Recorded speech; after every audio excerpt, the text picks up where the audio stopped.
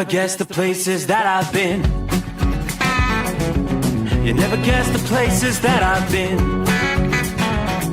'Cause everything is like a dream, yeah, but only in that dream that I live in. I'm never gonna let the day begin. Never gonna let the day begin.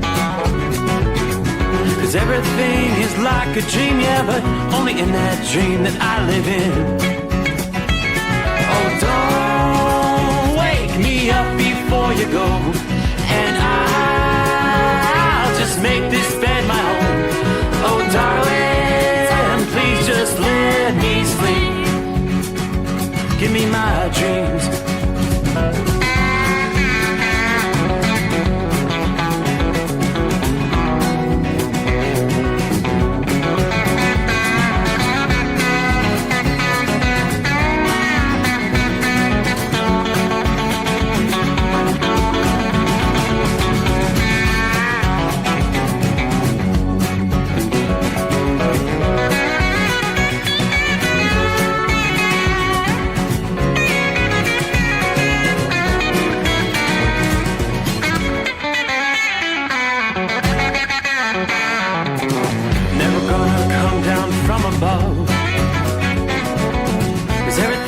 Better from above.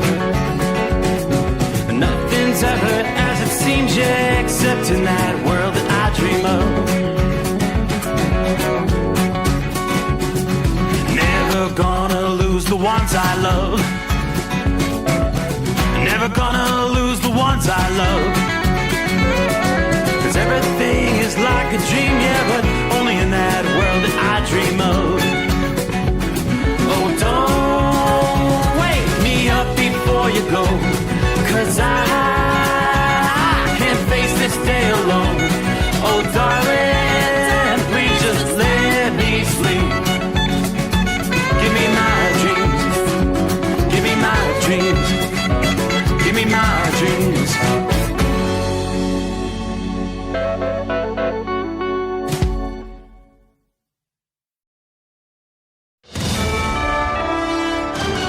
USA Radio News, I'm Anthony Lucero. President Trump says he rejected Tehran's counter to a U.S. peace plan to end the war, calling it garbage as the Iran ceasefire hangs on life support. Right now, after reading that piece of garbage they sent us, I didn't even finish reading it. They said they're going to waste my time reading it. I would say it's one of the weakest right now. It's on life support. Iran reportedly sought unfrozen assets and compensation. Trump insists Iran cannot have a nuclear weapon. U.S. Army soldier Kendrick Lamont Key, who went missing during military exercises in Morocco, has been found dead after a search operation recovered his remains near a coastal area following days of uncertainty during the joint training mission. That's all according to military officials. Republican Derek Issa is moving to expunge Trump's impeachments. Republican Representative Darrell Issa has introduced a resolution to expunge President Donald Trump's 2019 and 2021 impeachments, calling them politically biased. Supporters, including Representative Jim Jordan, say it corrects the record, while critics argue impeachment history cannot be erased and the effort is largely symbolic. Ron Warner, USA Radio News. The U.S. Postal Service reports a financial loss of $2 billion for the second quarter of fiscal year 2026. This despite its revenue topping $20 billion and operating expenses declining. Officials say higher postage and shipping prices helped to offset falling mail volumes. Postmaster General David Steiner says the agency remains in a cash crisis and could run out of money by early 2027 without action from Congress. John Sommers, USA Radio News. Wall Street closed higher. At the closing bell, the Dow Jones Industrial Average gained 95 points. The S&P 500 added 13 points, and the NASDAQ rose 27 points. I'm Sarah Lee Kessler. From America's News Network, USA Radio News. Business owners, are you paying high phone bills for old school systems and lousy service? StrongTel cuts your phone bills in half and turns every phone you own into a feature-rich business system. Sean Roddy, CEO of Hennings Brothers Drilling, had this to say. We've been a StrongTel customer for over 10 years. It's great. It even includes an intercom with video to our equipment yard. I can watch live from anywhere with my smartphone. I'd recommend StrongTel to anyone. Never miss a customer call again with your StrongTel business system.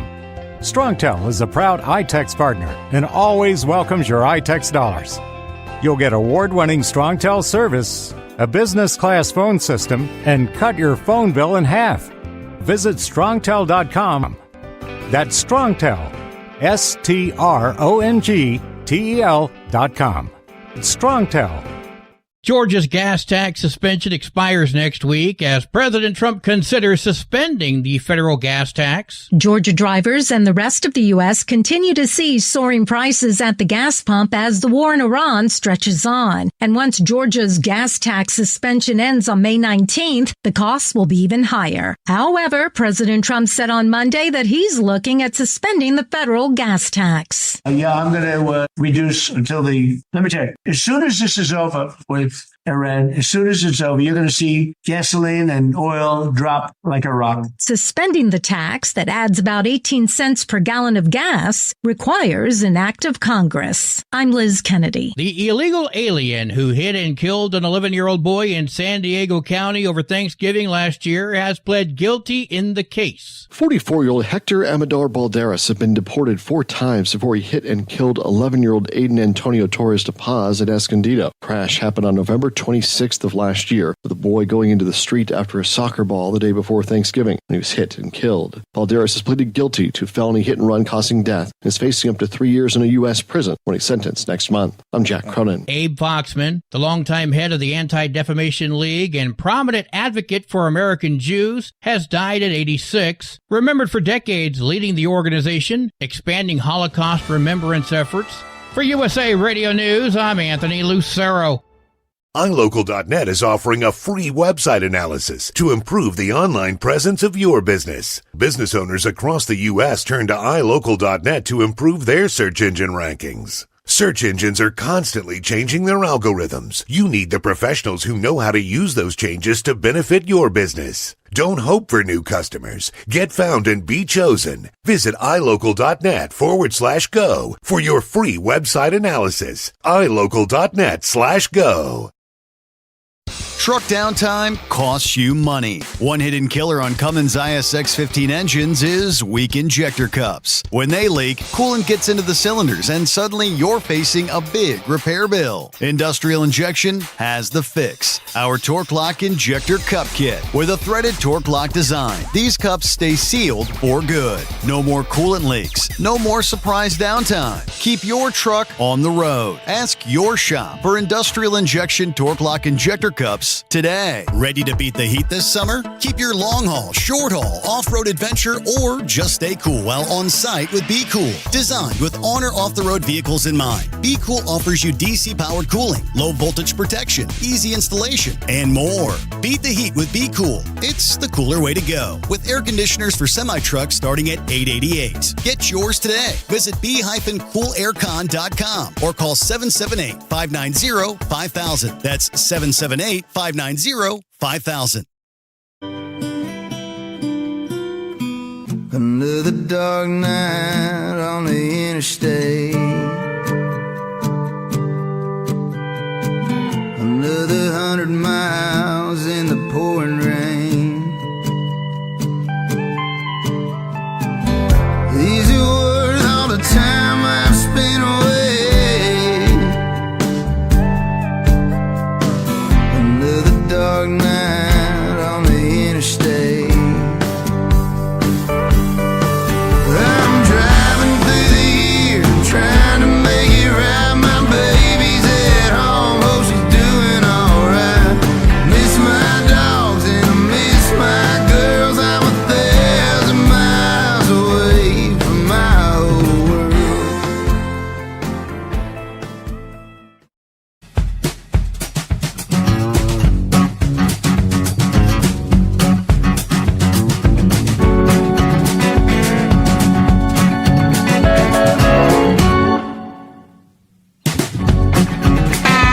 Alrighty, let's cue the microphone, and that's the way we get a brand new day underway. And away we go. Close out a Monday. A lot of drivers getting their week started here as we close out a Monday, roll into Tuesday, 12th day of May. Coming our way. Trust your week's off to a good start. So welcome aboard the Steve Sommers Overnight Drive, live from the Hot Shot Secret Studios. Indeed, back in the comfy confines of our secret bunker here, Southwest Ohio. Quiet night outside the secret bunker. The stars, the planets shining bright. Yeah, a tad bit on the cool side. That's going to be the case for a few more days. Kind of a mid-May lull in temperatures. It's another frosty night with frost advisories and freeze warnings again. Still looking at freezing temperatures, northern half of Michigan. Much of northern Pennsylvania, a good chunk of New York. Freeze warnings for the higher elevations there in eastern West Virginia as well. Frost advisories for the surrounding areas. Meanwhile, the heat is on in the western USA. Flip side of the coin is heat advisories through central portions of California. The second heat wave of the year officially underway. Continuing through our Tuesday here, some locations, temperatures you haven't seen since last summer. So let's take a look here. We'll break it down for you from coast to coast. Daytime highs between 90 and 100 common for many areas, continuing through the day ahead. Yeah, we're looking at even temperatures approaching 110 degrees for some. Phoenix, Palm Springs, California, forecast to hit 110 plus, reaching the 110 mark for Phoenix by mid-May. Not exactly unheard of. But if indeed we see that, it would mark the third earliest 110-degree reading, only the fourth occurrence before May the 20th. Las Vegas, Fresno, California, highs forecast to top out in the triple digits for the first time this year. Last time you folks saw 100 degrees was back last September. If you look to avoid the heat, you got to get over toward the coastal areas where you have the sea breeze, and that'll hold temperatures in the 60s and 70s. Practice warm weather safety. Stay hydrated. Wear light-colored clothing. Take breaks. Find a shady spot whenever possible. The heat's also going to continue to melt away the snowpack that's near record low levels out west. Further north in the Pacific Northwest, temperatures also going to be rising through the day ahead. Tuesday, upper 60s to mid-80s along the I-5 corridor from Portland, Oregon to Seattle. That's 10-15 above normal for this time of year. East of the Cascades, temperatures forecast to reach levels more typical of June, where you're going to see highs in the 70s and 80s, they tell us. Meanwhile, while the Southwest is baking with the triple-digit heat, the chilly, damp weather settles in across the Northeast. The mid-May warmth is on hold right now. Temperatures well below historical average, stretching from the Ohio Valley, the Mid-Atlantic, right on up into New England. Dips in the jet stream, governing the overall pattern. From Detroit to Boston, high temperatures running 5-10 degrees below normal here for mid-May. And we are again talking the risk of frost or light freezes for some of the northern areas. That chill will be most noticeable here overnight, Monday night into Tuesday morning. Parts of the Great Lakes in the interior Northeast dropping into the 30s, posing a threat for some of the blooming trees and other sensitive plants. Adding to the cool conditions, several days will bring ample cloud cover and periods of rain, maybe a few thunderstorms as we head toward midweek here. We'll watch for a storm advancing across the north-central states into the northeast about midweek that's going to kind of slow down and just linger near the New England coast later this week. So from midweek to late week, clipper-like systems diving south out of central Canada into the Great Lakes in the east could spark some gusty thunderstorms across the northeast and the mid-Atlantic. While that pattern favors rounds of rain and showers, rumbles of thunder will briefly burst. Blustery conditions for a few areas, especially when we look over toward the mid-Atlantic region. Showers and storms developing along an approaching cold front coming up on Wednesday.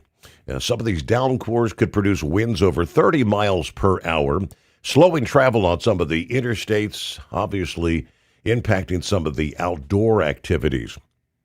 Here's what we're looking at. Heavy downpours could spark some localized flooding later this week, especially in New England, where those thunderstorms develop. Folks in Maryland, Virginia, some of the surrounding states, as well as portions of New England, could actually use a few rounds of rain, given the level of drought. Portions of New Hampshire and Maine right now experiencing extreme drought. Best opportunity to make a dent, maybe even a small dent in the drought for folks in New England, maybe Wednesday night on into Friday. You'll need additional rounds to have any sort of a lasting impact when it comes to agriculture. There's some hope for temperatures as the weekend kicks off. AccuWeather tells us highs are projected to rise into the 70s or even 80s by Saturday and Sunday for many northeastern cities. As we look ahead here, the warmth does finally begin to build in for the latter portions of May, where we'll see a shift in the overall pattern, a northward lift in the jet stream. That brings a pretty noticeable surge of May warmth as we head into the final weeks. Warmer air advancing out of the south, expected to spread across the east, bringing summer-like conditions ahead of the unofficial start of the season, a.k.a. Memorial Day. Chances for additional waves of showers and storms could precede that pattern, giving early crops maybe a chance to flourish ahead of the heat there. Looking at some of the freeze warnings and frost conditions there through pretty significant portions of Pennsylvania while we were there in Pennsylvania for the Mother's Day convoy there, the Make-A-Wish convoy over the weekend. Some of the local news covering orchards, some of the apple orchards totally devastated, wiped out by the freezing temperatures we saw a few weeks ago after the early bloom out. Some of these folks are saying they will not have a crop whatsoever this fall, and it's going to be next season unless something happens similar to what we saw this year. Meanwhile, in the southeast, drought conditions continue in the Sunshine State. We're not seeing much as far as any rainfall there. We did see a few showers east of the Lake Okeechobee there in southeastern Florida. But just parched, very dry, wildfires igniting across portions of southern Florida, including one that's threatening neighborhoods near Miami as extreme drought continues to grip large areas of the state. What's being dubbed as the Max Road Fire, the largest burning in South Florida as of Monday morning. 4,800 acres have burned, 20% containment, according to the Florida Forest Service. That fire is largely burning in the Everglades, but it's creeping close to residential areas about 20 miles northwest of Miami. Multiple agencies, including the Florida Forest Service, Pembroke Pines, BSO, and Miami-Dade, all working in conjunction to ensure that fire is not a hazard to some of the local communities. Pembroke Pines, no evacuations in place, but residents are being urged to monitor the situation closely there. Be prepared to leave if an order is issued. Fire rescue has set up along the perimeter of the Holly Lake community to monitor the fire in the event it approaches Pembroke Pines there. A second fire breaking out further south near Homestead, Florida. The 172nd Avenue fire burning 210 acres. That was at 30% contained as of Monday morning. Smoke from both of those fires drifting over nearby areas, reducing air quality for communities not directly threatened by the flames. In some of the hardest hit areas from South Carolina through southern Georgia into Florida, we're talking about exceptional drought conditions. The numbers are staggering, they say. Worsening the drought is the driving force behind the elevated fire risk. According to the U.S. Drought Monitor, 82% of Florida is experiencing extreme drought, including the Everglades, the area where the Max Road fire actually ignited in recent days. We do see some precip showers, a few rumbles of thunder, nothing severe in the mix. But southeastern Louisiana, you're kind of in the rain from Baton Rouge to New Orleans tonight. Some lighter rains along the Gulf Coast area. Some rain stretching from just north of Gulfport to Mobile, Alabama there. We could see some rain, much needed rain, moving into the Big Bend area overnight tonight from Apalachicola over toward Tallahassee. Maybe some of that rain, if it holds together, could move into northern Florida. Meanwhile, what are we looking at around the country? Scrapyard first on board tonight. How about that? Waving all five out of the box. Bob in Michigan checking in. Saddle up, nocturnal listeners, the midnight hour. 51 degrees. Harrison, Ohio had a beautiful Monday, lower 70s. Calling for the same for Tuesday here. I dozed off last night. I don't know. I might again tonight. Got the kids in town for the party. Left to head back to California and Arizona. My nocturnal schedule has been upside down. Keep it sunny side up, hammer down, be safe, and watch your six. I wondered about that. After all those years of being on the night shift, are you going to be able to make that transition? Sleeping at night, being up during the daylight hours? Shorty checking in, I-95 southbound Brunswick, Georgia. Let's get the week started. 77 degrees. It's Orlando, turnaround number 1 here. Crazy Ray, West Michigan, checking in for the best 5 hours on the radio. A cool night, 38 with clear skies at this hour. Hello, Marianne. A morning to the overnight family. Everybody have a blessed day while I wash the dishes. Chores, you got to keep up with it. Morning to the guardian of chaos. 48 degrees, clouds here on the northeast coast. Heading up to the lower 60s today, baby. Thanks for what you do, good sir. We appreciate the ride. All right. Kentucky Ken, what do you say? Good morning, overnight drive crew and Steve Sommers. God bless all the hard third shift workers out there, especially those moving the goods across America. Kentucky Ken is listening in with the Queen this morning. There's Jeffrey's Southern Florida on board. Good afternoon, Larry. Hammer down, be safe. Jersey Chicken Coop open at 8:40 p.m. I went by nap time. Coffee cup's full. It's time to ride. And yes, it's a little bit on the soggy side. Let it rain. Hello, John. Well, good morning, everybody, from the wonderful state of Illinois. A comfortable 56 degrees. I got a pretty good breeze out here. Fairly active. Take 3 deliveries, 1 pickup halfway back to Ohio. Plan and deliver tomorrow in Troy, Ohio. Carrying some garage door springs, heavy-duty stuff made out of Iowa. All right, everybody, have a good night. Make sure you're prepared for the Blitz. It kicks off, I guess, technically as we speak. Don't get blitzed. But I don't have a good night. Stay safe. And, of course, what he's referencing is the 72-hour road check. I guess technically, officially underway as of the midnight hour here, Eastern Time. Tuesday, Wednesday, Thursday. Are you all set? Or ready or not? Here it is. Oh, well, we'll get some of our other listening friends checking in as we roll into the new day. The Steve Sommers Overnight Drive. Truck downtime costs you money. One hidden killer on Cummins ISX 15 engines is weak injector cups. When they leak, coolant gets into the cylinders and suddenly you're facing a big repair bill. Industrial Injection has the fix. Our Torque Lock Injector Cup Kit with a threaded Torque Lock design. These cups stay sealed for good. No more coolant leaks. No more surprise downtime. Keep your truck on the road. Ask your shop for Industrial Injection Torque Lock Injector Cups today. Dean Michael, the tax doctor, here with Tax Help MD.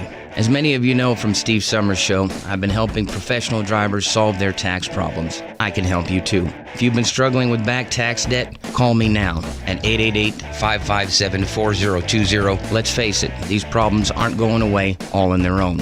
You need professional help so you can sleep better at night knowing you're in good hands. It's like I always say, keep your eyes on the road, I'll keep my eyes on the IRS. 888-557-4020. Your factory fuel filter is letting you down. AirDog heavy-duty diesel fuel systems don't just filter your fuel. The AirDog fully optimizes your truck's fuel system for peak efficiency. The factory-provided filter simply removes particulates and water from fuel. The AirDog system removes all contaminants, including entrained air, water, and particulates, and feeds the engine pump with optimal pressure. Check out airdogdiesel.com to learn how you can capture every bit of performance and efficiency from your fuel system. Ready to beat the heat this summer? Keep your long haul, short haul, off-road adventure, or just stay cool while on site with Be Cool. Designed with on or off-the-road vehicles in mind, Be Cool offers you DC-powered cooling, low voltage protection, easy installation, and more. Beat the heat with Be Cool. It's the cooler way to go. With air conditioners for semi-trucks starting at $888. Get yours today. Visit b-coolaircon.com or call 778-590-5000. That's 778-590-5000.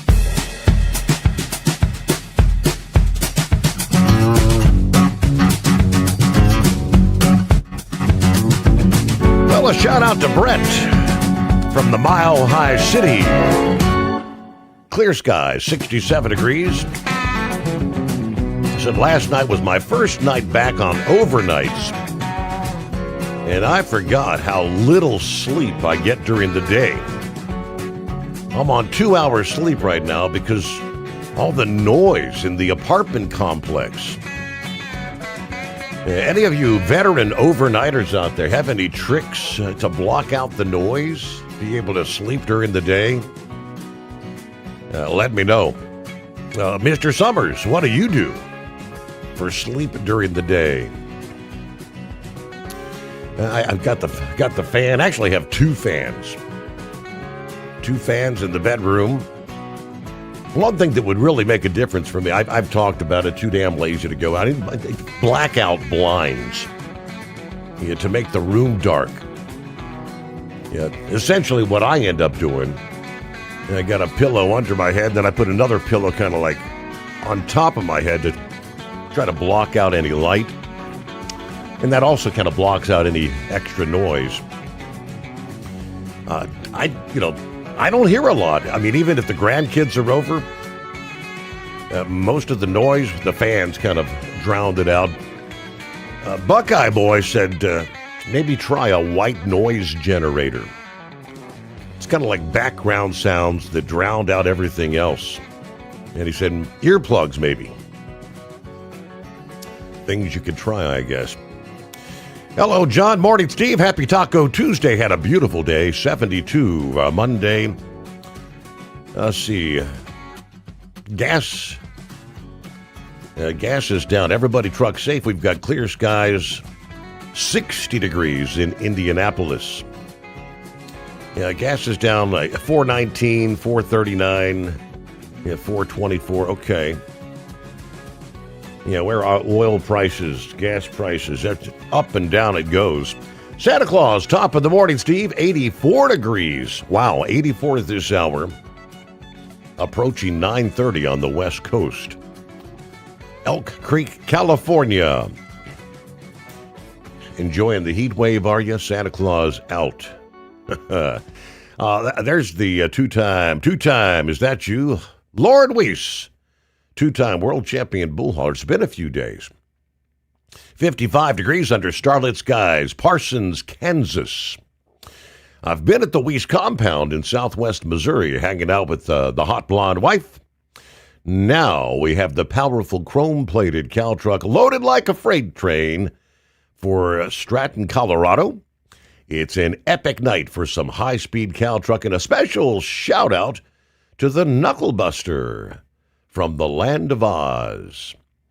All right, a couple more here. Michael checking in from Nashville, Tennessee. Gary Montgomery, morning, Steve, and the overnight crew on this Taco Tuesday. Iron Duck checking in from San Simon, Arizona. 80 degrees at this hour. I'll make my first of 3 deliveries later this morning. Stay cool. Keep the rubber side down there. Yeah, just give you an idea of the heat wave that's building out west there. All right, Shorty, talking about road checkout. No scale activity on I-95 in Georgia just yet. Anyway. All right, Buckeye Boy. Well, all right, got a little lengthy message there, and we're rolling toward news break. So, yeah, we'll get to that coming up here. Lots to cover as we roll into the 12th day of May. Plenty of industry headlines, all hantavirus talk. As the evacuees from the cruise ship, the Americans, are back in the USA, the quarantine facility in Nebraska there. News of service of industrial injection, heavy-duty diesel parts and solutions built for the trucks that cannot afford downtime.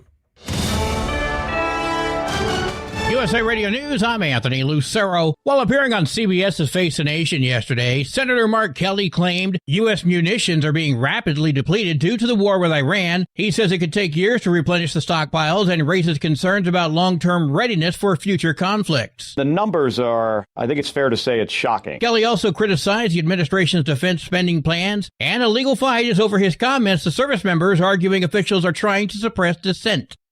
Former New Mexico Congressman Steve Pierce has been confirmed by the Senate as director of the Bureau of Land Management. Republican Party of New Mexico Chair Amy Barella praised that move, citing Pierce's experience in energy, ranching, and land management, as well as his support for responsible public lands policy. At the closing bell, the Dow Jones Industrial Average gained 95 points, the S&P 500 added 13 points, and the NASDAQ rose 27 points. I'm Sarah Lee Kessler. From America's News Network USA Radio News.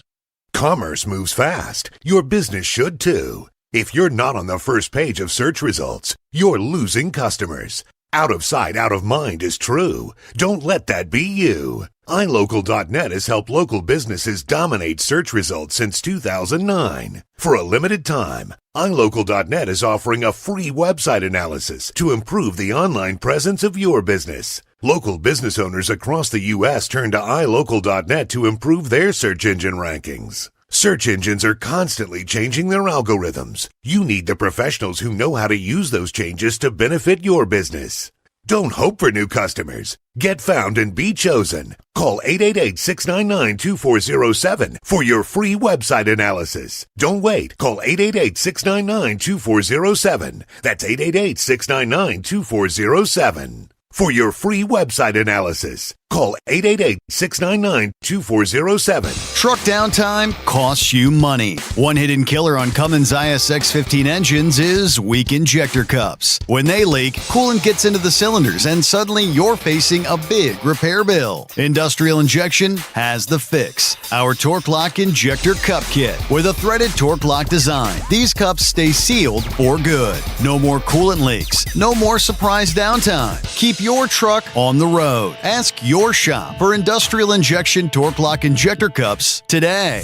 Increase fuel economy up to 7.9% with Hot Shot Secret Gasoline Extreme. The solution to maximize your engine's performance and fuel economy. Whether you're driving a sports car or a daily commuter, Gasoline Extreme is specially formulated with PEA to deep clean. Don't settle for an average driving experience. Upgrade to Hot Shot Secret Gasoline Extreme and go further on each tank. Order now on Amazon or HotShotSecret.com.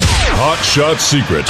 Powered by science. Your factory fuel filter is letting you down. AirDog heavy-duty diesel fuel systems don't just filter your fuel. The AirDog fully optimizes your truck's fuel system for peak efficiency. The factory-provided filter simply removes particulates and water from fuel. The AirDog system removes all contaminants, including entrained air, water, and particulates, and feeds the engine pump with optimal pressure. Check out airdogdiesel.com to learn how you can capture every bit of performance and efficiency from your fuel system. Dean Michael, the tax doctor here. Are you tired of those tax problems following you around like a dark cloud, always in the back of your mind, losing sleep at night? Call me now and get your life back. 888-557-4020 or go to mytaxhelpmd.com. Pretending they're not there won't make them go away. The IRS isn't going to forget. They will levy your bank account and garnish your wages. Don't wait for that to happen. I'm not telling you these things to scare you. I'm telling you so you can benefit from my years of experience.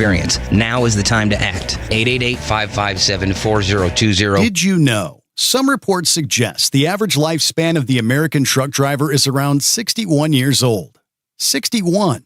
Long hours, sitting all day, constant fatigue. It takes a toll, and most drivers just accept it as part of the job. But what if it's not just the job? What if it's how your body is handling it? There's a breakthrough technology called X39, designed to support your body's natural wellness. Here's what makes it different. It doesn't put anything into your body. No drugs, no stimulants, completely drug-free and non-transdermal. Instead, it uses your own body heat to stimulate your skin, helping elevate GHK-Cu peptides and support stem cell reactivation. That means supporting natural age-reversing processes, helping improve vitality, supporting daily activity, easing movement, and promoting deeper, more restorative sleep. If you spend long hours behind the wheel and want to feel the difference, call 888-687-9007 or visit X39driver.com.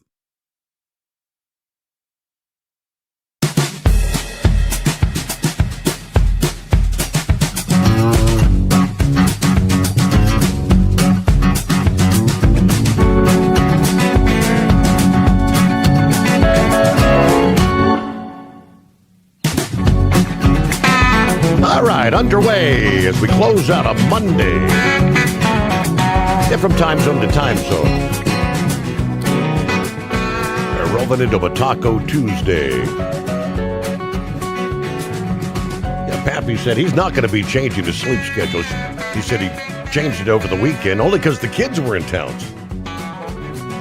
So going to maintain that nocturnal lifestyle, I guess. All right, Buckeye Boy checking in Ackworth, Georgia, 63 at this hour.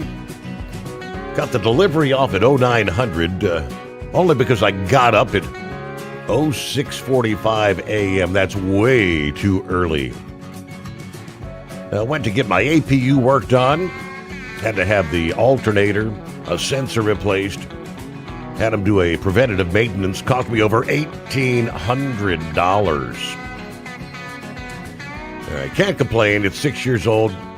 Haven't had all that many issues. Had to get my front tires rotated. Ask them about a drive tire that I purchased from them that failed with less than 60,000 miles on it. And since the guy I had been dealing with for more than 20 plus years retired last month, I had to deal with a new guy. He said I should have brought what was left of the tire back to him from Wyoming. Are you serious? He said, you don't have to get mad about it. I said, I'm not mad. You'll know when I get mad. Okay. All right. What else we got going on there? They're going to give me a partial credit on the steer tire since they didn't actually have one in stock. I mean, it's a truck tire place. No one in stock? All I know is my friend ran a tight shop there. Plenty of inventory. I think he'd be disappointed. Anyway, I'll be cleaning out my store unit later today. Throw out a bunch of old stuff. Take the rest to my son's, where he can store it for much less. All right. Hope everybody had a great time at the convoy over the weekend. Have a great night. Be careful out there. Yes, indeed. We had a wonderful time there. Harrisburg, Lidditz, Pennsylvania. That's where our hotel was, a little town of Lidditz, PA. and did get to experience some of the Amish country experience. A beautiful country out there. Unless you're rolling down the road and you come across the pig farm. The smells of yummy. All right, 844-844-3388. Hello to the Rainmaker, checking in from Thailand this morning on a sunny 89-degree Tuesday. It's 11:28 here. Listening on YouTube this morning. Isn't that something? All around the world. The miracles of the World Wide Web.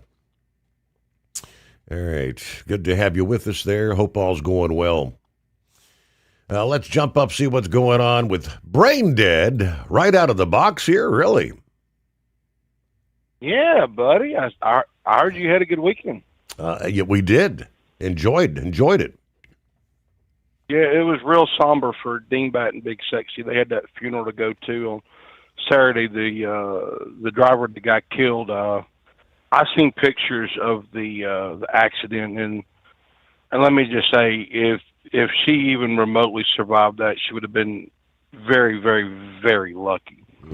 So, but yeah, and the funny part is both of them had Tuesday off and was in a training session pretty much most of Tuesday afternoon. And Tuesday night into Wednesday, her phone was blowing up because people thought it was her, because that's primarily where she runs, is up around Walnut Ridge, Jonesboro, Paragould area. And and it kind of puts everything in perspective of how lucky, I was that the 2 nights before Christmas, and that's what that hearing was about today. That realistically, I got on the Zoom chat, and the guy's like, did you get the letter that said that we rescheduled your hearing for September?" Mm-hmm. No. Okay, well, just let me know when in September. I'll see you then. And so anyway, yeah. Did you see the cement truck that hit a railroad bridge here in Memphis, buddy, or just outside of Memphis? I did see CDL Life had that there, and partially brought down the railroad bridge, and it's clearly marked 10'7". And they have all these signs that says no through trucks turn around.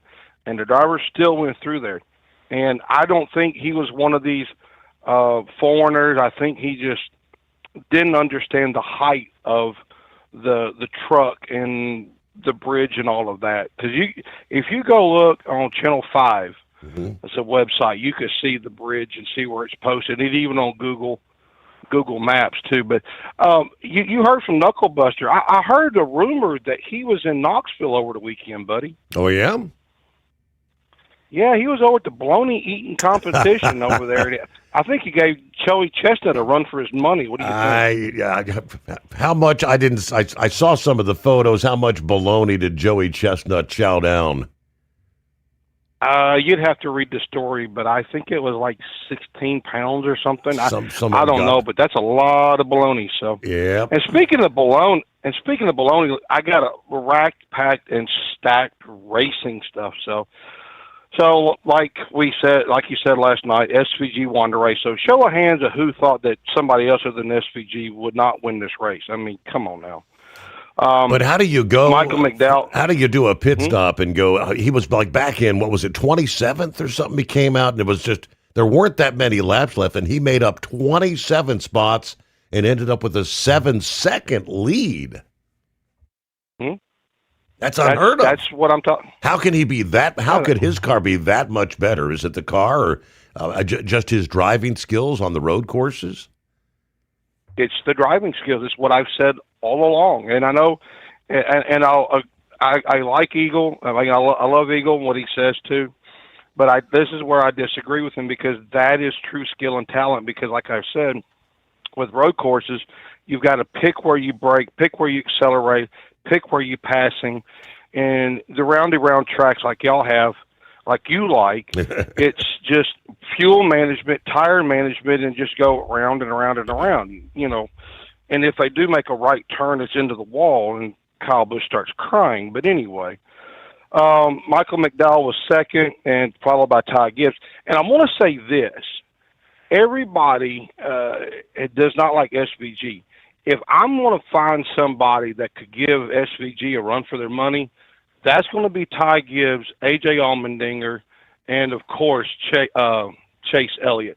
One of those three guys, and Daniel Swartz. I'm sorry, I forgot about him. One of those four guys could, at any point in time, beat Shane Van Gisbergen on a road course, and I would not put it past him. So if the chase was to start today, Van Gisbergen would be in, and Chase Briscoe would be out by 6 points. How about that, buddy? So Reddick still has a 129-point lead over Denny Hamlin, followed by Chase Elliott, Ryan Blaney, and Chris Buescher. Now, there was a couple things that I found interesting about this. Both RCR cars finished in the top 10. Austin Dillon finished 6th. And you know him, he's always, around the 20s. But all four of the Hendrick cars finished lower than 20th. And Hendrick, I know the Chevrolets have been having a real problem with the noses that they've come to develop over the off season. The next 4 race, well, not Dover, but Charlotte. I get my schedule up here. I know the Charlotte race, Pocono, and there's another race too. I can't think of off the top of my head. Those are the Hendrick strongholds. So let's hope that they have figured out what they have been missing in that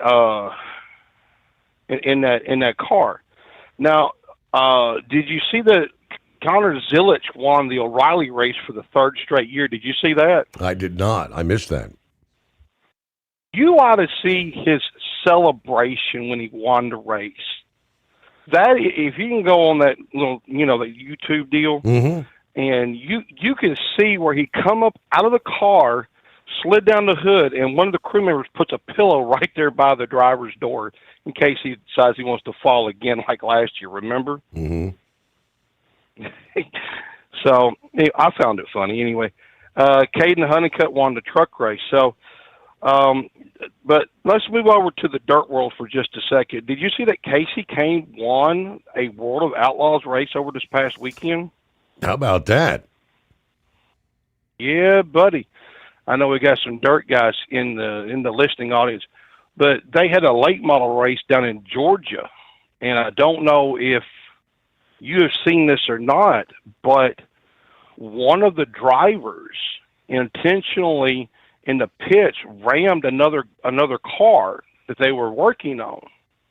The driver, I believe, was arrested, and he has been suspended for 2 years because of it. And at first, and if you look at the footage,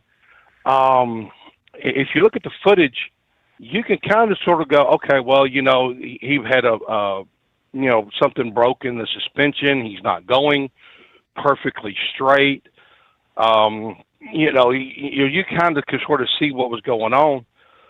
So you kind of thinking of that, but the 2 guys that did get hit and was working on the car, they were okay after a few bumps and bruises. But the funny thing is, and I love NASCAR and IndyCar, Steve. I love them to death.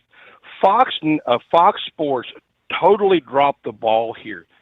Did you happen to see the tent that went airborne during the race? I did catch a video. Somebody's going to have to find somewhere else to sleep. Yeah, and that's the other thing, too. NASCAR made a really bad mistake, and they said that on Friday morning. They said next year they're going to take this race into the chase race in September because a lot of the campers were getting stuck trying to get in and out, and they had a whole, mess on their hands. And you could go online and you could see all the pictures that they had of the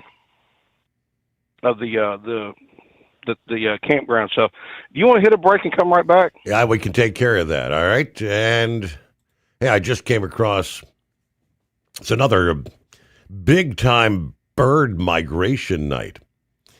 I got a snap pic from, I think this is one of the Indiana affiliates, from the radar throughout much of Indiana, Ohio, on up into southern Michigan. You're getting false returns on the radar because there are millions of migrating birds. It's a snapshot from 11:20 p.m. here just about an hour ago.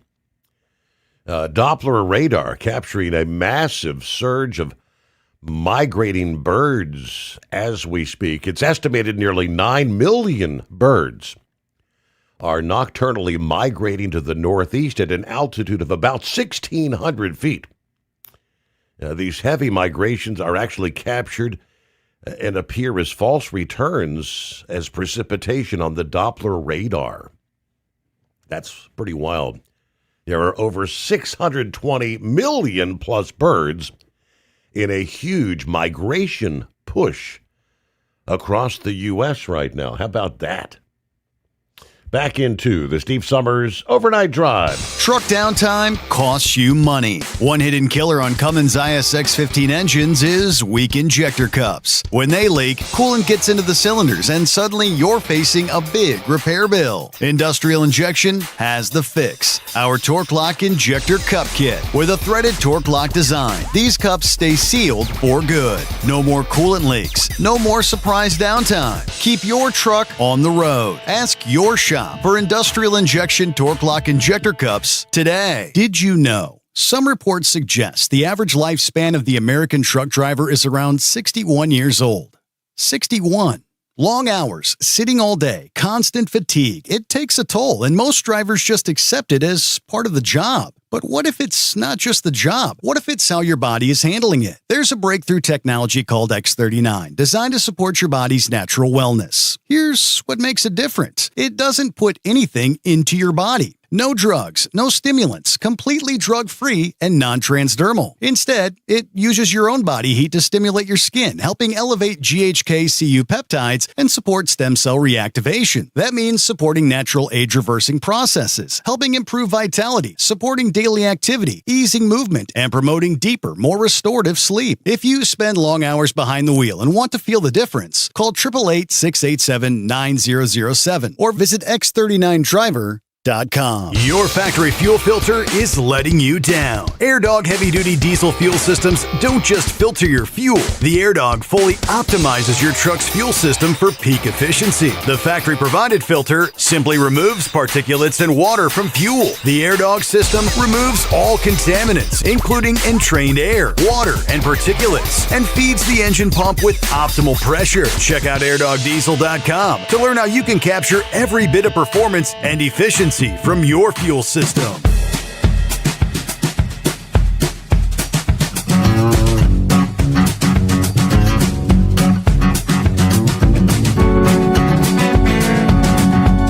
Yes, indeed. Got us a brand new day coming our way. Hope your week's off to a good start.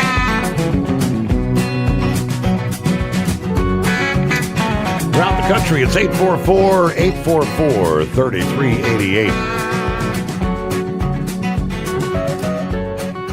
Sneakers said, Steve, you need to check out Captain Steve's report on that accident in Denver over the weekend at the airport, where somehow somebody ended up actually walking across the runway. Now, that was a mess. Yeah, matter of fact, I had a little something to share in regards to that, where this was all unfolding in real time. And all these people, you've got smoke filling the cabin of the plane. Yeah, clearly there's an engine fire. And they pull like the emergency ramps. And all these people are trying to open the overhead bins to gather their overhead, their carry-on baggage. The stewardesses are leave your bags, get off the plane. I mean, all these people taking so much time, which, I mean, if it were truly a fire that made its way into the cabin, People are dumb enough to be wasting time. I've got to grab my bag. Yeah, get it later. Meanwhile, all right, back to Brain Dead there. Thanks for hanging in there. No problem. So you got to pay that power bill. You know, that gasoline gets pretty Yes, expensive, it does. don't it? Real quickly, one other thing I forgot to mention to you. Kyle Busch had to have medical attention after the race. Let's see there. Oh, yeah, I told you about the whole Fox Sports dropping the ball here. NASCAR and IndyCar both dropped the ball, too. Like I said, the whole tent incident that Fox Sports was focusing on, NASCAR didn't throw a caution when Cody Ware crashed into the Armco barrier, which sits behind the tires in one of the turns. How do you miss that? I mean, I understand the MLB umpires are blind at times, but NASCAR not seeing that? Come on now. But the other one, too, that I found interesting was IndyCar did the same thing. At the, I'm going to butcher this, pardon me, but the Soncino Grand Prix at the Indy Raceway Park was won by Christian Lundgaard. Now, Alex Palou won last year's race, and he finished 5th. But the funny thing is, though, Alexander Rossi stopped on the front stretch out of fuel, and IndyCar forgot to throw a caution flag. How do you miss these things, Steve? Wow. Please. Did he get hit? Did he get hit? I don't think he got hit. But, it took a while for them to throw that out. How do you miss that? But a couple of things. Ryan Blaney and Ricky Stenhouse Jr. signed multi-year extensions. And I missed this last week. Remember we were talking about Texas and Kyle Busch and that accident? Well, Ryan Preece was hit with a pretty stiff penalty after during the race because of he got on the radio and said he was going to take, well, I can't say those words on this radio station, Ty Gibbs out. He just, there was some sort of clashing in between. RFK is appealing that race, appealing that decision. But I got some more stuff I'll say for tomorrow, Steve. But did you hear that today is International Nurses Day, buddy? Nurses Day. All right. Yeah. Yeah, and it's also National Hospital Day. So if you're a nurse, and especially one that works in a hospital, thank you. I do appreciate it. But did you hear about the bigger national day today, buddy? Probably not. What is it? It's National Tampon Day, Steve. So all the women out there, I can make a bunch of jokes, but Steve, you'll probably get thrown off the air. So have a good morning, Steve. We'll talk to you later. That's news we really needed to know, right? How about that? About 5 before the hour. It is that time. Road check. It's underway officially. Technically, they always hold some official ceremony over there close to D.C. Probably have the FMCSA director, maybe Sean Duffy out there, officially kicking off the 72-hour road check. CVSA inspectors run roughly 15 commercial vehicle inspections every minute over the ahead 72 hours. Emphasis this year, in case you had missed it, is going to be on ELD tampering. Don't be trying to mess with the ELD. Cargo securement as well. Past road check weeks have ranged from a non-event in 2020 to 6 to 8% spikes in spot rates as many drivers choose to park it or avoid hotspots or even take the whole week off. That kind of temporarily pulls capacity off the road. Larger fleets obviously tend to keep running, given their compliance investments. Smaller operators are the ones more likely to park. All they know is brokers and shippers with covered loads moving today through Thursday should price in some road check premium, as they call it. and plan on a higher rejection rate risk on some of the lanes that lean owner-operator. It's a modest input next to the broader market, but it can amplify an already volatile early summer start. So with so many off the road this week for the next few days, tighter capacity, higher rates. All right, more to come here. Send your heat waves. Been a while. Be checking in as we kick off hour number 2. Coming your way just ahead. And plenty of room for you at 844-844-3388. News on the Steve Summers Overnight Drive brought to you by Industrial Injection. Fuel injectors, fuel pumps, turbochargers, and complete diesel engine kits for the heavy-duty world. If it burns diesel, we can help keep it working. Learn more at industrialinjection.com. So, news break, and back with more after this. The Steve Summers Overnight Drive. Truck downtime costs you money. One hidden killer on Cummins ISX 15 engines is weak injector cups. When they leak, coolant gets into the cylinders and suddenly you're facing a big repair bill. Industrial Injection has the fix. Our Torque Lock Injector Cup Kit with a threaded Torque Lock design. These cups stay sealed for good. No more coolant leaks. No more surprise downtime. Keep your truck on the road. Ask your shop for Industrial Injection Torque Lock Injector Cups today. Ready to beat the heat this summer? Keep your long haul, short haul, off-road adventure, or just stay cool while on site with Be Cool. Designed with on or off-the-road vehicles in mind, Be Cool offers you DC-powered cooling, low voltage protection, easy installation, and more. Beat the heat with Be Cool. It's the cooler way to go. With air conditioners for semi-trucks starting at $888. Get yours today. Visit b-coolaircon.com or call 778-590-5000. That's 778-590-5000. Your factory fuel filter is letting you down. AirDog heavy-duty diesel fuel systems don't just filter your fuel. The AirDog fully optimizes your truck's fuel system for peak efficiency. The factory-provided filter simply removes particulates and water from fuel. The AirDog system removes all contaminants, including entrained air, water, and particulates, and feeds the engine pump with optimal pressure. Check out airdogdiesel.com to learn how you can capture every bit of performance and efficiency from your fuel system. Like the men and women who power America, the people at Hot Shot Secret work hard and play harder. We're the fastest growing diesel and oil additive brand in the country. We solve problems. We protect engines. We save you money. And more importantly, time. Hot Shot Secret, powered by science.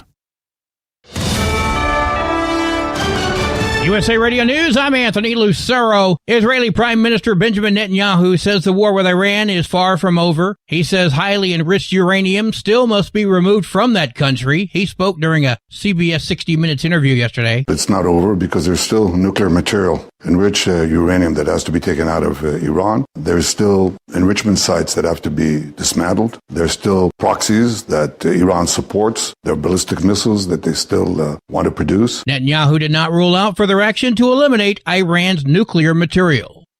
The man accused of opening fire at the White House Correspondents' Dinner in Washington pled not guilty to all charges today. Cole Allen entered his plea on charges which include attempting to assassinate President Trump. He's also hit with assault on law enforcement, transporting a firearm across state lines to commit a felony, and discharging a weapon during a crime of violence. Allen faces life behind bars if convicted. John Sommers, USA Radio News. A strong El Nino is forming in the Pacific, but it's still too early to forecast the impact for later this year. Meteorologist Alex Tardy, the founder of Southern California forecaster Weather Echo, says the Pacific Ocean is warming, leading to a strong El Nino. We don't necessarily know exactly what it's going to do in terms of precipitation precipitation, even though there's very high confidence that we're going to see a strong El Nino. This strong El Nino could bring more intense storms with higher rain and snow totals, but beyond the strength, the location along the west coast is also unknown. It could hit all areas and spread out evenly and just be a great winter. Or it could be concentrated in one area and you just get too much precipitation. The primary impact of the latest El Nino will be later in the fall and winter. I'm Jack Cronin. At the closing bell, the Dow Jones Industrial Average gained 95 points, the S&P 500 added 13 points, and the NASDAQ rose 27 points. I'm Sarah Lee Kessler. From America's News Network, USA Radio News.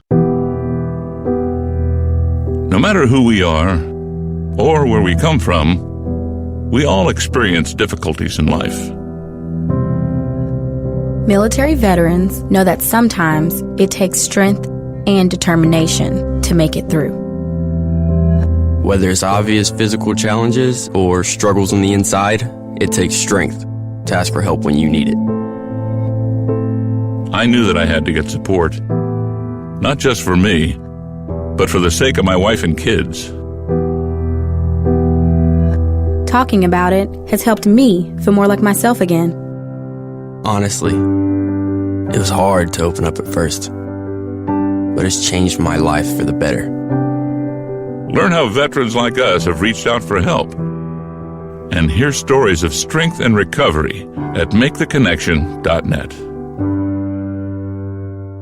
6 people were found dead inside of a boxcar in Texas as temperatures soared into dangerous heat levels. Authorities are investigating those deaths amid extreme weather conditions that have gripped the region and raised questions about how individuals ended up inside that rail car.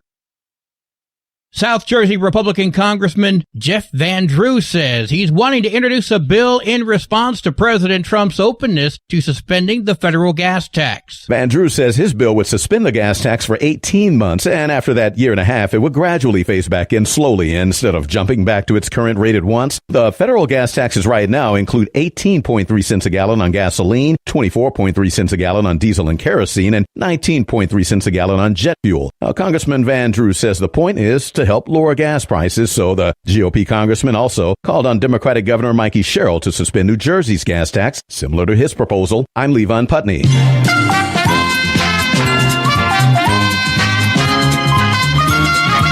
A Virginia retired Army veteran, Vanilla McCaskill, set a Price is Right record during a Mother's Day episode. Look at that. $240,150.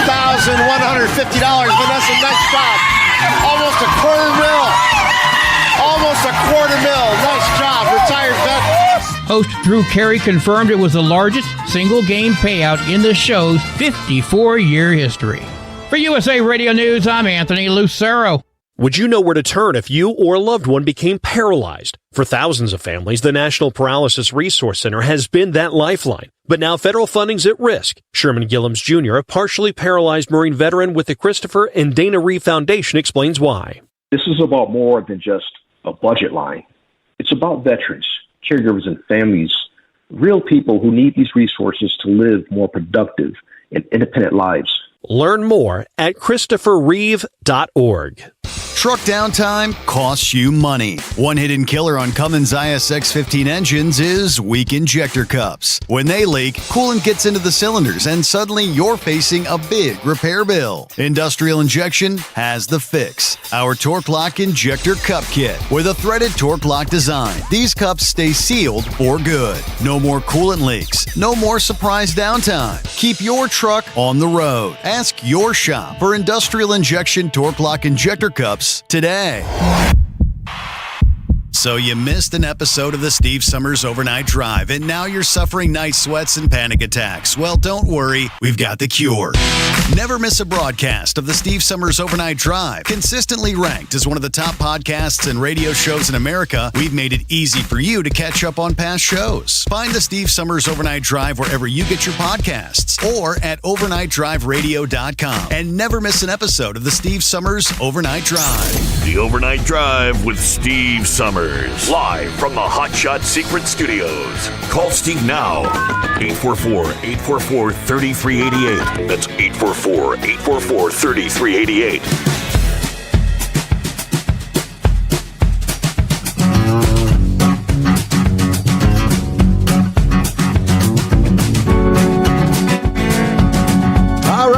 welcome back, or maybe welcome aboard for those just joining us.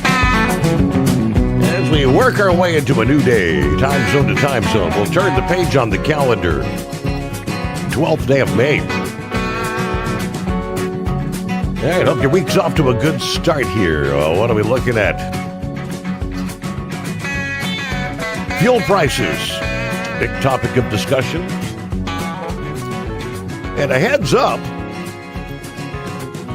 word of a major truck stop location in southern Nevada preparing to close, part of a broader shutdown that's going to affect multiple properties near the California-Nevada border.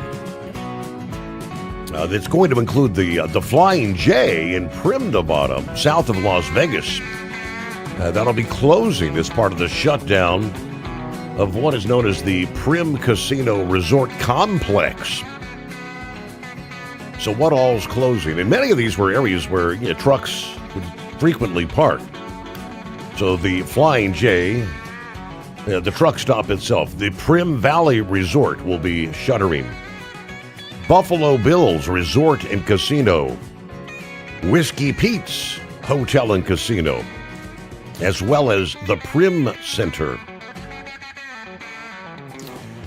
Termination notices were issued on May the 5th.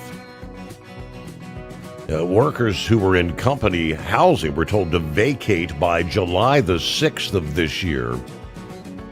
The final operational day for the resort complex is going to be on July 4, Independence Day.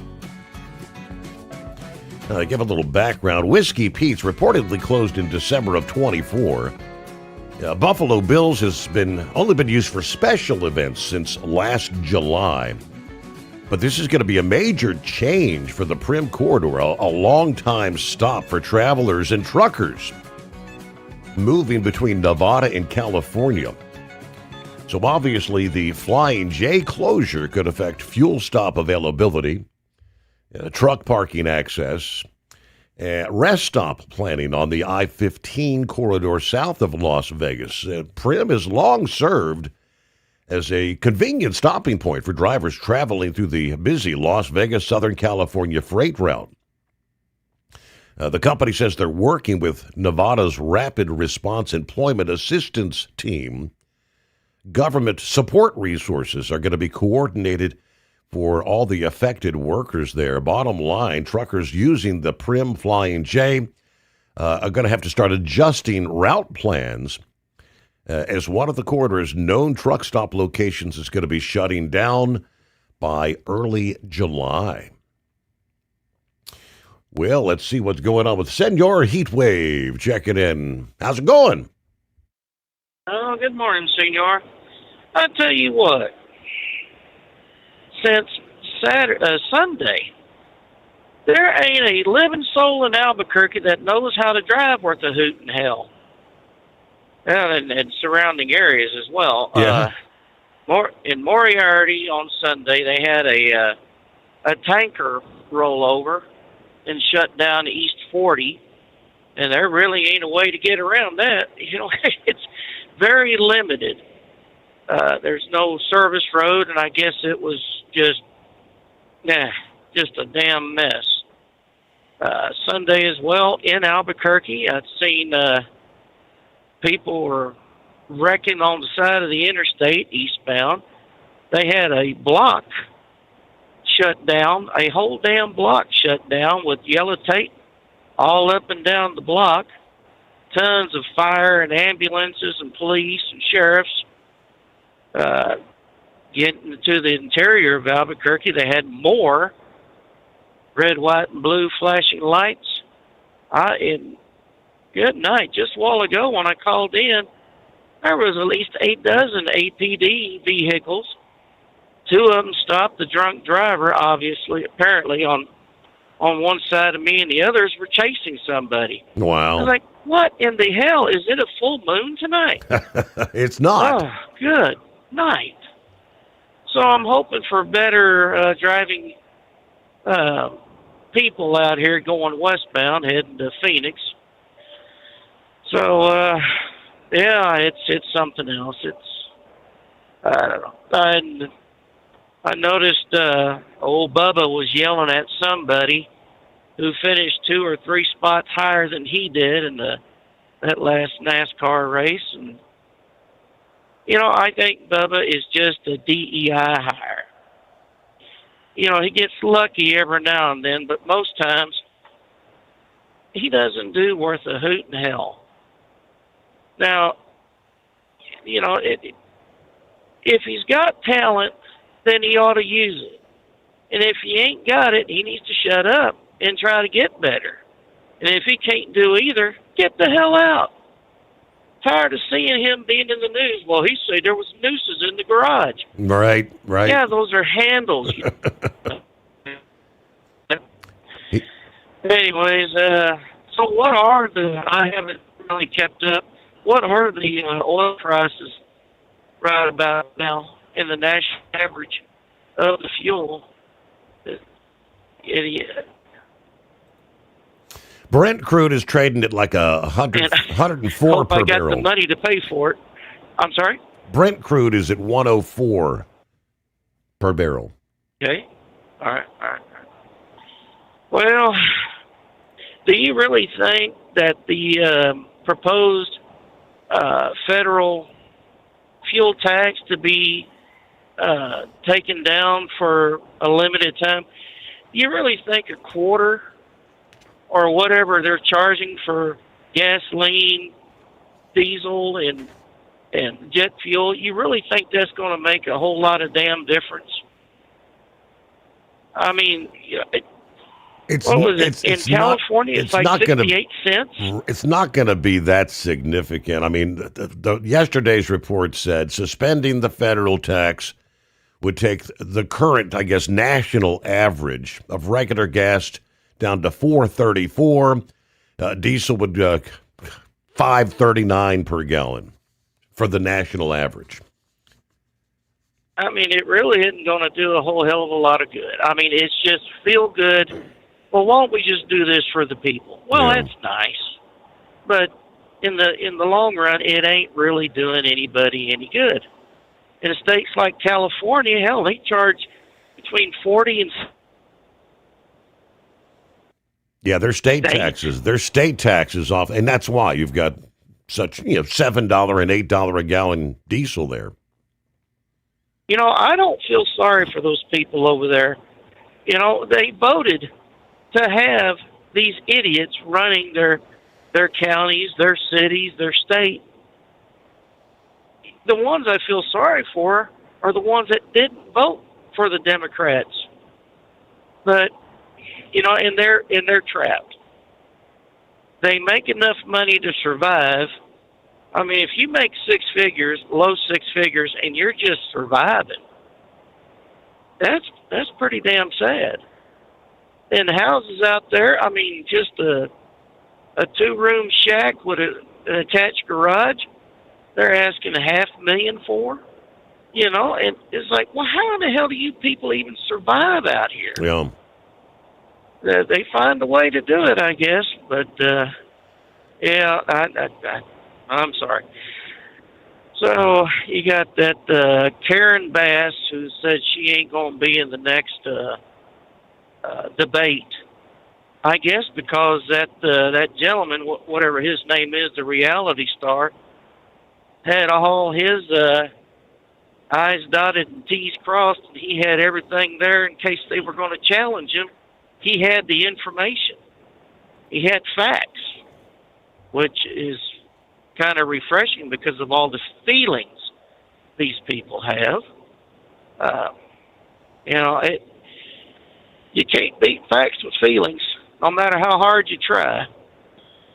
I was in Denver last Friday getting ready to get in the truck, go to work, and I was watching something on the BBC America channel, or however the hell they want to call it. And the ACLU got on there. And it might as well be called the NAACP, because the only white people I seen on there were those that think they're Furbies or they have no idea what gender they are. And if they have an idea, it's one of 287,000 different genders that they all pulled out of space, from Uranus. I don't understand this.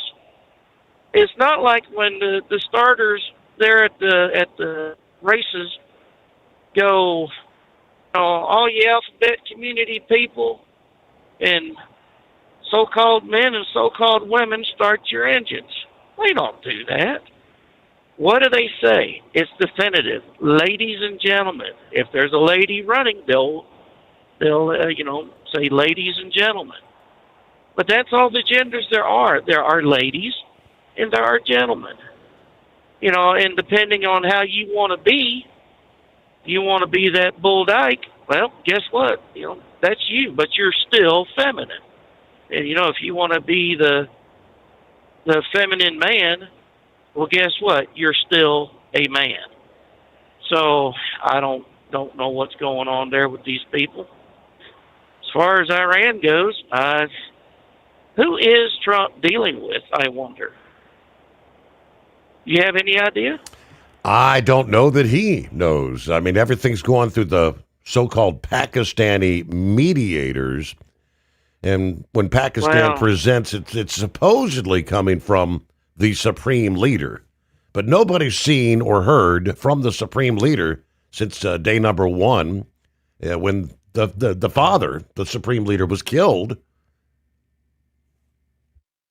Well, wasn't his son, who was the immediate successor, wasn't he killed? And then this one here was injured, so they made him the gay Ayatollah? Yes, that's yes. Yeah. The third son, second or third son. I am sure Mossad and the CIA have their sources, and they've got these guys, in the crosshairs. And what more do the Iranian people need besides guns to go out there and start raising Cain with these idiots that are in charge? I'm just at wit's end with this thing. I want it done and over with. I don't want to be, sitting here holding on the ball, and I know we have not been fighting for that long, but still, it needs to get done and over with. Trump's saying that the 3 ships that were attacked, those were just love taps. Well, you know what? You need to come up there with a big damn Louisville slugger, and let's go ahead and blow these people to their kingdom come, whatever it is. And I hope that it was a misinterpretation when they say, you're going to have 72 virgins. And instead it be 72 Virginians with baseball bats beating the living hell out of these people. Either that or 72 male virgins. How about that? Oh, goodness gracious. Wouldn't that be something? Well, have you had new callers call in since the last time I called in? We've had a handful of new callers. Yeah. Well, good. Well, I figured I had so many people complain about me being on the radio. It was like, you know what? I'll get off here, and so those complainers would have the chance to call in. But, I really haven't heard those complainers call in. But at least I don't call in 3 or 4 times a night, to fill in the spots where people won't call in. Folks, it's like you're just talking to Steve. You're just talking to him, and you got thousands upon hundreds of thousands of listeners just listening in. It's okay. Get up there. Make the call, get the free stuff. Hey, and let's hear from you. I ran into, there were a handful of there were the Mother's Day convoy. They come by and shake hands. Say, I've been listening all the way back to the days when your dad was on the air, but I've never called in. That's just the name of the game. Well, call in. Don't be apologetic. Just call. What's it going to cost you? It's a free phone call, people. Yeah. Tell us what you think. Tell us if you think I'm we can't say the word on the radio, or say, positive things, but say something. Let's hear from you. So with that, Senor, I'm going to let you go. You have yourself a good morning. All right. Be careful driving through Albuquerque or Apple Turkey. People around there can't drive. It's 844-844-3388. Oh, yeah, what significance might eliminating the federal tax on diesel and gas temporarily. They're doing what they can to try to give a little relief at the pump. I did see that we're not going to be, I guess we're going to loan, we're going to be loaning some oil from the Strategic Petroleum Reserve, according to the announcement yesterday as well. Some 53.3 million barrels, they're saying. I'll give you updates on both of those just ahead. The Steve Sommers Overnight Drive. Truck downtime costs you money. One hidden killer on Cummins ISX-15 engines is weak injector cups. When they leak, coolant gets into the cylinders and suddenly you're facing a big repair bill. Industrial Injection has the fix. Our Torque Lock Injector Cup Kit with a threaded Torque Lock design. These cups stay sealed for good. No more coolant leaks.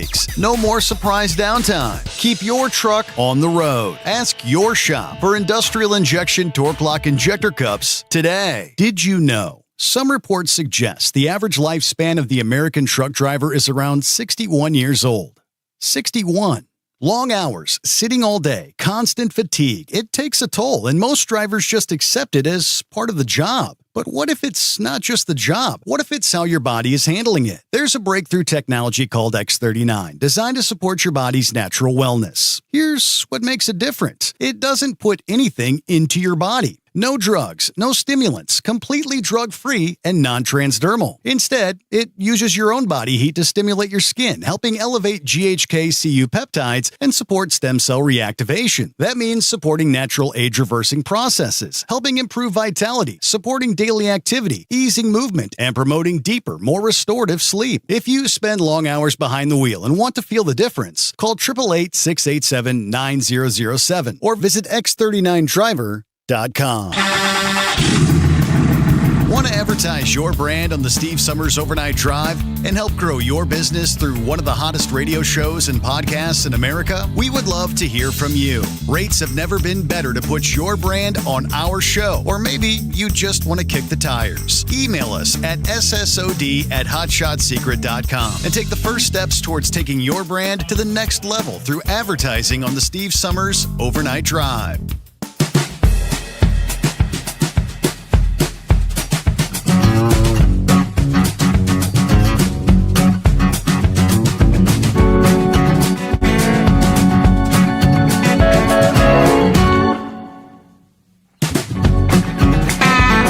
Apparently, we've had kind of a standing offer for some of these oil companies to, quote, borrow oil from the Strategic Reserve, and you pay it back with oil. The Trump administration Monday said they're going to loan 53.3 million barrels from the SPR. Part of an agreement to try to calm the global markets. 9 companies, including ExxonMobil, Trafigura, the Marathon Petroleum Company, borrowed only about 58% of the 92.5 million barrels that the Department of Energy last month had offered to loan.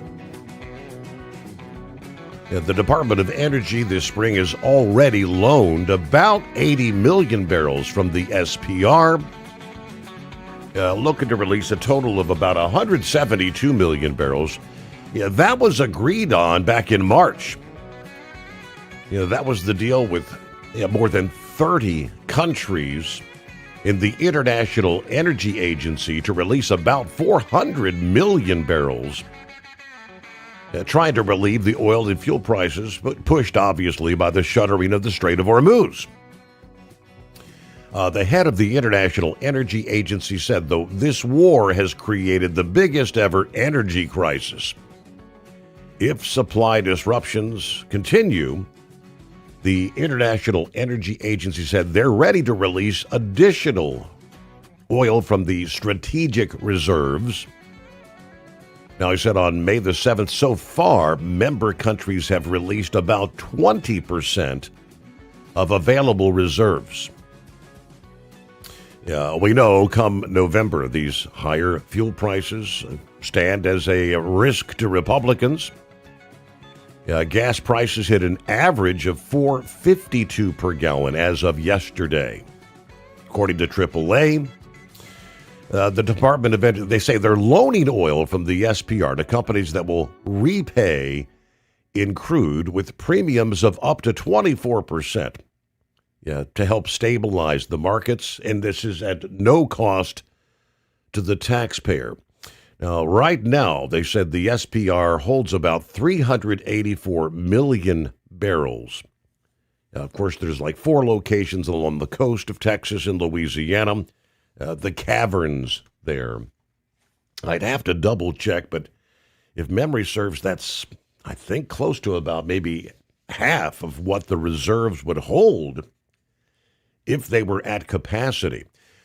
Now, the federal gas tax, President actually this past day stating an Oval Office event to announce the Labor Department will issue new regulations to expand the Labor Department and the Health and Human Services proposed that a new category for limited edition, I guess, disbursements. So suspending the tax would, they say, where are we at? $4.52 this past day. If you eliminate the federal tax, gas would be at $4.34. Diesel would be at like $5.39 per gallon. CBS News said that suspending the federal gas tax would reduce gas by about 18.4 cents. That's pretty negligible compared to where the prices are right now. It's 24.4 cents per gallon on diesel, money that normally would go to the Highway Trust Fund. News, a service of Industrial Injection here on the Steve Sommers Overnight Drive. USA Radio News, I'm Anthony Lucero. While appearing on CBS's Face the Nation yesterday, Senator Mark Kelly claimed U.S. munitions are being rapidly depleted due to the war with Iran. He says it could take years to replenish the stockpiles and raises concerns about long-term readiness for future conflicts. The numbers are, I think it's fair to say, it's shocking. Kelly also criticized the administration's defense spending plans, and a legal fight is over his comments to service members, arguing officials are trying to suppress dissent.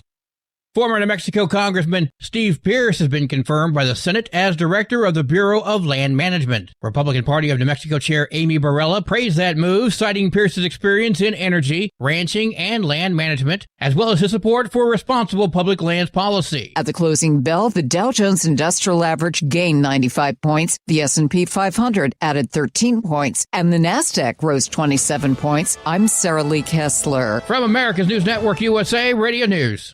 Commerce moves fast. Your business should too. If you're not on the first page of search results, you're losing customers. Out of sight, out of mind is true. Don't let that be you. iLocal.net has helped local businesses dominate search results since 2009. For a limited time, iLocal.net is offering a free website analysis to improve the online presence of your business. Local business owners across the U.S. turn to iLocal.net to improve their search engine rankings. Search engines are constantly changing their algorithms. You need the professionals who know how to use those changes to benefit your business. Don't hope for new customers. Get found and be chosen. Call 888-699-2407 for your free website analysis. Don't wait. Call 888-699-2407. That's 888-699-2407. For your free website analysis, call 888-699-2407. Truck downtime costs you money. One hidden killer on Cummins ISX-15 engines is weak injector cups. When they leak, coolant gets into the cylinders and suddenly you're facing a big repair bill. Industrial Injection has the fix. our Torque Lock Injector Cup Kit with a threaded Torque Lock design. These cups stay sealed for good. No more coolant leaks. No more surprise downtime. Keep your truck on the road. Ask your shop for industrial injection Torque Lock Injector Cups today. Dean Michael, the tax doctor, here with Tax Help MD. As many of you know from Steve Sommers' show, I've been helping professional drivers solve their tax problems. I can help you too. If you've been struggling with back tax debt, call me now at 888-557-4020. Let's face it, these problems aren't going away all on their own.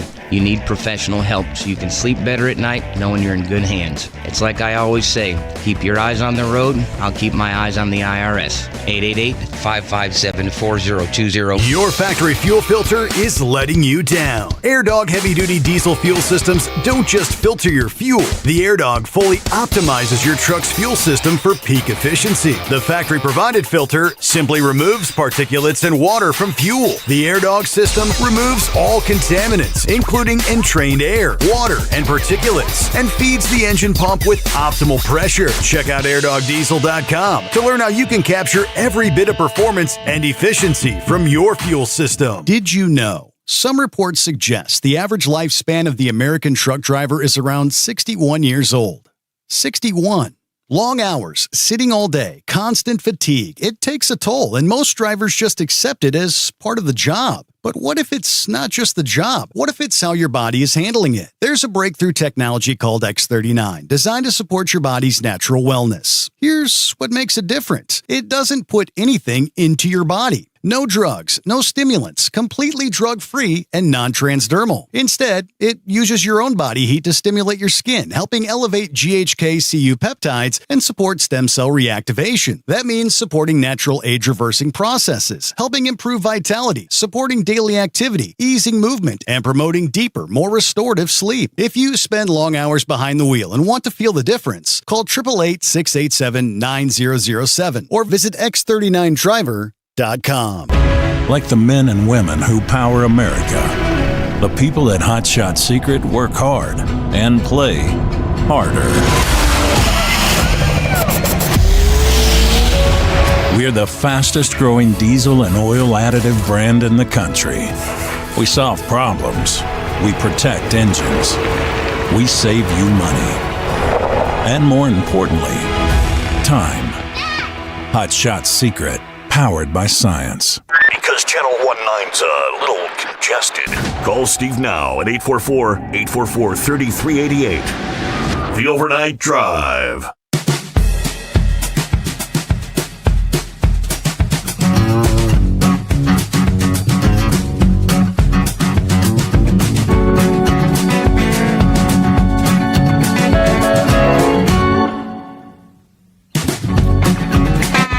We've talked to many drivers who roll through the Hoosier State complaining about interstate road conditions and just how horrible, in particular, parts of I-70 can be. I saw a video last week before heading over to Pennsylvania. A guy was sharing the last couple of miles coming out of Indiana, and how the truck was bouncing all over the place and crosses the state line into Ohio. Big sigh of relief, everything smoothed out. Over the weekend, this truck driver says a massive pothole responsible for the crash that left his semi on the side in Indiana Sunday evening. Single vehicle accident about 6:45 Sunday night in Clay County, Indiana, Interstate 70, about the 23-mile marker. According to My Wabash Valley, the truck driver tells police he hit a pothole in the road. So big caused him to lose control, ultimately forcing the closure of all westbound lanes of I-70. Between North County Road and Exit 23, opened about 9:15 there Sunday evening. Driver wasn't injured, but I don't know. Messy road conditions, right? Hey, let's see what's going on with Brother Rambler as we get the new week started here. Well, praise God, and hello, Steve, and hello, God's children listening to us far and wide all over the United States. on the highways and the byways, all our asphalt brothers and sisters and our concrete cousins, and listening to us worldwide via the app, the web, Rumble, YouTube, and, of course, Facebook. Man, we're glad to be on the air with you tonight, Steve, on a rainy night out here in South Alabama. And we're trailer trucking along, heading over here to Elba. That's known for a big old state prison out there. We're going to hit Elba, then, of course, Fort Rucker over there in Enterprise, and Dothan, and Headland, and Ozark. So we're just trailer trucking along tonight. It's going to be like old Eddie Rabbit said, I love a rainy night. Yeah. I just saw lightning flash, light up my windshield, man. Real quick, I want to express my condolences for the loss of, we were friends. I called him Gordy, Gordon Garden, J.R. Garden Country Buck. Yes. It's a terrible loss. And I'll post a picture of him and me. You know, when he found out we were taking a vacation, a little family trip up to Detroit, Michigan to watch my beloved Red Wings play, which did not make the playoffs. They made the playoffs in 10 years. Man, he got all excited. You know, this show reaches far and wide, reaches a lot of people. And Country Bumpkin, you know, found me, you know, as I would call in, you know, at least 2 or 3 times a week. He really got something out of, you know, me calling up and telling people about our Lord and Savior Jesus Christ to where he wanted to know about the Lord and Savior Jesus Christ. And, you know, Gordy, Mr. Gordy, and I called him Gordy because of Gordy Howell. I said, Gordy and I had a lot of in-depth, deep conversations about our Lord Jesus. And he was out of church for a little while. His daughter, I talked to his daughter, Doreen. She also confirmed that. But, you know, with the grace of God, he got back into church and dedicated his life back to Jesus Christ and was living for the Lord as best as he could. Mm-hmm. It was a real pleasure meeting him in person. You know, my family loved him. He loved my family. And he actually bought us dinner. He was just an all-around good man and a good father and good partner to his partner, Michelle. So he's really going to be, you know, that man had over 40 years driving career. Drove most of this time with Walgreens. He was employed with Walgreens for a lot of years.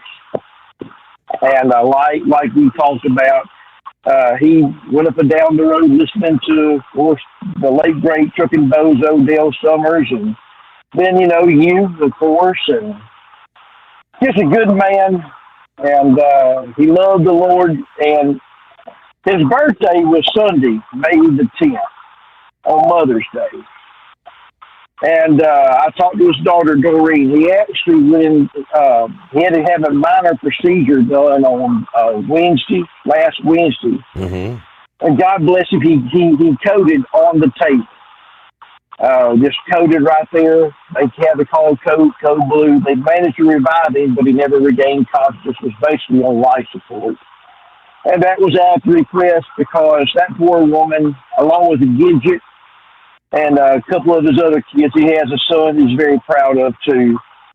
But Doreen had to drive 2,200 miles from Republic, Washington, all the way there. So she was able to get there, and they made the decision that on his birthday to let him go home and run into the arms of Jesus. And that was a decision that was made, and right before we started church at the Turner Ministries Church, they messaged me and said that he is officially, you know, in the arms of Jesus. So, rest in peace, Country Bumpkin. And, you know, we still got a lot of our asphalt brothers and concrete cousins that need prayer. A lot of our people that listen to us, Steve, are going through a lot of health crisis, both mentally and physically, financial crisis.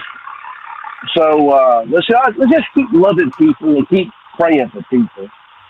But I heard y'all had a great time with the Mother's Day truck. I got a lot of pictures sent to me. Brother Dale Note sent me lots of pictures. Yeah. Gilligan. Gilligan was the one that actually called me and told me about what was going on with Country Bumpkins. I didn't even know until Gilligan called me. But they sent me lots of pictures of you, and I saw Drummer Girl in there. Yep. And I wonder how she got the name Drummer Girl. Is she a fan of Rush? You know, remember that drummer for Rush that could beat and bang the drums, you know? Good question. Actually, I got told.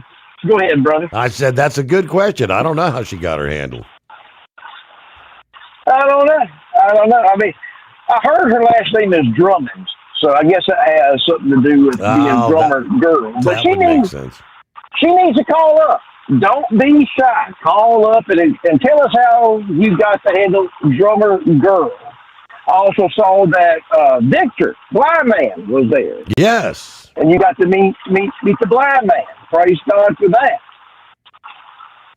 Let's see here. I saw horse feathers, and I guess he still hasn't revealed who he's worked before yet, has he? I know, but he hasn't disclosed on the air. Well, yeah, and that's only fair. I know last time I heard he was in training with the other company. And correct. I pray everything goes good, and I pray that he's happy. But I heard y'all had a great time, and lots of good pictures of Ashley, Mario Kart, and Dale and Stephanie, and I heard it was just a great. I heard that it was basically a round table of you and a bunch of old truck drivers sitting there telling lies. Now, what I mean by telling lies is you get a bunch of fishermen, they'll kind of expound or exaggerate the size of the fish. Well, that's a truck driver. Truck drivers known for telling a bunch of lies, but some are true, some are fact. You got to find out. You know, you got to get in the middle there and find out which one's real. But we still haven't had a truck driver call up and confirm, because I've heard this my whole driving career. That's been 28 years. That they used to have drag races at the old Ontario 76 in Ontario, California. They used to have truck drag races in the parking lot. I was hoping maybe Monkey Gouger or someone like that could come and, you know, enlighten us on the truth about that. But my father always, Dirty Diapers, God rest his soul, you know, said about that. I tell you what, can you imagine the conversation that Dirty Diapers and, oh Lord, Gorilla, Yoda, some of the others, they have passed on Brooklyn, but are up in heaven. The conversation sitting at you know, God's truck stop, telling you can't lie up there in heaven. Guess I got to tell the truth now. You know. Oh boy! Great times, great stories. What was the old adage that if you know a truck driver is going to tell a lie, if he starts the conversation with "You ain't going to believe this." Yes, sir. Yes, sir. You ain't going to believe this. Kind of like the old redneck daredevil. Hold my beer and watch this. You ain't going to believe. Well, it would also be, you ain't going to believe this, shish kebab. That's how it really would start off. Mm-hmm. You know, of course, you know, shish kebab means the other way. Go on your cell phone. It's the poop emoji, you know? So, but one thing we aren't shish kebabbing about, and that's who we love, and we love the Lord Jesus. And I tell you, we had a great service at Returning Ministries Church this past Mother's Day service. We played a lot of great Mother's Day songs, and we had just had a great service, Steve. And I appreciate everyone joining us and coming. You know, and Steve, we go live every Sunday at 5:00 p.m. And we also have a website that you can check out, too. That website is determinedministrieschurch.org. Go check us out. Fresh scriptures posted daily. I need to get to our webmaster the sermon notes and thoughts behind the pulpit. Tomorrow I will be in Chickasaw. They're having their city council meeting. I've been invited because I was told that the mayor of Chickasaw watches Determined Ministries Church. And they want me to open up with prayer and the Pledge of Allegiance. But they also want to recognize Determined Ministries Church as the official online church of the city of Chickasaw. which that's a big honor for me. You know, the Lord has really opened the doors for our church. And Steve, I thank you for you allowing me to come on here and talk about the Lord Jesus Christ. I talk about our church. You know, I tell people that I want to get to listen to us. I see different callers, a lot of different aspects of Steve Sommers' show, a lot of cooking news, a lot of politics. I said, when I call up, I just want to have this platform to tell people about my best friend and my brother, Jesus Christ, and what he's done for me and what he can do for you if you just trust him. All you got to do is trust him. And if you're wanting to read something good in the Bible, read the 14th chapter of John. Man, or read Matthew chapter 5, 6, and 7. That's the Sermon on the Mount. Other than that, Steve, man, I tell you what, I'm glad y'all had a great time and a great venue over at the Mother's Day cooking service. But it's need to get you out to Walcott, Iowa one day. Maybe I'll tell you the story of how my wife, Diana, won the hash brown eating contest that they have in Walcott, Iowa. Now, that's a little bit of fiction. Okay. So she heard me. She would choke me to death, Steve. But yeah, we need to get you out there to Walcott. Maybe one day they'll have a truck show along the Gulf Coast, or maybe they'll start back the Gap show. We have you out there. Other than that, I know I'm rambling on and I'll shut up. But before I can shut up, there's one more website I got to tell our people about. That website, Steve, I love this website because they have lots of cool gear. And that gear I saw a lot of people wearing. You can get that from the website. That website is overnightdriveradio.com. Now, if you saw the pictures of Steve and a lot of the other listeners and the callers of the Mother's Day truck convoy, they were wearing a Steve Sommers trucker hat. Some were drinking out of a Steve Sommers travel mug. Guess what?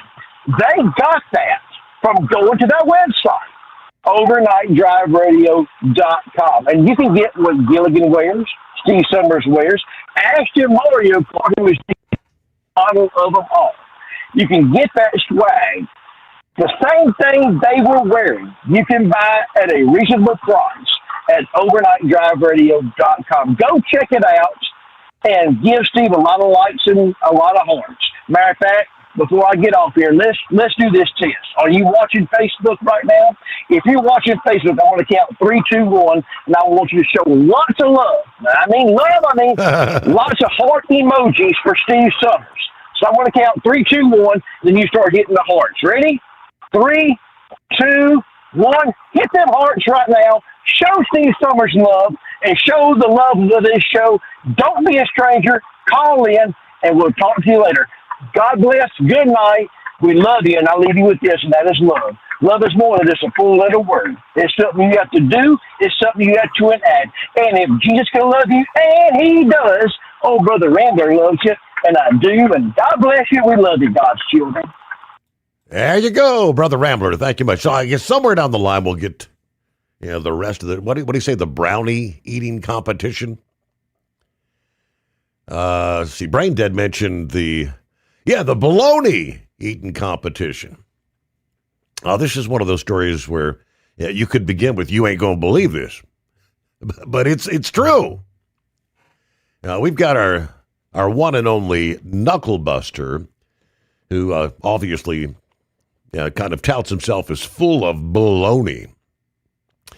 I guess, day before, there was no one more full of baloney than the world champion eater Joey Chestnut at the 2026 Ultimate Baloney Showdown at Dead End Barbecue in Knoxville over the weekend.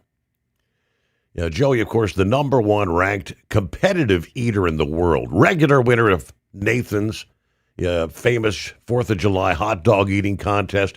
I started coming to Knoxville in 2024. That was the inaugural contest where he put away, and this is where you say you ain't going to believe this, 14 pounds of Elm Hill bologna. Returned last year and set a new record.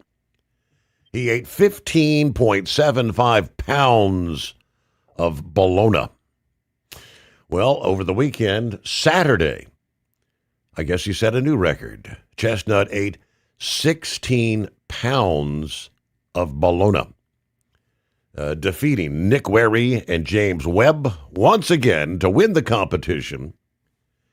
Yeah, Webb and Wary, they ate, 12.75 and 10 pounds of bologna, respectively. I'm thinking, when I'm at going to the grocery, you're going to get you a chub, say, of ground beef. You know how big a 3-pound chub, 3, 6, 9, 12. Could you imagine eating 5 3-pound chubs plus an additional 16 pounds? And, of course, the rules in competitive eating, you're not allowed to regurgitate. 16 pounds of bologna. All right, so he was full of it. You're full of baloney.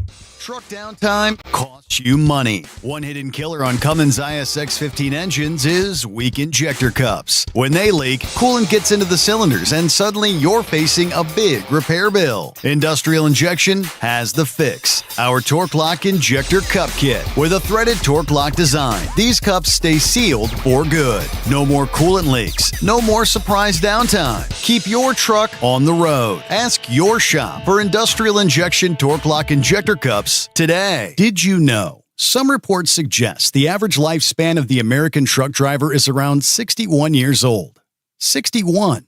Long hours, sitting all day, constant fatigue. It takes a toll, and most drivers just accept it as part of the job. But what if it's not just the job? What if it's how your body is handling it? There's a breakthrough technology called X39, designed to support your body's natural wellness. Here's what makes it different. It doesn't put anything into your body. No drugs, no stimulants, completely drug-free and non-transdermal. Instead, it uses your own body heat to stimulate your skin, helping elevate GHK-Cu peptides and support stem cell reactivation. That means supporting natural age-reversing processes, helping improve vitality, supporting daily activity, easing movement, and promoting deeper, more restorative sleep. If you spend long hours behind the wheel and want to feel the difference, call 888-687-9007 or visit X39Driver.com. Your factory fuel filter is letting you down. AirDog heavy-duty diesel fuel systems don't just filter your fuel. The AirDog fully optimizes your truck's fuel system for peak efficiency. The factory-provided filter simply removes particulates and water from fuel. The AirDog system removes all contaminants, including entrained air, water, and particulates, and feeds the engine pump with optimal pressure. Check out AirDogDiesel.com to learn how you can capture every bit of performance and efficiency from your fuel system.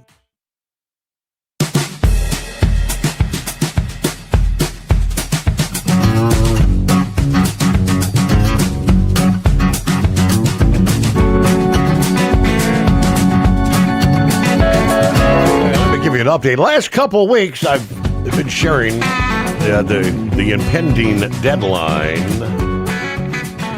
which is just like 2 days away now. I've been predicting that this is going to be really another one of those debacles with the FMCSA. That's the way I'm seeing it. Coming up 8 o'clock Eastern Time Thursday. This Thursday, the FMCSA's legacy registration system will go dark. It's gone.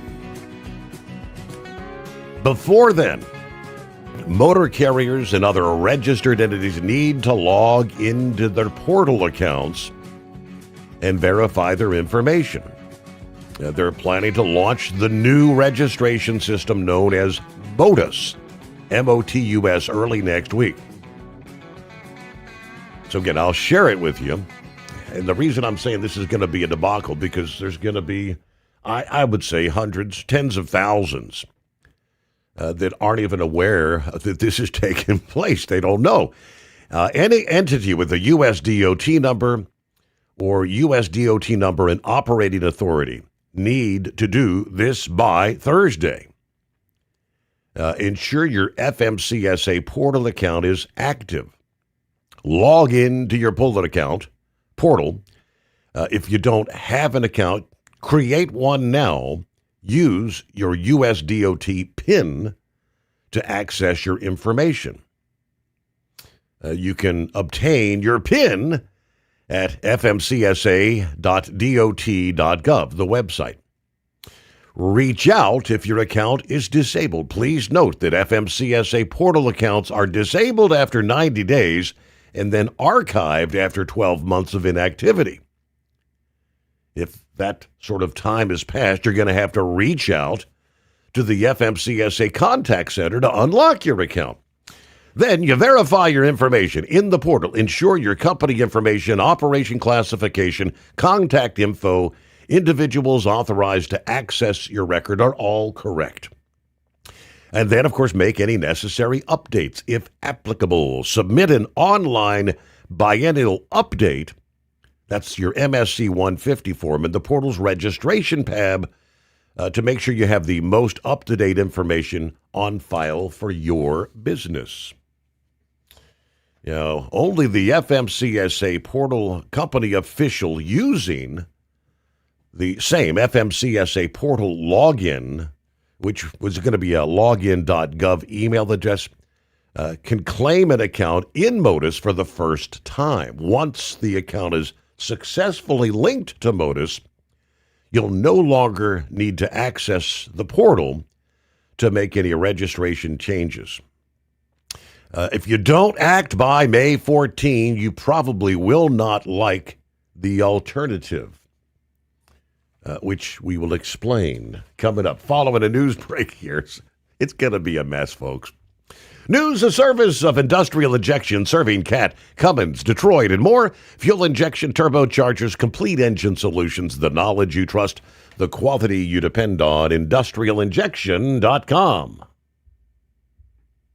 Truck downtime costs you money. One hidden killer on Cummins ISX 15 engines is weak injector cups. When they leak, coolant gets into the cylinders and suddenly you're facing a big repair bill. Industrial Injection has the fix. Our Torque Lock Injector Cup Kit with a threaded Torque Lock design. These cups stay sealed for good. No more coolant leaks. No more surprise downtime. Keep your truck on the road. Ask your shop for Industrial Injection Torque Lock Injector Cups today. Ready to beat the heat this summer? Keep your long haul, short haul, off-road adventure, or just stay cool while on site with Be Cool. Designed with on or off-the-road vehicles in mind, Be Cool offers you DC-powered cooling, low voltage protection, easy installation, and more. Beat the heat with Be Cool. It's the cooler way to go. With air conditioners for semi-trucks starting at $888. Get yours today. Visit b-coolaircon.com or call 778-590-5000. That's 778-590-5000. Your factory fuel filter is letting you down. AirDog heavy-duty diesel fuel systems don't just filter your fuel. The AirDog fully optimizes your truck's fuel system for peak efficiency. The factory-provided filter simply removes particulates and water from fuel. The AirDog system removes all contaminants, including entrained air, water, and particulates, and feeds the engine pump with optimal pressure. Check out airdogdiesel.com to learn how you can capture every bit of performance and efficiency from your fuel system. Like the men and women who power America, the people at Hot Shot Secret work hard and play harder. We're the fastest growing diesel and oil additive brand in the country. We solve problems. We protect engines. We save you money. And more importantly, time. Hot Shot Secret, powered by science. USA Radio News, I'm Anthony Lucero. President Trump says he rejected Tehran's counter to a U.S. peace plan to end the war, calling it garbage as the Iran ceasefire hangs on life support. Right now, after reading that piece of garbage they sent us, I didn't even finish reading it. They said they're going to waste my time reading it. I would say it's one of the weakest right now. It's on life support. Iran reportedly sought unfrozen assets and compensation. Trump insists Iran cannot have a nuclear weapon. U.S. Army soldier Kendrick Lamont Key, who went missing during military exercises in Morocco, has been found dead after a search operation recovered his remains near a coastal area following days of uncertainty during the joint training mission. That's all according to military officials. Republican Derek Issa is moving to expunge Trump's impeachments. Republican Representative Darrell Issa has introduced a resolution to expunge President Donald Trump's 2019 and 2021 impeachments, calling them politically biased. Supporters, including Representative Jim Jordan, say it corrects the record, while critics argue impeachment history cannot be erased and the effort is largely symbolic. Ron Warner, USA Radio News. The U.S. Postal Service reports a financial loss of $2 billion for the second quarter of fiscal year 2026. This despite its revenue topping $20 billion and operating expenses declining. Officials say higher postage and shipping prices helped to offset falling mail volumes. Postmaster General David Steiner says the agency remains in a cash crisis and could run out of money by early 2027 without action from Congress. John Sommers, USA Radio News. Wall Street closed higher. At the closing bell, the Dow Jones Industrial Average gained 95 points, the S&P 500 added 13 points, and the NASDAQ rose 27 points. I'm Sarah Lee Kessler. From America's News Network, USA Radio News. Business owners, are you paying high phone bills for old school systems and lousy service? StrongTel cuts your phone bills in half and turns every phone you own into a feature-rich business system. Sean Roddy, CEO of Hennings Brothers Drilling, had this to say: "We've been a StrongTel customer for over 10 years. It's great. It even includes an intercom with video to our equipment yard. I can watch live from anywhere with my smartphone. I'd recommend StrongTel to anyone. Never miss a customer call again with your StrongTel business system. StrongTel is a proud iTex partner and always welcomes your iTex dollars. You'll get award-winning StrongTel service, a business-class phone system, and cut your phone bill in half. Visit strongtel.com. That's StrongTel, StrongTel.com. It's StrongTel.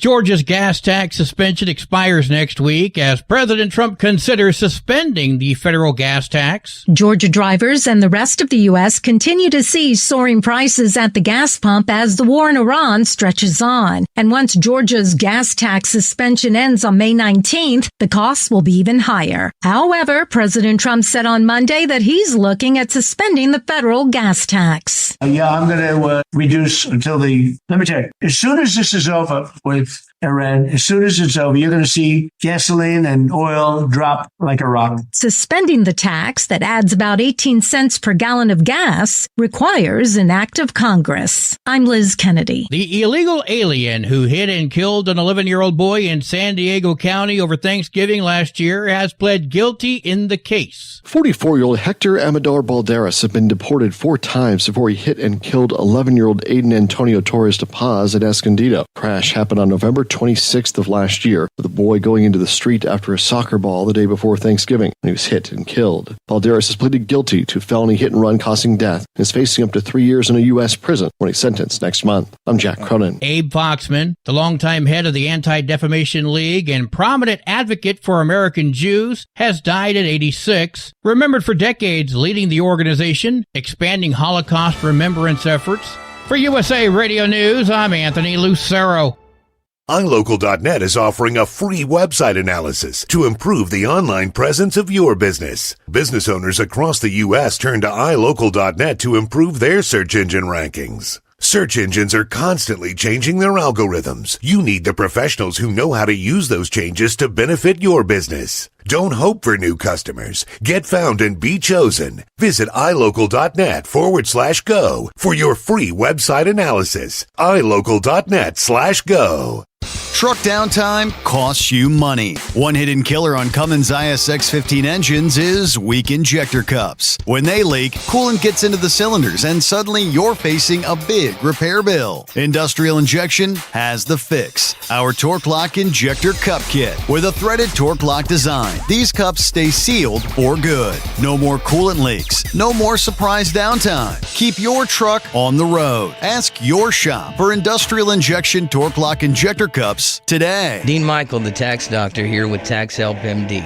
As many of you know from Steve Sommers' show, I've been helping professional drivers solve their tax problems. I can help you too. If you've been struggling with back tax debt, call me now at 888-557-4020. Let's face it, these problems aren't going away all on their own. You need professional help so you can sleep better at night knowing you're in good hands. It's like I always say, keep your eyes on the road, I'll keep my eyes on the IRS. 888-557-4020.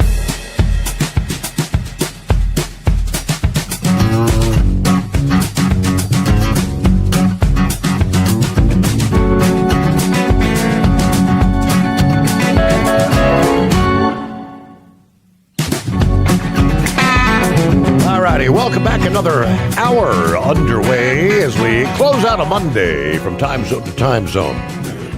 Here we go. Tuesday coming our way. We were just talking about the fuel tax. I heard during the news break that eliminating the federal tax, which a little over 18 cents for gas, a little over 24 cents per gallon on diesel, it takes an act of Congress. So I can't help but wonder, would the Democrats, would they go along with eliminating the fuel tax? Briefly, temporarily, as small as it might be, I guess they could go one of two ways. They could say, well, no, that money is used for the Highway Trust Fund. We need those funds to maintain bridges and repair the infrastructure. Or would that backfire? Because the narrative could be twisted to say, well, see, the Democrats, simply due to their Trump derangements and won't do anything to help, they're willing to keep prices higher, hurting you, just because they hate Donald Trump. I don't know which way it could go. As we said, as small as it would be, the diesel tax, rounded up to 25 cents. I think it's 24.5 per gallon, something like that. But, that would translate to $25, less on every 100 gallons. As small as it may be, but if you're filling up 200 gallons every day or every other day, that'd be like $50. Right now, every penny counts, I guess. I did see from one of our local Fox affiliates in Ohio this past day, they said the next, what they call gas cycle, is about to kick in. We did briefly see prices at $4.79, $4.99 per gallon in many areas throughout the Buckeye State, even higher in some areas like in Indiana, Illinois, parts of Michigan. They're saying the next cycle is about to kick in probably today. They were saying don't be surprised if you see prices approaching $4.99 a gallon again. In particular, this was one of the affiliates out of Columbus, Ohio. They said gas prices in Columbus are increasing, a combination, obviously, of global and regional factors. First and foremost, the ongoing conflict with Iran, pushing crude prices in excess of $100 per barrel.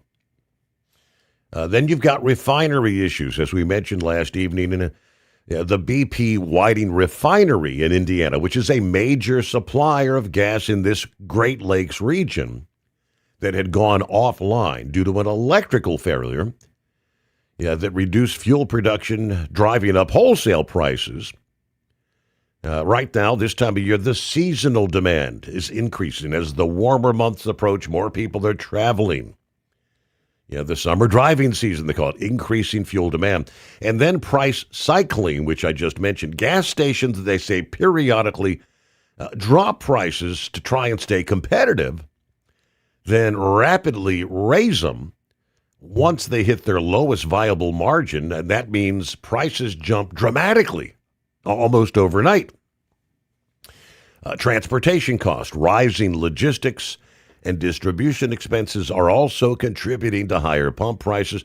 These factors all rolled into one. We saw Columbus at $4.15, $4.29 per gallon, in that range. Again, they're saying locally it could jump back close to nearly $5 a gallon. as early as today. That was the headline. All right, one more, finishing up the rest of the story. We were talking about this FMCSA portal that's going to be coming online. I guess the old system goes dark, 8 p.m. Eastern Time, coming up Thursday evening. It's gone with the flip of a switch. And those who do not act by then, probably not going to like the alternative. Yeah, quoting from the FMCSA's director for the Office of Registration, he says, "My concern is those who don't get the word or don't update their account, they're going to have to call us. They're going to have to manually verify their identity, verify their business, get documentation, and manually link them to the Modus account. As you can imagine, I think that line is going to be quite long, and I don't want anyone to wait in that line. The more people who can do this ahead of time, the smoother the transition will go."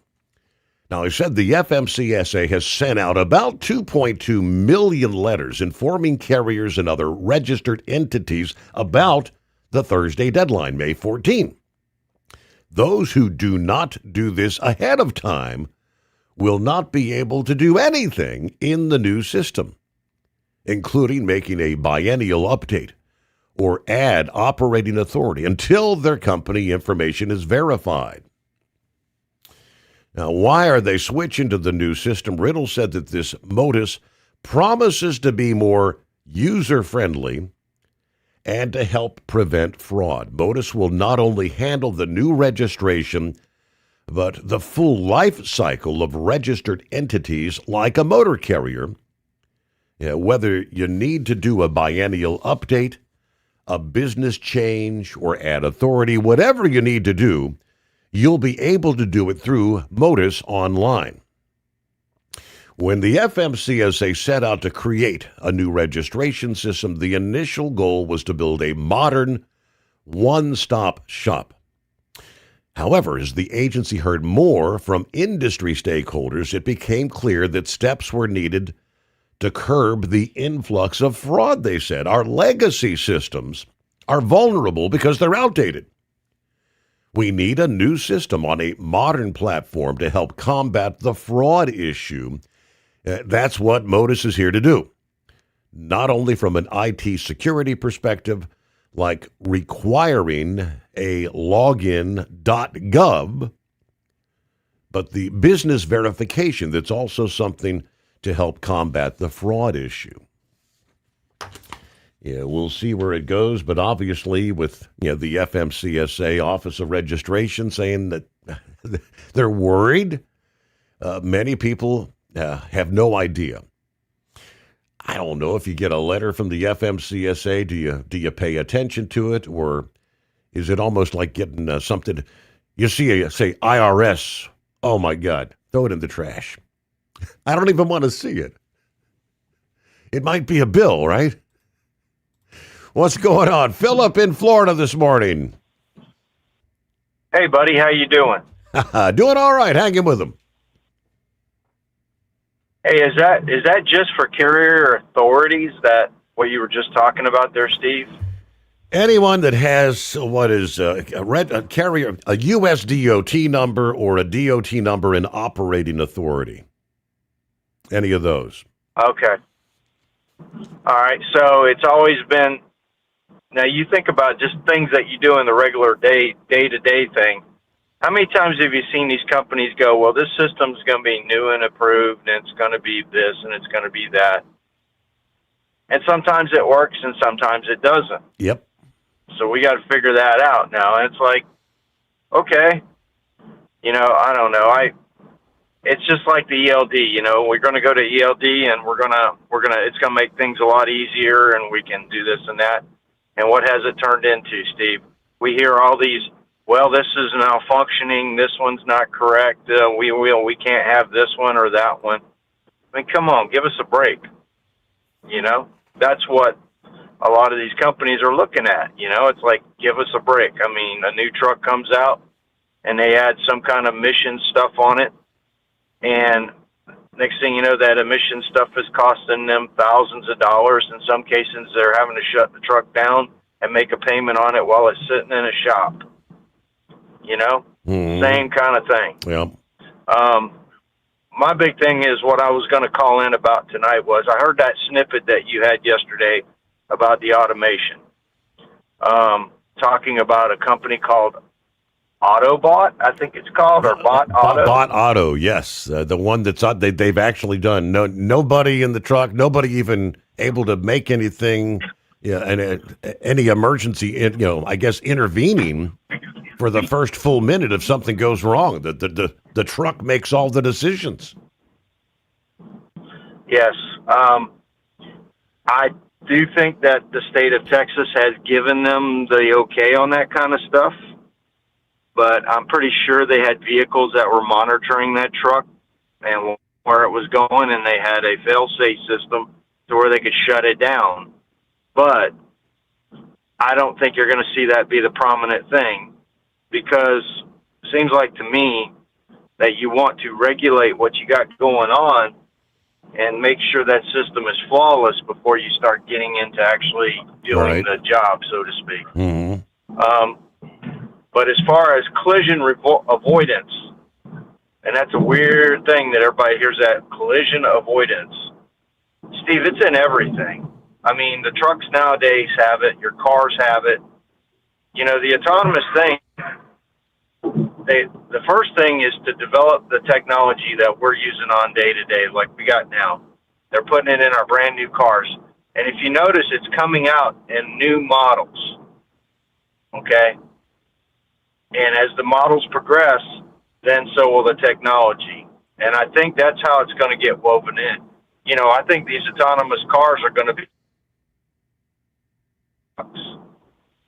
you know, I mean, everybody thinks it's cool that AI is around in certain aspects. You know, hey, I can make a song up for a family birthday party, or I can do this way. You know, there's a lot of little things that are neat about it that you can do, you know. Mm-hmm. But the big picture is it could turn into something as it's woven in.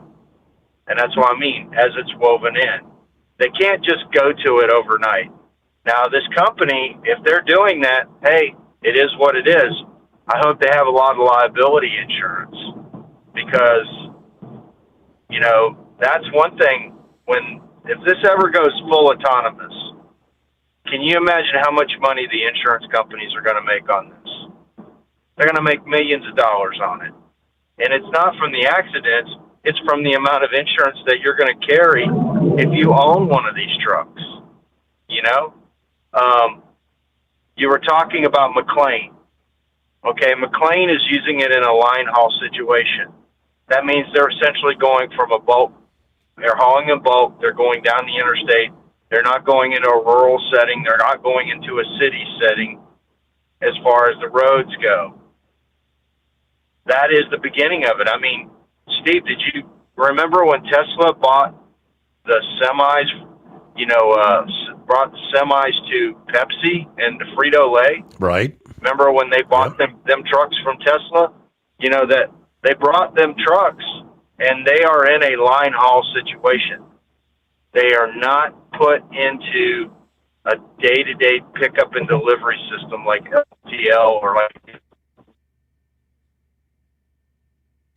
local bar delivering liquor to somebody. You know what I mean? You're just not going to see that right now because the trucks are still in developmental, just like this autonomous stuff. But I will let you know this, Steve. Think about how big is a freight train, Steve? How many trucks does a freight train hold? A lot, right? Yes. So there are autonomous trains across the world. Okay? Think about how big an airplane is. Think about that airplane, that accident that happened in Kentucky, how big that airplane was. Okay?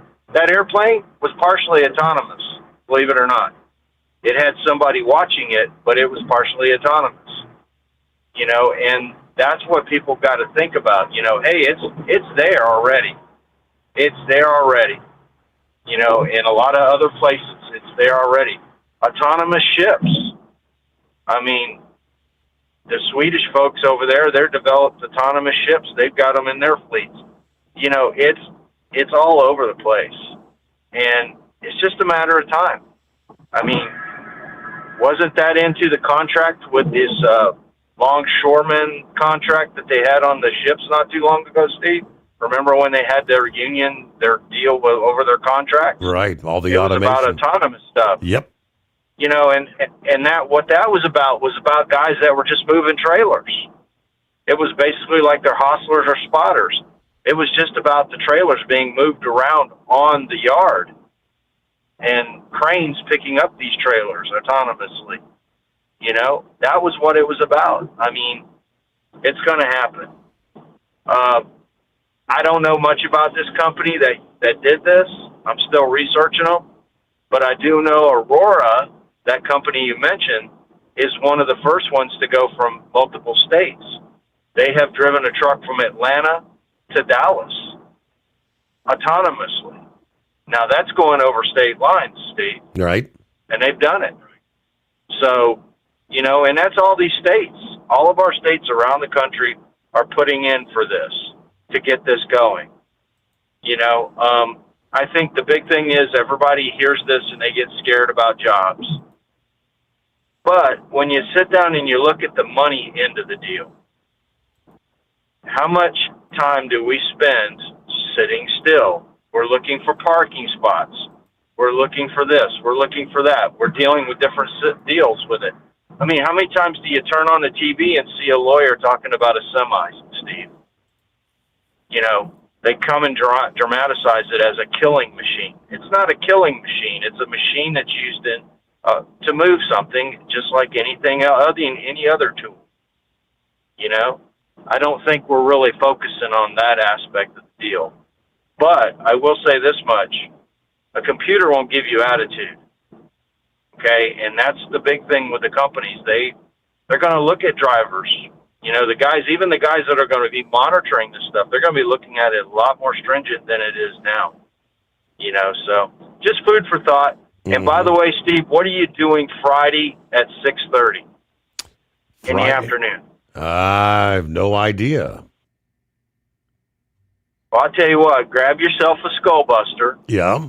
Sit down by the old TV, and if you can get YouTube on your TV, which I know a lot of these newer TVs have that YouTube app in it. Yes. And you tune in. Well, you tune in to watch the Starship lift off at Friday at 6:30. Okay, and I want you to watch this one because this is all brand new stuff, Steve. Brand new launch pad, brand new booster, brand new Starship, all brand new stuff. Totally third generation Starship. First flight, it's all brand new. Is this and one? Let's see if is this going to be a launch from Florida, or is this still going to be from the Starbase there in Texas? This is going to be from Texas. Okay. This will be their second generation launch pad, their OLM, the number 2 one, the one they've been working on for well over a year, maybe possibly 2 years or more. You know, everything is brand new. The way they do everything is brand new. Now, this is being woven into the one at Cape Canaveral. So what you see there is going to be what you see at Cape Canaveral when they eventually get it there. And by the way, he is getting he's moving along quickly with this. I mean, this is going to be pretty huge because, Steve, if you think about it, that Artemis program is going to be connected to the Starship program now because of that space rover thing. Because Elon wants that account. He wants that deal. Okay? And him and Jeff Bezos, they're kind of in a fight to get it. Jeff Bezos is working on it with his New Glenn rocket, and Elon's having to work on it with the Starship. So these two guys are going to be in a lot of competition. They want to get this stuff done. They ain't got much time. They've only got 2 years to get this done. So they got to get this stuff going. And Elon is moving along very, very quickly. You know that big fancy VAB building that we have here in Florida for the Artemis program that's Apollo and all that's been through?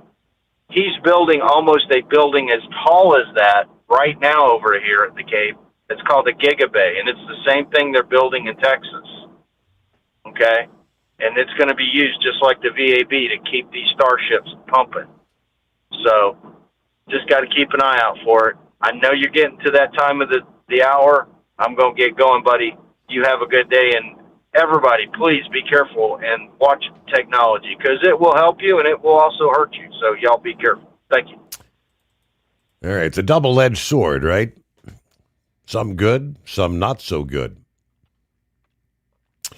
Meanwhile, 844-844-3388. Going back Friday night when the Frontier Airlines struck a pedestrian on Denver's runway, suffered an engine fire. Ordered a full emergency evacuation via the slides. Within 48 hours, 2 pieces of footage defined the conversation about what happened next. The first was surveillance video showing the aircraft striking the individual. The second was the cabin video showing passengers who were grabbing their carry-on bags with flight attendants pleading with them, leave it, leave it. The exchange transcribed and spread across every aviation platform on the internet went like this. Okay, leave the bags, leave the bags. Leave the bags. And you hear, I'm taking mine out of here. I'm taking mine. Please leave all the belongings. Please leave your belongings. They're safe. Your lives are more important. Both are important. I can't afford not.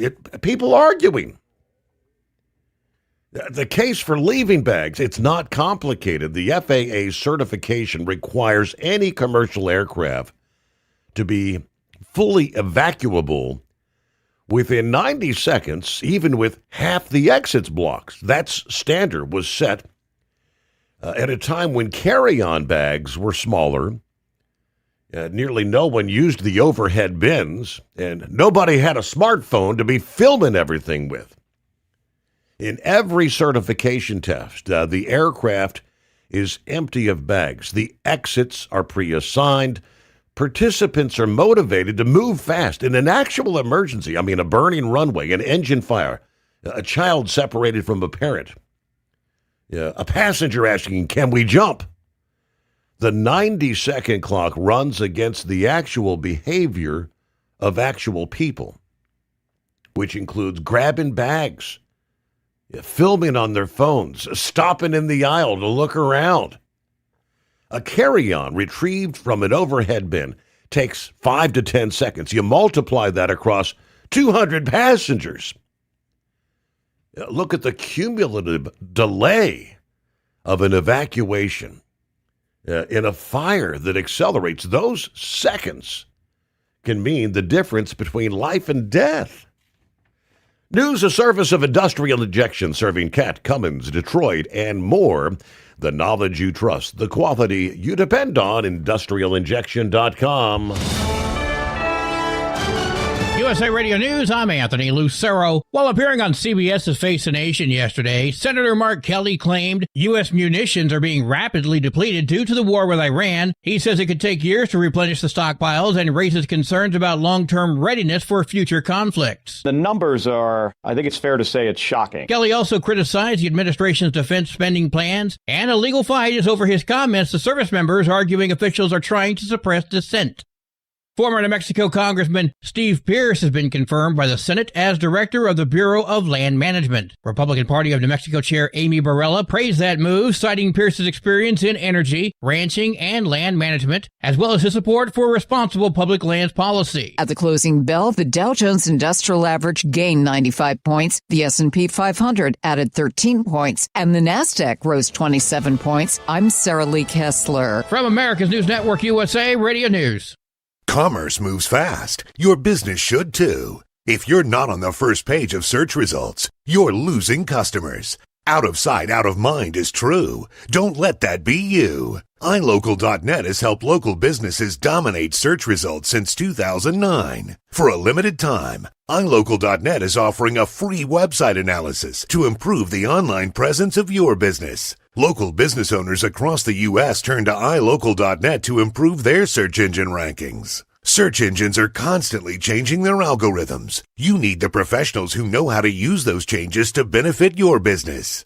Don't hope for new customers. Get found and be chosen. Call 888-699-2407 for your free website analysis. Don't wait. Call 888-699-2407. That's 888-699-2407 for your free website analysis. Call 888-699-2407. Truck downtime costs you money. One hidden killer on Cummins ISX 15 engines is weak injector cups. When they leak, coolant gets into the cylinders and suddenly you're facing a big repair bill. Industrial Injection has the fix. Our Torque Lock Injector Cup Kit with a threaded Torque Lock design. These cups stay sealed for good. No more coolant leaks. No more surprise downtime. Keep your truck on the road. Ask your shop for Industrial Injection Torque Lock Injector Cups today. Did you know? Some reports suggest the average lifespan of the American truck driver is around 61 years old. 61. Long hours, sitting all day, constant fatigue. It takes a toll, and most drivers just accept it as part of the job. But what if it's not just the job? What if it's how your body is handling it? There's a breakthrough technology called X39, designed to support your body's natural wellness. Here's what makes it different. It doesn't put anything into your body. No drugs, no stimulants, completely drug-free and non-transdermal. Instead, it uses your own body heat to stimulate your skin, helping elevate GHK-Cu peptides and support stem cell reactivation. That means supporting natural age-reversing processes, helping improve vitality, supporting daily activity, easing movement, and promoting deeper, more restorative sleep. If you spend long hours behind the wheel and want to feel the difference, call 888-687-9007 or visit X39Driver.com. Your factory fuel filter is letting you down. AirDog heavy-duty diesel fuel systems don't just filter your fuel. The AirDog fully optimizes your truck's fuel system for peak efficiency. The factory-provided filter simply removes particulates and water from fuel. The AirDog system removes all contaminants, including entrained air, water, and particulates, and feeds the engine pump with optimal pressure. Check out AirDogDiesel.com to learn how you can capture every bit of performance and efficiency from your fuel system. Ready to beat the heat this summer? Keep your long haul, short haul, off-road adventure, or just stay cool while on site with Be Cool. Designed with on or off-the-road vehicles in mind, Be Cool offers you DC-powered cooling, low voltage protection, easy installation, and more. Beat the heat with Be Cool. It's the cooler way to go. With air conditioners for semi-trucks starting at $888. Get yours today. Visit b-coolaircon.com or call 778-590-5000. That's 778-590-5000. So you missed an episode of the Steve Sommers Overnight Drive, and now you're suffering night sweats and panic attacks. Well, don't worry, we've got the cure.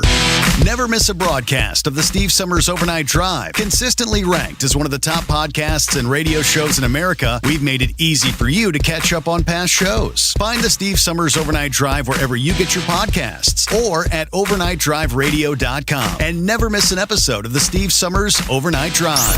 The Overnight Drive with Steve Sommers. Live from the Hot Shot Secret Studios. Call Steve now. 844-844-3388. That's 844-844-3388.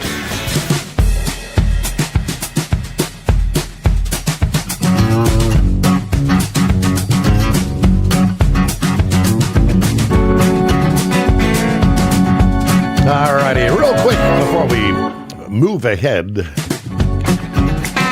to the Iran negotiations, so-called negotiations, finishing up with the people grabbing their bags. Will there be any penalties?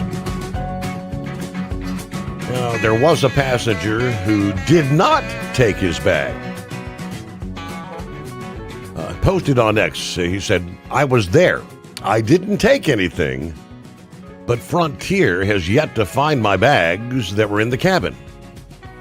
I had important stuff in there. So even if I had to do it again, I wouldn't take my bags, but I'd appreciate not being punished for doing the right thing. The passengers who took their bags have their belongings. The passenger who followed instructions does not." You know, it's not fair. And that's the dynamic, they say, that makes the leave your bags instruction so hard to enforce. Aviation writer Gary Law made the point directly. The question is not just how do we stop people from taking their bags, it's how do we design evacuations around how the passengers actually behave. The answer to that question involves a 90-second certification standard, the safety briefing that most passengers ignore, and a flight attendant standing at the door saying, please, leave your bags. Now, they say there's no penalty, apparently, for taking your bag off a burning aircraft. There's no enforcement mechanism. Frontier has not announced any sort of action against passengers who took their carry-ons. The FAA has issued no statement about the bag behavior in this specific evacuation, but the cabin video is on the internet. The debate about what should happen to passengers who were prioritizing their belongings over their neighbors' lives is running on every aviation forum simultaneously. Yeah, the person who walked across the active runway at 11:19 and changed the rest of everyone's night is still unidentified. The bags that some passengers walked off with are still theirs. Meanwhile, the bag the passenger who did the right thing left behind is still missing, they say. Very interesting. All right, Eagle, got you coming up here. I know this is it's been one of his pet complaints in recent days. Well, a matter of fact, Monday morning. Tired of this stretching things out. Keep giving them time. Keep giving them time. The U.S. should end negotiations with Iran and instead impose strict terms following what he described as Tehran's refusal to abandon their nuclear ambitions. This is the former National Security Council chief of staff, Fred Fleitz, this past day. Fred criticized Iran's latest response in their ongoing discussions about the nuclear program, saying Iranian leaders are not willing to dismantle nuclear facilities or stop uranium enrichment. It's such a problem with what we heard from the Iranians. They're not going to disable or disassemble any of their nuclear sites. Yeah, they're quibbling with us on uranium enrichment. They don't want to give up enrichment. They don't want to give up their nuclear weapons program. He said Iran's position leaves little room for any productive diplomacy. The demands being made by Tehran are totally unacceptable to the president. It's a non-starter. Now, he criticized what he described as additional Iranian demands during those negotiations. They actually ask us for ridiculous things like reparations. They want us to recognize their sovereignty over the Strait of Hormuz. Yeah, the proposals demonstrate that this shows Iran is not engaging seriously in any of the diplomatic talks. This was not a serious answer. Now, he said, I've repeatedly argued that the Trump administration should abandon these negotiations altogether and instead dictate terms to Iran from a position of strength. It's time to stop negotiating with the Iranians. The president should dictate the terms.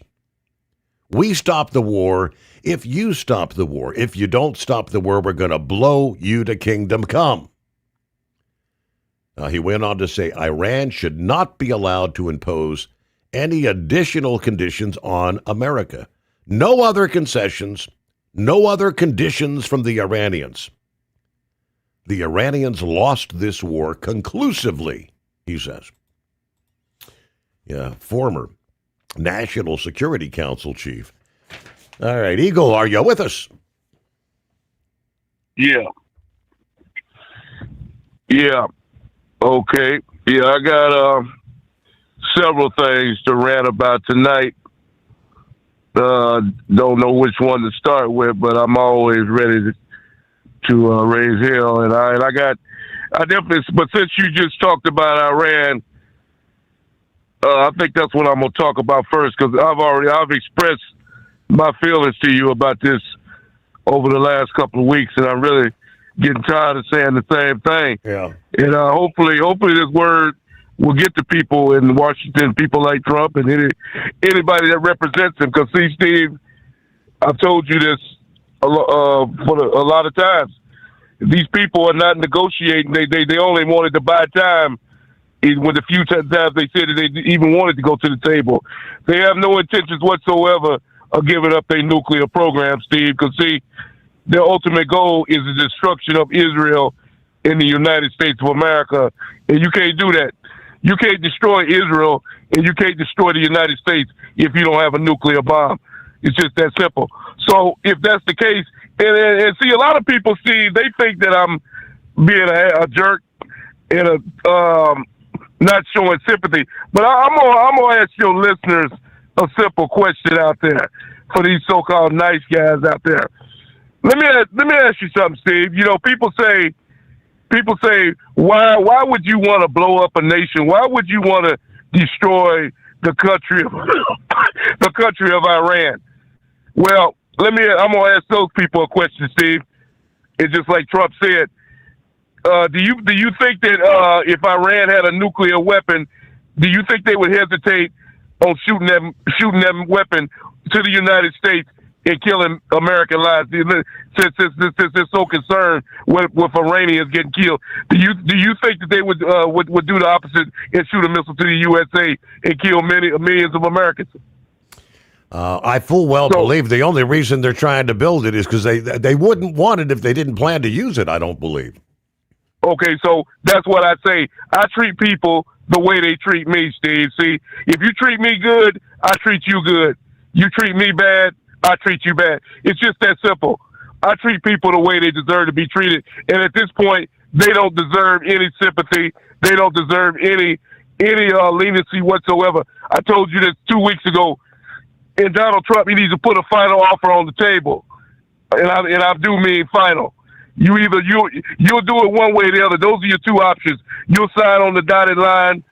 You'll sign on the dotted line that you're giving up your nuclear program or any the nuclear material, or we'll handle business the way it should have been handled a long time ago. And I guarantee you, when it's all said and done, Steve, they'll wish they would have signed their name on the dotted line. That's the way my mom treated me when I was a kid, and that's the reason why I am today. And it made me a better person. So, like I said before, they'll either with the ultimate. If I gave them the ultimatum, they will either sign the dotted line. I promise you, they'll wish they would have signed the dotted line when it's all said and done, because Iran would be an empty desert if I had anything to do with it. Now let me move on to the next subject, because I'm sick of talking about that. Now, as far as the gas prices go, Steve, in America, like I told you last night, these prices are outrageous. This little bogus, that means absolutely nothing. The federal tax, that's a slap in the face to any person that calls themselves in America, as far as I'm concerned.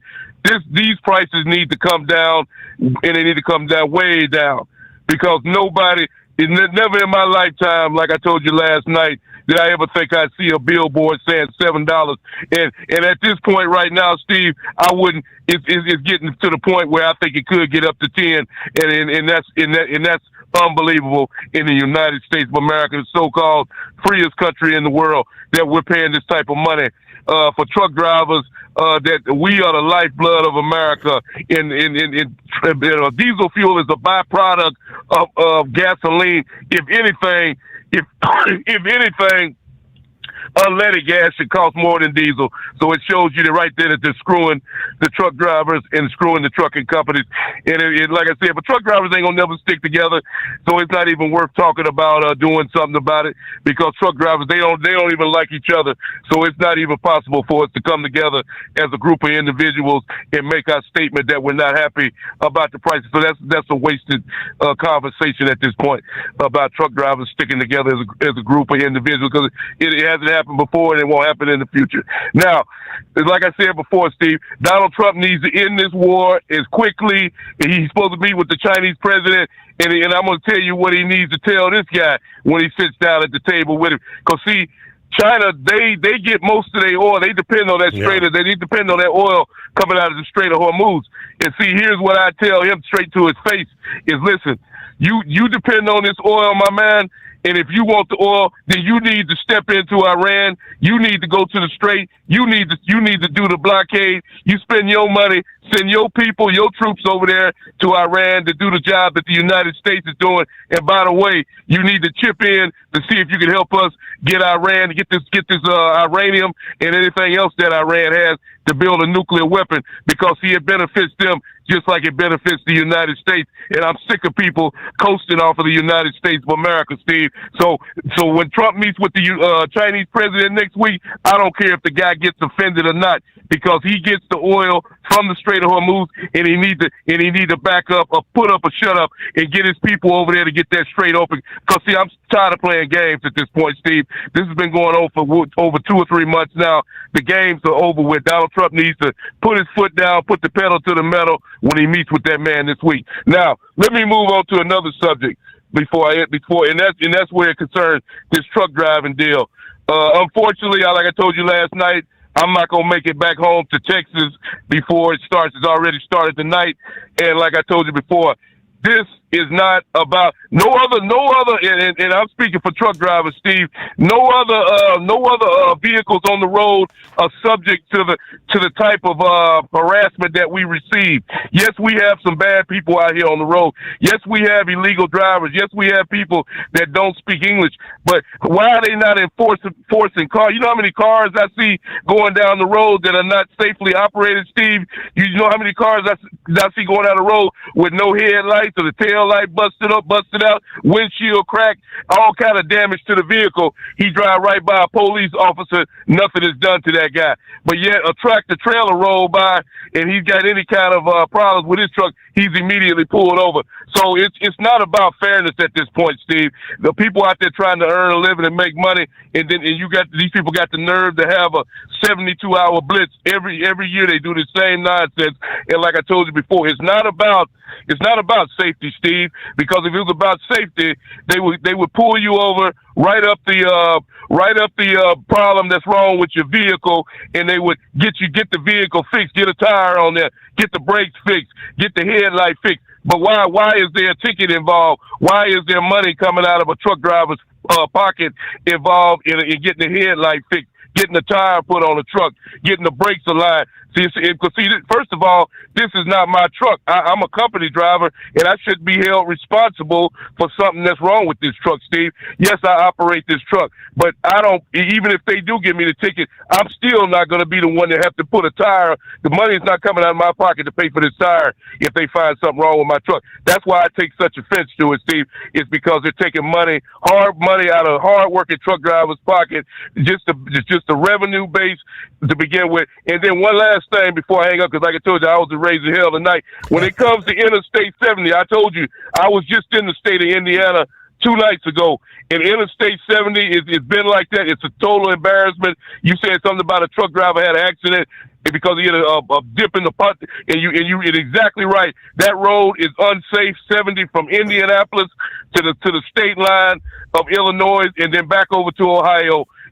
70 is a complete embarrassment, and like I told you before, I know they collect state and road tax in Indiana, and somebody is not doing what they're supposed to do, because that road has been like that year after year after year. And like I said, I hate driving across the Interstate 70, because all you do is tear up your equipment, your truck, you knock your truck out of alignment, tires, and everything else running across Interstate 70. And if Indiana can't do better than that, Steve, something is clearly wrong, because it's stealing money from the taxpayers of Indiana. There's no way in hell those roads should be like that. You can come down to the state of Texas, Steve, where I live at, and it's like driving on glass. The roads are so smooth when you run across Texas on Interstate 35, 20, 10, it don't matter. It's like riding on glass when you ride across in the state of Texas, and it should be the same damn way in Indiana. And I thank you for taking my call. There you go. Gotta love I-70. Indiana. Get it together. Truck downtime costs you money. One hidden killer on Cummins ISX 15 engines is weak injector cups. When they leak, coolant gets into the cylinders and suddenly you're facing a big repair bill. Industrial Injection has the fix. Our Torque Lock Injector Cup Kit with a threaded Torque Lock design. These cups stay sealed for good. No more coolant leaks. No more surprise downtime. Keep your truck on the road. Ask your shop for Industrial Injection Torque Lock Injector Cups today. Did you know? Some reports suggest the average lifespan of the American truck driver is around 61 years old. 61.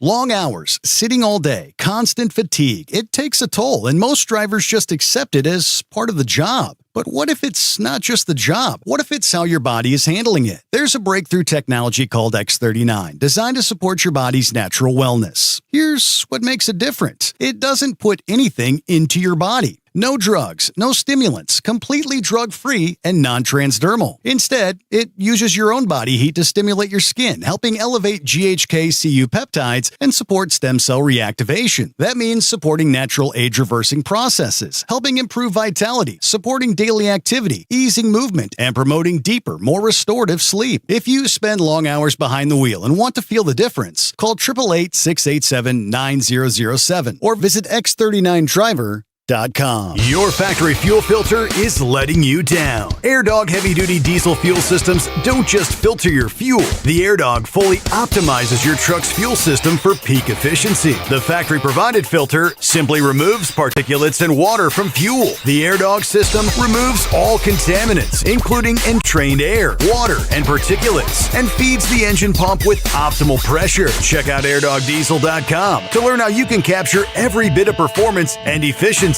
from your fuel system.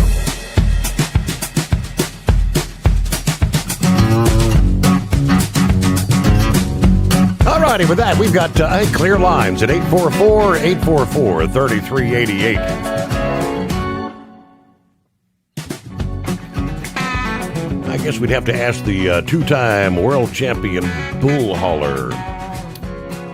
Is this going to be a good idea? Not so good idea? Beef prices are still way up there, right? And apparently, I guess word this past day, the Trump administration is going to suspend tariffs on all beef imports and plans to direct the Small Business Administration to increase loans and access to capital for U.S. ranchers to ease sky-high prices, according to the Wall Street Journal. Average price for ground beef in U.S. cities around the country is about $6.70 per pound in March, according to the Bureau of Labor Statistics. Yeah, up nearly $1 more than last year. Department of Agriculture estimates prices will climb 10% this year. Although the price inflation could vary between 2.8 to 18.3. Ground beef prices are up 40% from 5 years ago. So this measure would suspend the annual tariff rate quota, which applies to a higher tariff when a certain level of beef imports is reached. That's on all beef exporting nations. Now, this days after the administration reached a proposed settlement in an antitrust case against a data sharing company for the meatpacking industry that the government accused of helping drive up grocery prices. That case targeted AgriStats, an Indiana-based company that collects non-public information from meat processors and shares the data in detailed reports with the industry. The federal government alleged their practices let chicken, pork, and turkey processors inflate the prices that they charge restaurants, grocery stores, and other buyers who are not allowed access to the AgriStats data. Meanwhile, Justice Department is separately investigating potential antitrust violations in the beef processing industry. That followed a request from President Trump to open an investigation into whether foreign-owned meat packers were driving up the price of beef here. There are many reasons for rising prices. Drought, shrinking herd size. A 3-year drought that began in 2020 left less grass for grazing across the country. Feed costs skyrocketing. Dry weather has persisted. About 63% of the U.S. cattle herd is in drought areas right now. The U.S. cattle herd that's been shrinking for decades is at its smallest size since 1951. Now, thanks to changes in cattle genetics and feeding techniques, ranchers get more meat from each animal than they used to. The reluctance to increase herd sizes stems from factors like the high cost to feed and labor and the dry weather. Another driver of high prices is the closure of the U.S.-Mexico border to livestock imports as we try to slow the spread of a flesh-eating parasite, the New World screwworm. That started back in late 2024. That stopped about 1 million cattle from being hauled from Mexico into the United States. So the tariff reductions, previous discussions, I thought U.S. ranchers were saying that that's actually going to be more detrimental to them than beneficial. All right, rolling toward news break, about a minute away. 844-844-3388. I heard on the news break a bit earlier. The largest ever winner, dollars and cents wise, on The Price is Right. Going all the way back to the inception of the program, 1972. That episode, I guess, on Mother's Day. A U.S. Army veteran getting the surprise of her life, making history on The Price is Right. Nearly $250,000 cash when all was said and done. Or I guess that's total prize. More than $225,000 in cash, though. More on that coming up. First, news, a service of Industrial Injection. Since 1985, diesel owners have counted on us for fuel injection, turbochargers, and engine solutions from light-duty pickups to heavy-duty equipment. IndustrialInjection.com.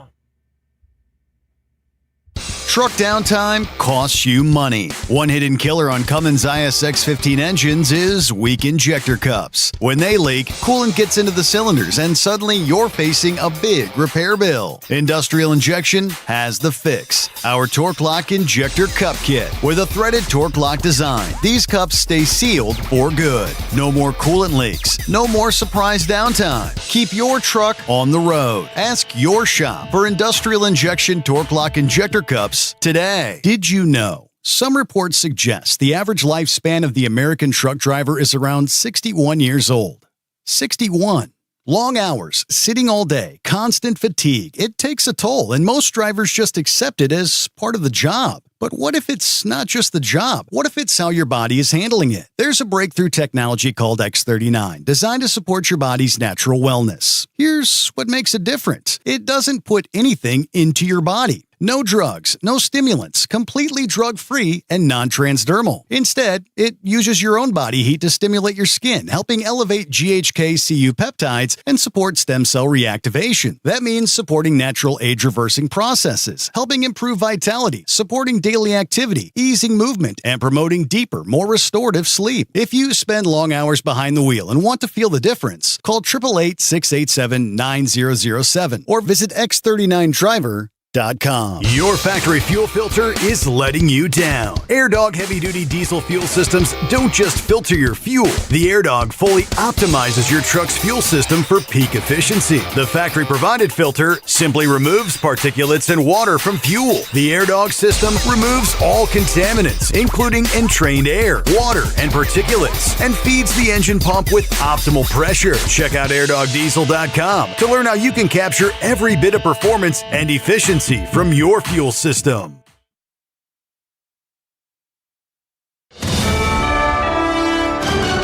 USA Radio News, I'm Anthony Lucero. Israeli Prime Minister Benjamin Netanyahu says the war with Iran is far from over. He says highly enriched uranium still must be removed from that country. He spoke during a CBS 60 Minutes interview yesterday. It's not over because there's still nuclear material, enriched uranium that has to be taken out of Iran. There's still enrichment sites that have to be dismantled. There's still proxies that Iran supports. There are ballistic missiles that they still want to produce. Netanyahu did not rule out further action to eliminate Iran's nuclear material. The man accused of opening fire at the White House Correspondents' Dinner in Washington pled not guilty to all charges today. Cole Allen entered his plea on charges which include attempting to assassinate President Trump. He's also hit with assault on law enforcement, transporting a firearm across state lines to commit a felony, and discharging a weapon during a crime of violence. Allen faces life behind bars if convicted. John Sommers, USA Radio News. A strong El Nino is forming in the Pacific, but it's still too early to forecast the impact for later this year. Meteorologist Alex Tardy, the founder of Southern California forecaster Weather Echo, says the Pacific Ocean is warming, leading to a strong El Nino. We don't necessarily know exactly what it's going to do in terms of precipitation, even though there's very high confidence that we're going to see a strong El Nino. This strong El Nino could bring more intense storms with higher rain and snow totals, but beyond the strength, the location along the west coast is also unknown. It could hit all areas and spread out evenly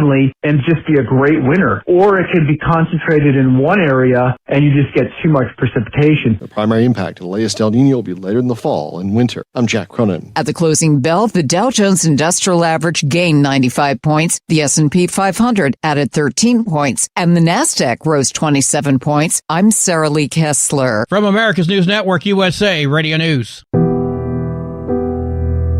No matter who we are or where we come from, we all experience difficulties in life. Military veterans know that sometimes it takes strength and determination to make it through. Whether it's obvious physical challenges or struggles on the inside, it takes strength to ask for help when you need it. I knew that I had to get support, not just for me, but for the sake of my wife and kids. Talking about it has helped me feel more like myself again. Honestly, it was hard to open up at first, but it's changed my life for the better. Learn how veterans like us have reached out for help. And hear stories of strength and recovery at MakeTheConnection.net. 6 people were found dead inside of a boxcar in Texas as temperatures soared into dangerous heat levels. Authorities are investigating those deaths amid extreme weather conditions that have gripped the region and raised questions about how individuals ended up inside that rail car. South Jersey Republican Congressman Jeff Van Drew says he's wanting to introduce a bill in response to President Trump's openness to suspending the federal gas tax. Van Drew says his bill would suspend the gas tax for 18 months, and after that year and a half, it would gradually phase back in slowly instead of jumping back to its current rate at once. The federal gas taxes right now include 18.3 cents a gallon on gasoline, 24.3 cents a gallon on diesel and kerosene, and 19.3 cents a gallon on jet fuel. Now, Congressman Van Drew says the point is to help lower gas prices, so the GOP congressman also called on Democratic Governor Mikey Sherrill to suspend New Jersey's gas tax, similar to his proposal. I'm Levon Putney.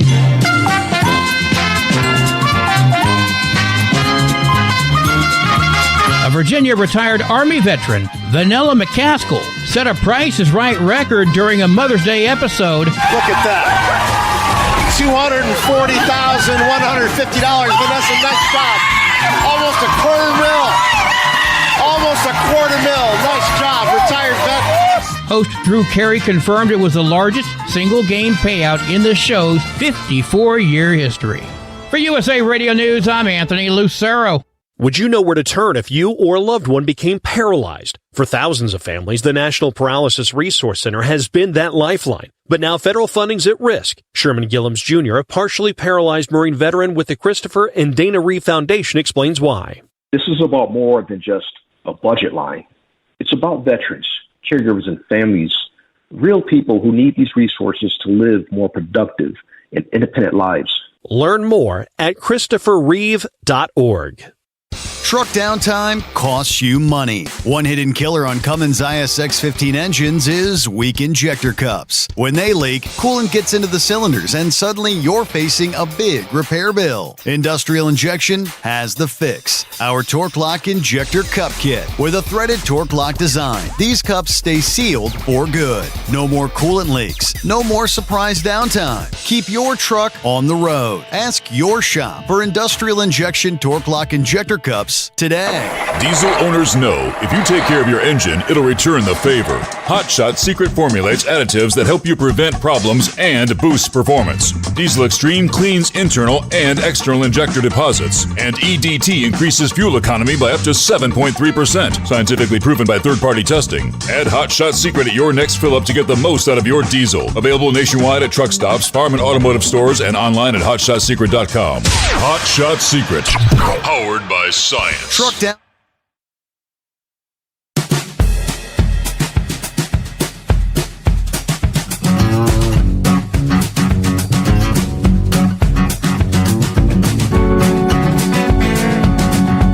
Yes, indeed, as we cross over the midnight hour on the West Coast. Got us a Tuesday, Taco Tuesday. Here it comes. 12th day of May. Good to have you on board as we roll on through the late night, early morning hours.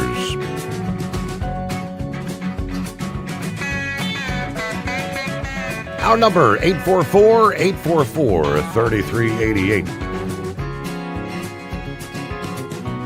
All right, a lot of different topics of discussion. Let's get over to some of our listening friends checking in. We were talking earlier about releasing oil from the strategic reserve. We're releasing millions. Other countries in the International Energy Agency releasing millions of barrels. Doesn't really seem to be having the desired impact, does it? As far as we're concerned. Daniel said, the thing is, we can release all the oil we want from the reserve. It's not going to make a damn bit of difference when you have people manipulating the commodity market by trading paper. They never put in any cash. They never take possession of the stuff they're bidding on. That's where the real problem and so-called shortage of oil is, because you got a commodity. Traders, investment bankers trading in the commodity market. Let's make it put all the money out, because they're not even putting fractions of pennies down when they're trading paper.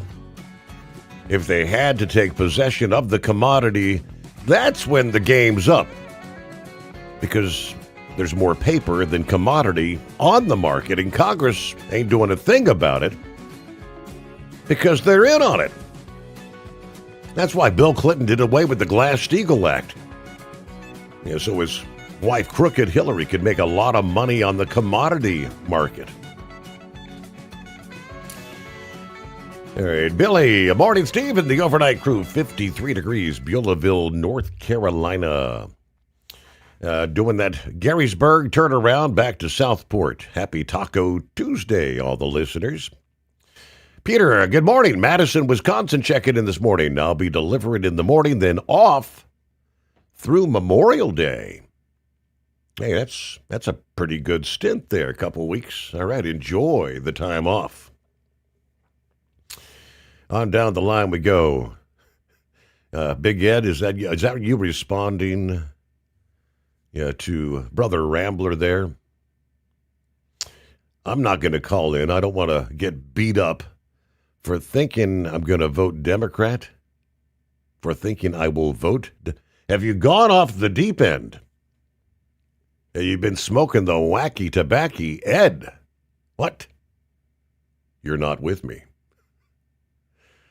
All right. Let's see, Daniel. Just imagine up there in heaven, Yoda, burnt beans, Bubba Bo, got the barbecue grill cranked up, and all of a sudden Jesus asks, what are you guys doing? Because the fire truck's showing up. Yes, indeed. Some of the memories there. Gilligan, morning, Steve. Fellow listeners, partly cloudy in Mayberry. a.k.a. Mount Airy, North Carolina, 49 degrees this morning. Keep it shiny side up. All right, scrolling down. There's Drummer Girl. Let's see. So she did play drum. I started playing the drums in 1974. Dad, a.k.a. Stanley Steamer, gave me the handle. And yes, I had my Steve Sommers overnight drive shirt on there at the convoy as well. Engineer, enjoyed the day there. Meeting folks. It's good to see you guys there. The Mother's Day convoy. Norman, who's been on vacation, spending some time there in the Sunshine State, right? Flying back to Colorado today. I'm going to visit my other son for a few days. Then it's back to Kansas, but it's been a great trip. All right, glad you enjoyed your time there. Anybody else on board? 844-844-3388. Gary said the Price is Right is on TV right now. Wow, that's crazy. Vanessa McCaskill, the largest single pricing game win ever, competing on the show, the Mother's Day episode, and now she's enjoying those winnings, according to USA Today. She won while playing a game called The Lion's Share. I haven't seen an episode of The Price is Right in a long time. I've never heard of that game. But her take-home amount was $227,500 in cash, along with a mother-daughter trip to Morocco. Combined value, $240,150. Video of the epic win shows McCaskill on the stage with host Drew Carey, the crowd going wild as she just kept winning. Just before the final move, however this game works, the veteran, who's a huge fan of the show, chose the numbers of her daughter's birthday. To which the announcer said, well, her birthday is a lucky one because it's $100,000. In her final move, McCaskill chose number 8, and that won her the trip to Morocco. During an interview with The Today Show before the episode aired, McCaskill said, I was so excited to even be in the position just to play the game, let alone win. Life-changing. The episode was actually apparently taped in December, and she was forced to keep it all a secret till now. It was torture, she said. I was practicing my poker face so I didn't crack. When people ask me what happened, they say, did you win? And I'd say, no. It was really, really tough to hold all that in. Adding she was going to make some wise investments with the money and also buy her mom something nice.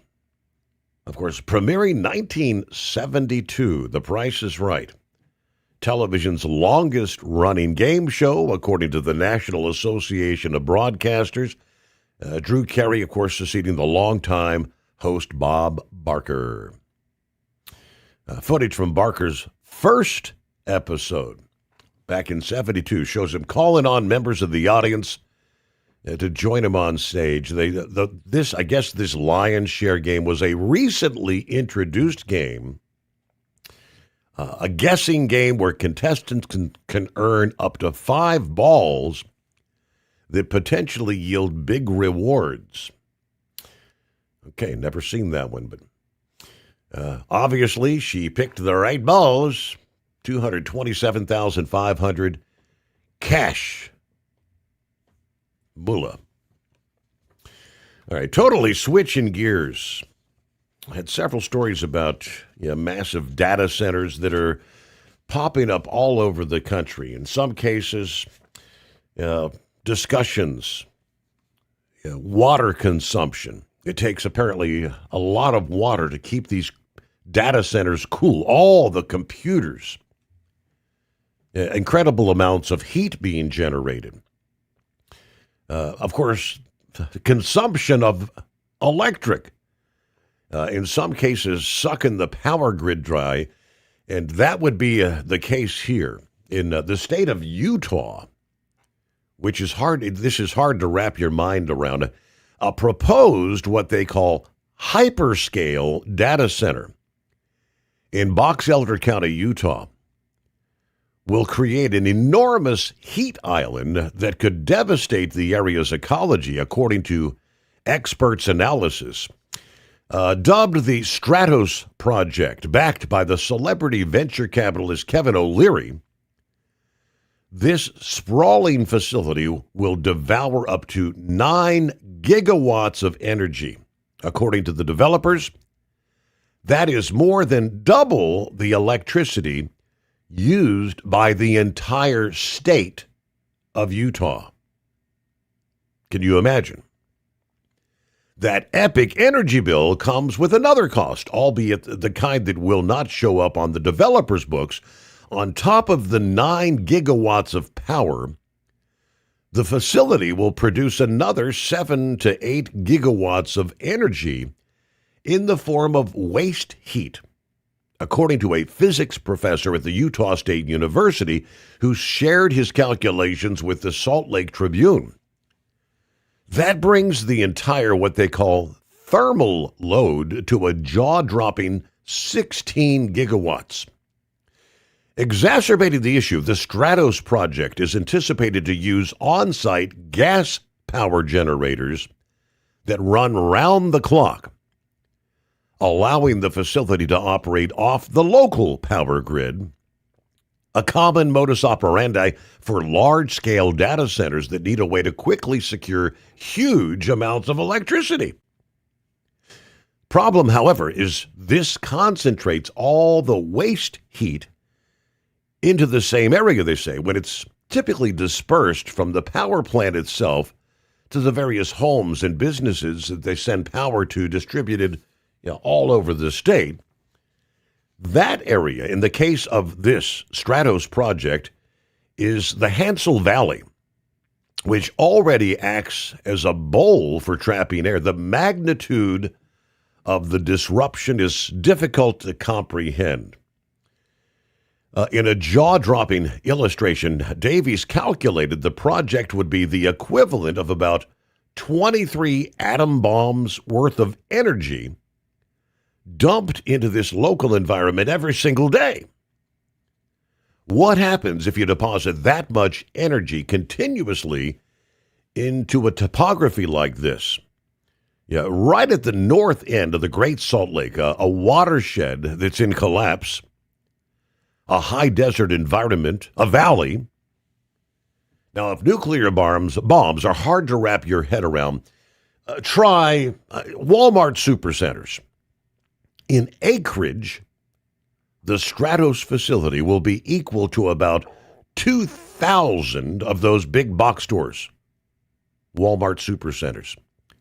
The energy footprint will be equivalent to 40,000 Walmart supercenters, or 2,000 Walmarts stacked 20 deep. The environmental consequences would be downright apocalyptic, calculating it would spike local temperatures by 5 degrees during the day and 28 degrees at night. That's the difference between Utah's semi-arid climate and the Sahara Desert. According to an ecology professor at Brigham Young University who reviewed Davies' work, speaking to the Salt Lake Tribune, this would absolutely change the landscape, he says.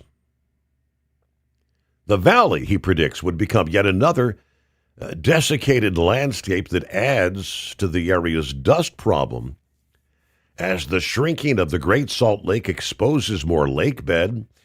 The preliminary analysis adds to a mounting body of research on data centers and their thermal impact. Another study exploring the heat island effect, as they call it, suggesting they could spike land temperatures by up to 16 degrees for miles around them. On top of straining the local ecology, this may already be rebounding on the facilities themselves. Just last week, Amazon Web Services said that they had to temporarily shut down a data center in Northern Virginia because of overheating. This is all, I guess, the building, the artificial intelligence. How much computing capability would a facility of that size, the equivalent of 2,000 Walmart supercenters? We'll be back after this. The Steve Sommers Overnight Drive. Truck downtime costs you money. One hidden killer on Cummins ISX 15 engines is weak injector cups. When they leak, coolant gets into the cylinders and suddenly you're facing a big repair bill. Industrial Injection has the fix. Our Torque Lock Injector Cup Kit with a threaded Torque Lock design. These cups stay sealed for good. No more coolant leaks. No more surprise downtime. Keep your truck on the road. Ask your shop for Industrial Injection Torque Lock Injector Cups today. Dean Michael, the tax doctor, here with Tax Help MD. As many of you know from Steve Summers' show, I've been helping professional drivers solve their tax problems. I can help you too. If you've been struggling with back tax debt, call me now at 888-557-4020. Let's face it, these problems aren't going away all on their own. You need professional help so you can sleep better at night knowing you're in good hands. It's like I always say, keep your eyes on the road, I'll keep my eyes on the IRS. 888-557-4020. Your factory fuel filter is letting you down. AirDog heavy-duty diesel fuel systems don't just filter your fuel. The AirDog fully optimizes your truck's fuel system for peak efficiency. The factory-provided filter simply removes particulates and water from fuel. The AirDog system removes all contaminants, including entrained air, water, and particulates, and feeds the engine pump with optimal pressure. Check out airdogdiesel.com to learn how you can capture every bit of performance and efficiency from your fuel system. Ready to beat the heat this summer? Keep your long haul, short haul, off-road adventure, or just stay cool while on site with Be Cool. Designed with on or off-the-road vehicles in mind, Be Cool offers you DC-powered cooling, low voltage protection, easy installation, and more. Beat the heat with Be Cool. It's the cooler way to go. With air conditioners for semi-trucks starting at $888. Get yours today. Visit b-coolaircon.com or call 778-590-5000. That's 778-590-5000.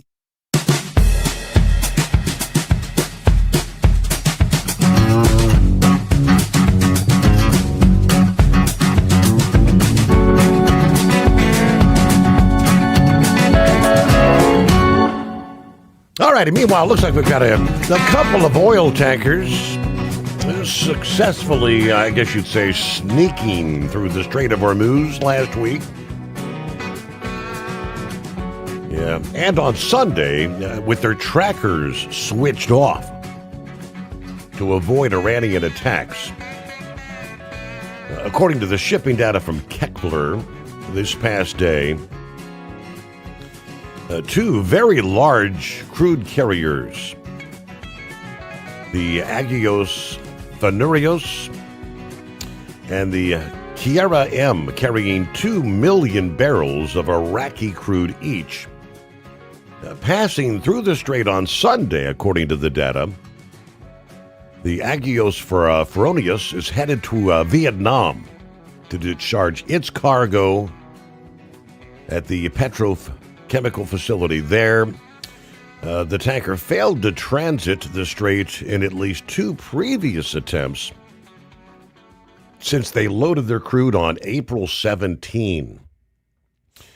Eastern Mediterranean Maritime that manages the Agios Venurios and the Nigaisan refinery did not respond to request for comment.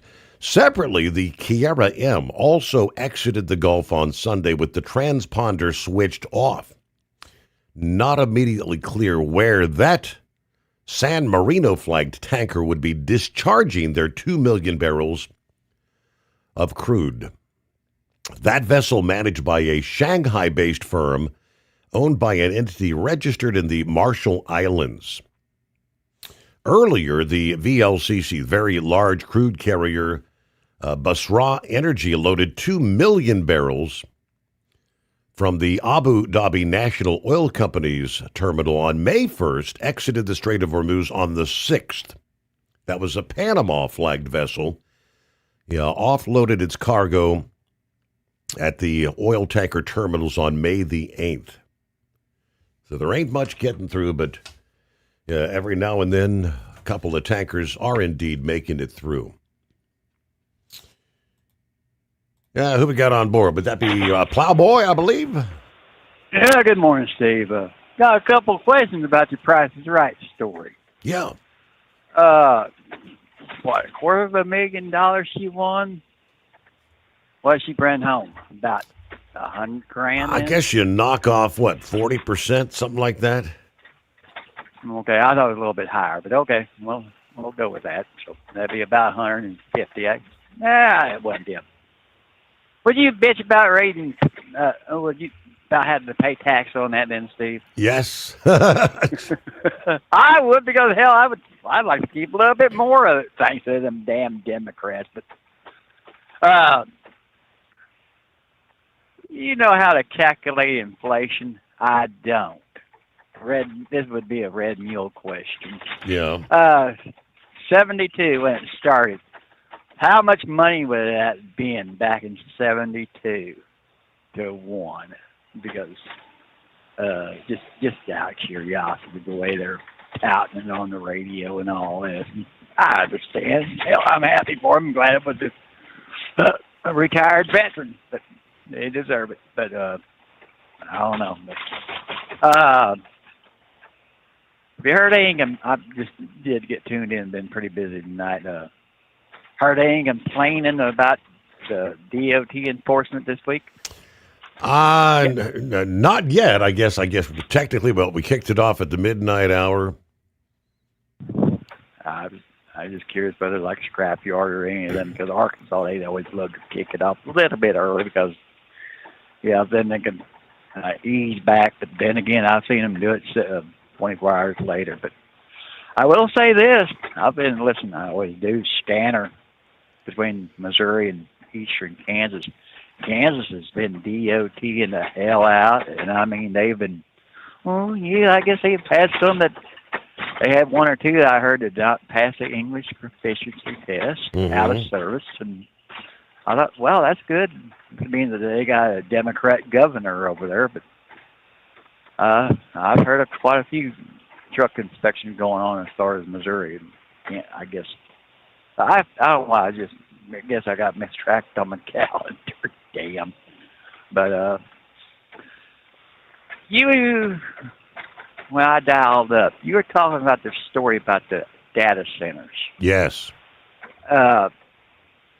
Did I miss a part of it? Were you talking about any particular data center where they had literally drained the water system so bad that they lost pressure in the community that it was around? That is a separate story that I was looking behind me here. That was in Georgia. Yes, it's totally separate. I couldn't remember what separate story, but yes, that is. Yeah, they sucked up so much, 30 million gallons of water. Yeah, that was it. Yeah. I'm trying to remember the number in the state, but 30. Wow. Hell, that's a hell of a lot of swimming pools to fill up, Steve. Good grief. Yeah, is this going to be the new rage of the age? We can do this for your data center, but you can't fill up your little kiddie pool. Anyway. Now, I've got to say this. I'm against this strategic oil. Okay. Hold the thought there. Will you be back after this? USA Radio News, I'm Anthony Lucero. While appearing on CBS's Face the Nation yesterday, Senator Mark Kelly claimed U.S. munitions are being rapidly depleted due to the war with Iran. He says it could take years to replenish the stockpiles and raises concerns about long-term readiness for future conflicts. The numbers are, I think it's fair to say, it's shocking. Kelly also criticized the administration's defense spending plans, and a legal fight is over his comments to service members, arguing officials are trying to suppress dissent. Former New Mexico Congressman Steve Pierce has been confirmed by the Senate as director of the Bureau of Land Management. Republican Party of New Mexico Chair Amy Barella praised that move, citing Pierce's experience in energy, ranching, and land management, as well as his support for responsible public lands policy. At the closing bell, the Dow Jones Industrial Average gained 95 points, the S&P 500 added 13 points, and the NASDAQ rose 27 points. I'm Sarah Lee Kessler. From America's News Network USA Radio News. Commerce moves fast. Your business should too. If you're not on the first page of search results, you're losing customers. Out of sight, out of mind is true. Don't let that be you. iLocal.net has helped local businesses dominate search results since 2009. For a limited time, iLocal.net is offering a free website analysis to improve the online presence of your business. Local business owners across the U.S. turn to iLocal.net to improve their search engine rankings. Search engines are constantly changing their algorithms. You need the professionals who know how to use those changes to benefit your business. Don't hope for new customers. Get found and be chosen. Call 888-699-2407 for your free website analysis. Don't wait. Call 888-699-2407. That's 888-699-2407. For your free website analysis, call 888-699-2407.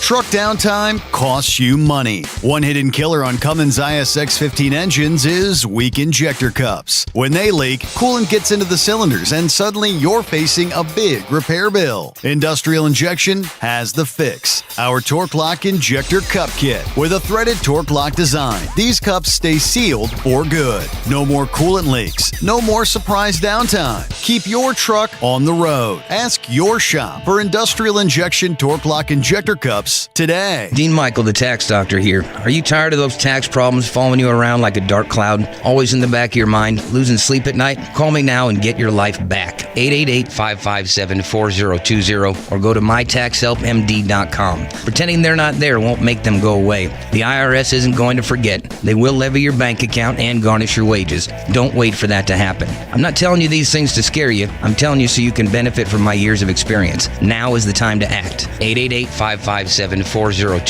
Did you know? Some reports suggest the average lifespan of the American truck driver is around 61 years old. 61. Long hours, sitting all day, constant fatigue. It takes a toll, and most drivers just accept it as part of the job. But what if it's not just the job? What if it's how your body is handling it? There's a breakthrough technology called X39, designed to support your body's natural wellness. Here's what makes it different. It doesn't put anything into your body. No drugs, no stimulants, completely drug-free and non-transdermal. Instead, it uses your own body heat to stimulate your skin, helping elevate GHK-Cu peptides and support stem cell reactivation. That means supporting natural age-reversing processes, helping improve vitality, supporting daily activity, easing movement, and promoting deeper, more restorative sleep. If you spend long hours behind the wheel and want to feel the difference, call 888-687-9007 or visit X39Driver.com. Ready to beat the heat this summer? Keep your long haul, short haul, off-road adventure, or just stay cool while on site with Be Cool. Designed with on or off-the-road vehicles in mind, Be Cool offers you DC-powered cooling, low voltage protection, easy installation, and more. Beat the heat with Be Cool. It's the cooler way to go. With air conditioners for semi-trucks starting at $888. Get yours today. Visit be-coolaircon.com or call 778-590-5000. That's 778-590-5000. Want to advertise your brand on the Steve Sommers Overnight Drive and help grow your business through one of the hottest radio shows and podcasts in America? We would love to hear from you. Rates have never been better to put your brand on our show, or maybe you just want to kick the tires. Email us at ssod@hotshotsecret.com and take the first steps towards taking your brand to the next level through advertising on the Steve Sommers Overnight Drive.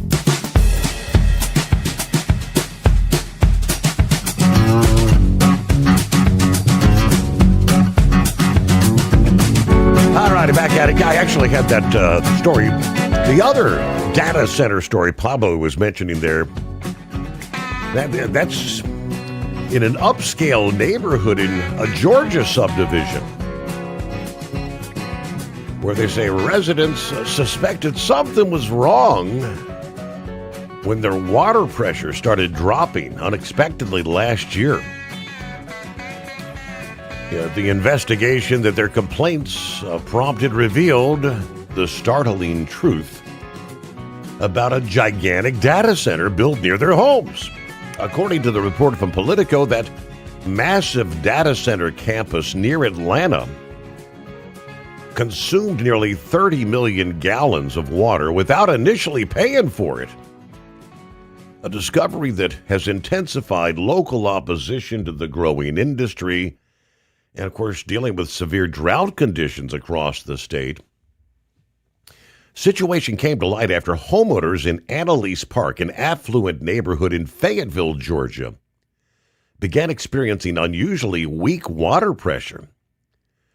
When county utility officials investigated the complaints, they discovered 2 industrial-scale water connections serving a data center campus about 20 miles south of downtown Atlanta. One connection had been installed without the utility's knowledge, while the other was not tied to the company's billing account. The facility's developer, Quality Technology Services, had used almost 30 million gallons of unaccounted for water. That's equivalent to 44 Olympic-sized swimming pools. That volume substantially exceeded the peak usage limit established during the data center's approval process.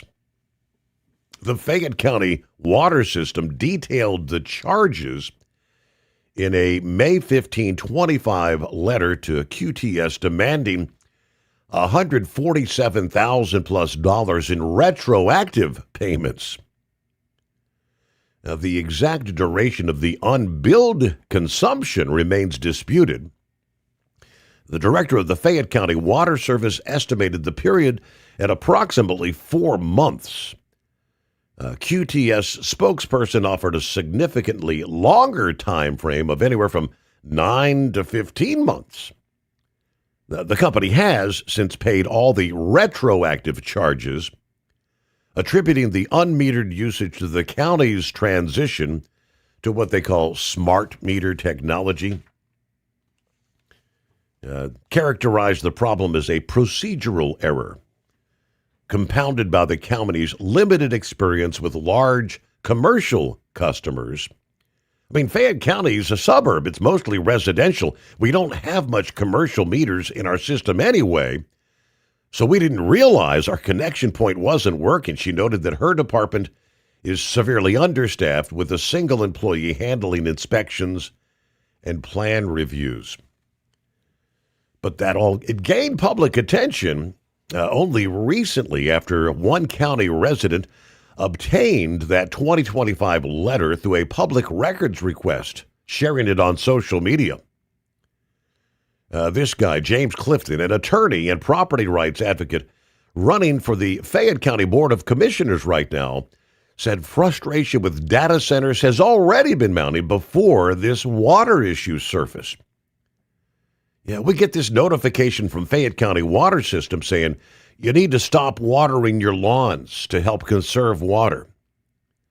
So the first thing they do is lean on the individuals and the citizens to stop water consumption when we've got this QTS that's just absolutely draining us.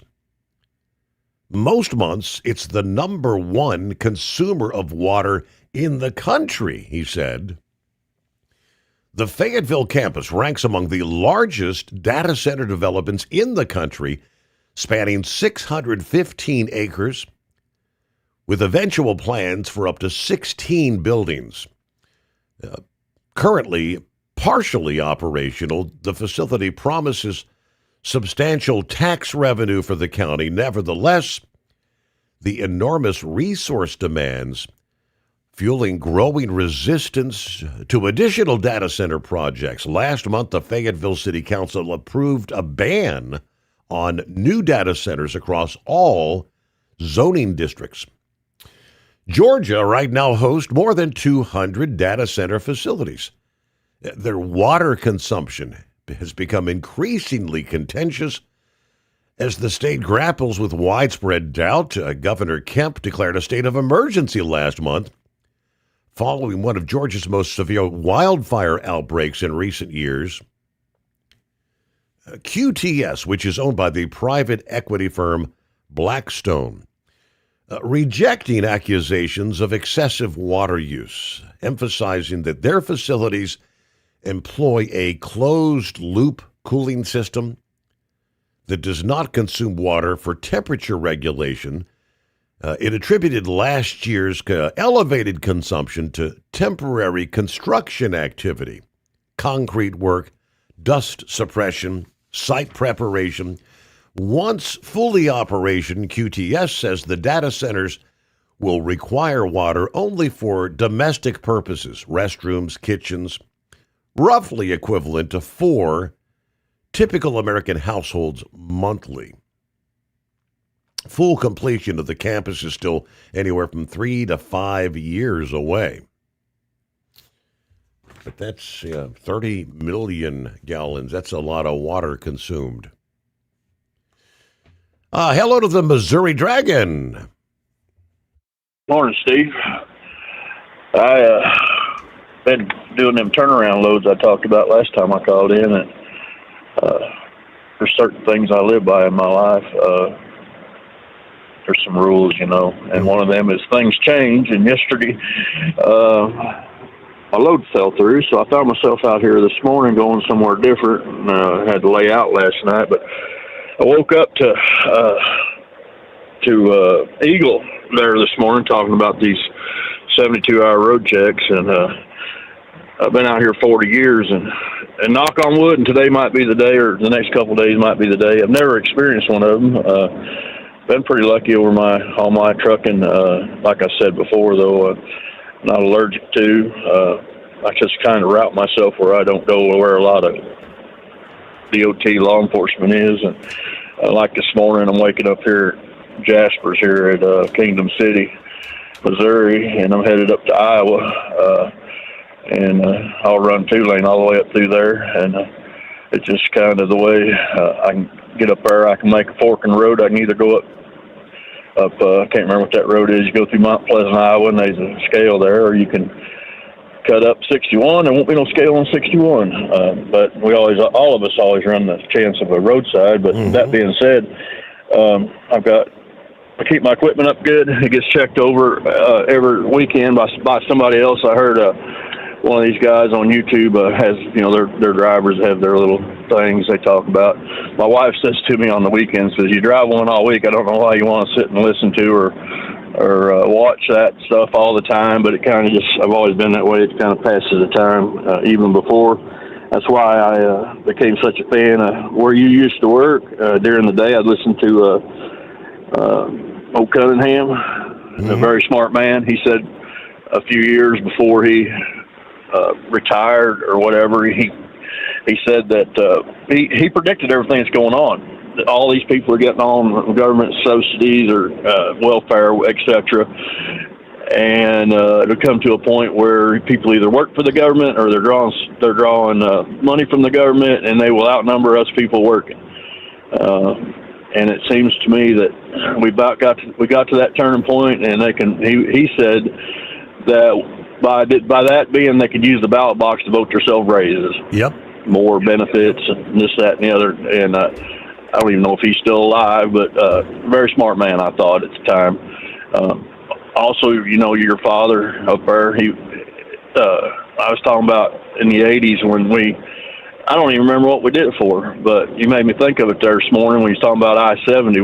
We convoyed across 70, and your dad was the cheerleader there on the radio, and I got a little critical of him because all of a sudden he fell out. He wasn't such a big cheerleader there. And then I heard him share about the new RICO Act. And I thought, I think the government got to him,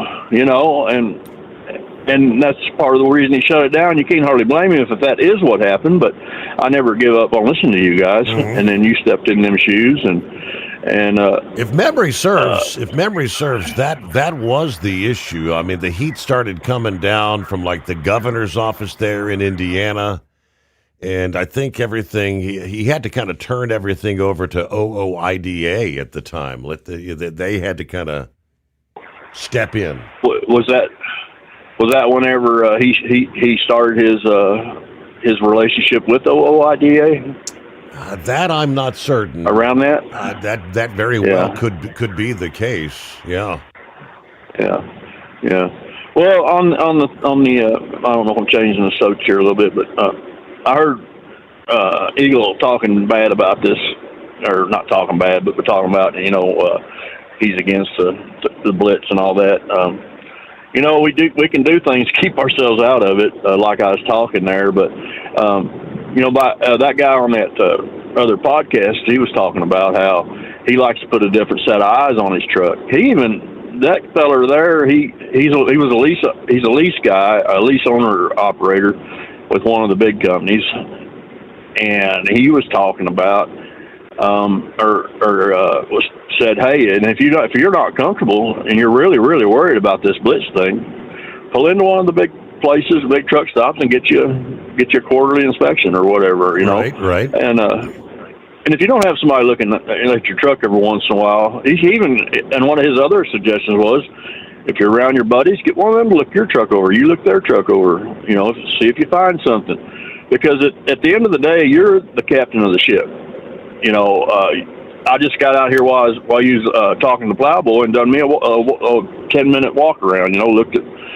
Bumped my tires, checked my straps, and whatnot. And that was another thing. I knew this was going to be about securement, ELDs, and then there was something else.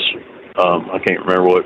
I remember them two because I'm a little deficient on the ELD. I'll tell you, I'm running Blue Bit, and I'm doing paper on my inspection, and I'm using the grid, but I don't know how to do none of that other stuff. I've been using the grid, and I think and this is just how we get to be, I guess, sometimes.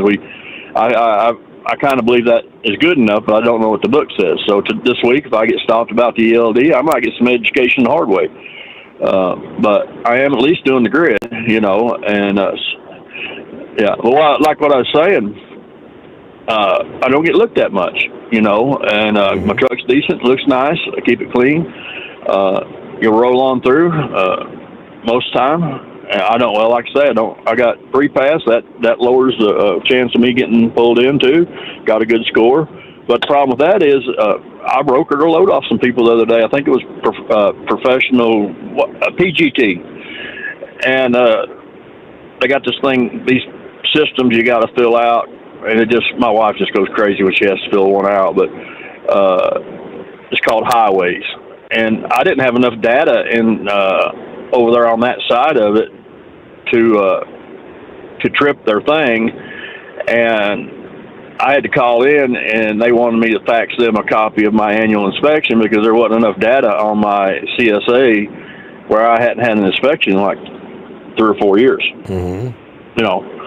And so we faxed that in, and everything was made kosher, but I hauled a real cheap load, but from the area I was in, I guess it wasn't real bad, but anyway,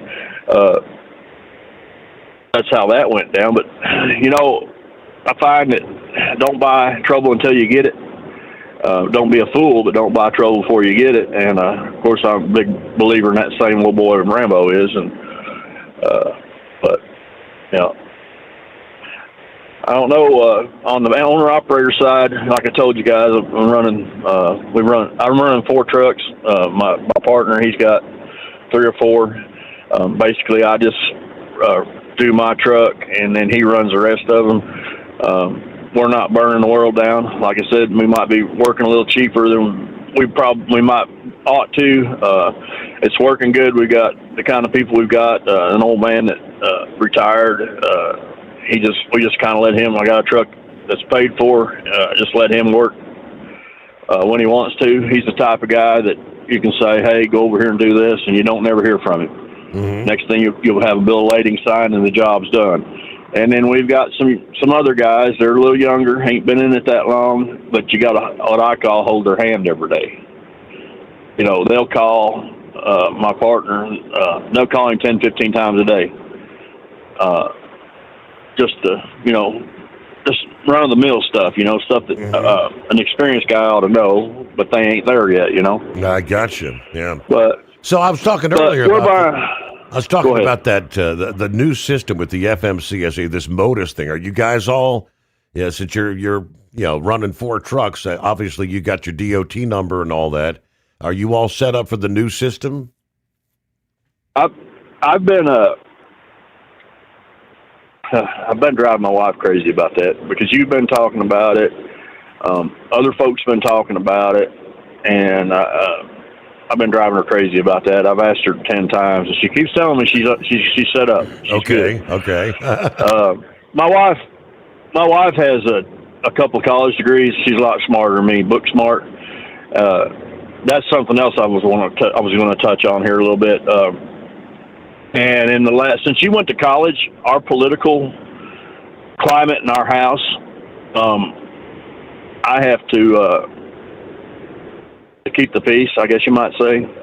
I keep my mouth shut a lot, and because one of our sons made a lifestyle choice that I really don't understand, but he's my kid. I love him. What are you going to do? I keep my mouth shut about a lot of things. I don't think I'm crazy conservative, but I believe the way I believe.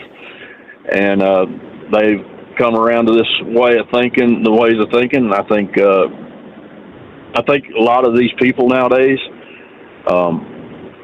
that adapt, a lot of them more liberal views. I think a lot of it is driven by these colleges. And my wife, she went back to college after the boys got grown.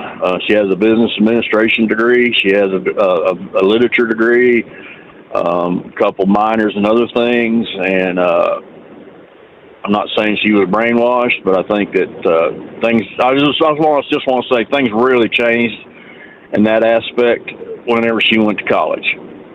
And I'm not saying anything against getting educated or this or that or the other, but I think most of what we're going through has been caused by the breakup, and it's a broken windows effect. Like we've been watching a lot of this of an old.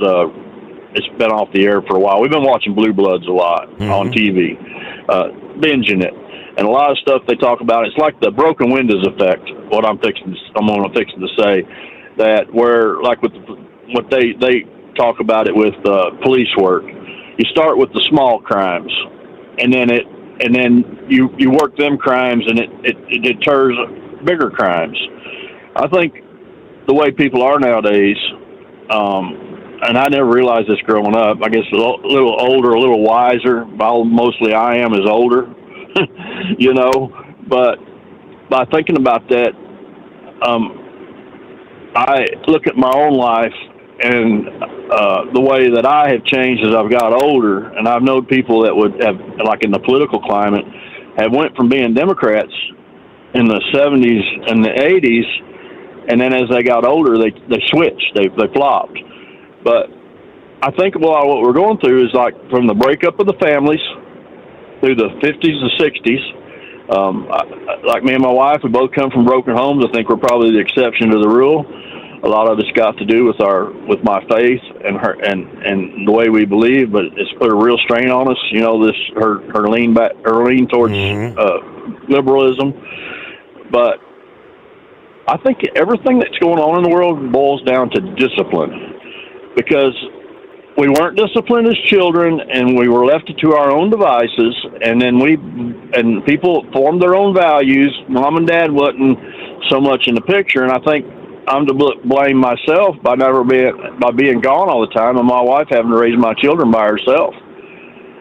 And I think that these people nowadays are like I said, petulant children, and they have no discipline in their life. And I've noticed this in the last few years about the people I deal with.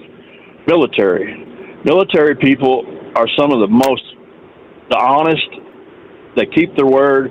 The best people that I deal with, if I and I'll get the feeling, when I'm dealing with people, hey, this guy's military, or I'll watch the way they do things, or I'll see things. I went in the military, washed out during basic training because of an injury, and some problems with my sight. I've always had a problem with my sight, as I've shared on here. I'm blind in one of my eyes, and I have to get a waiver every time I go take a physical. But I think everything going on in this world today it boils down to discipline. And like with Trump, like I said, I'm not a Trumpster. I believe in most everything he's doing. I believe I'm weathering this storm with the fuel. We're still making a living, and I think everything happens for a reason. I think if you do the right things happen. And everything that he's doing is with like Iran. It's down the road, and they've already showed us. And I don't understand why people. I don't know if the word is stupid or so dense or what the word is. I do believe in September of 2001, these people attacked us. And there's people here that got no more sense than to vote them people into leading us. Yeah. And I use the argument with my wife all the time. How can you be against stopping drugs from coming into our country by whatever means is possible? How could you be against stopping nuclear war or arms from people that are bloodthirsty that want to kill us? I mean, there's so many things that is good for our country, and there's things that they're not even smart enough to see are destroying our country. That it's an issue on both sides of the aisle. I hate to say this, and I probably shouldn't let it pass my lips, but I have let it pass my lips.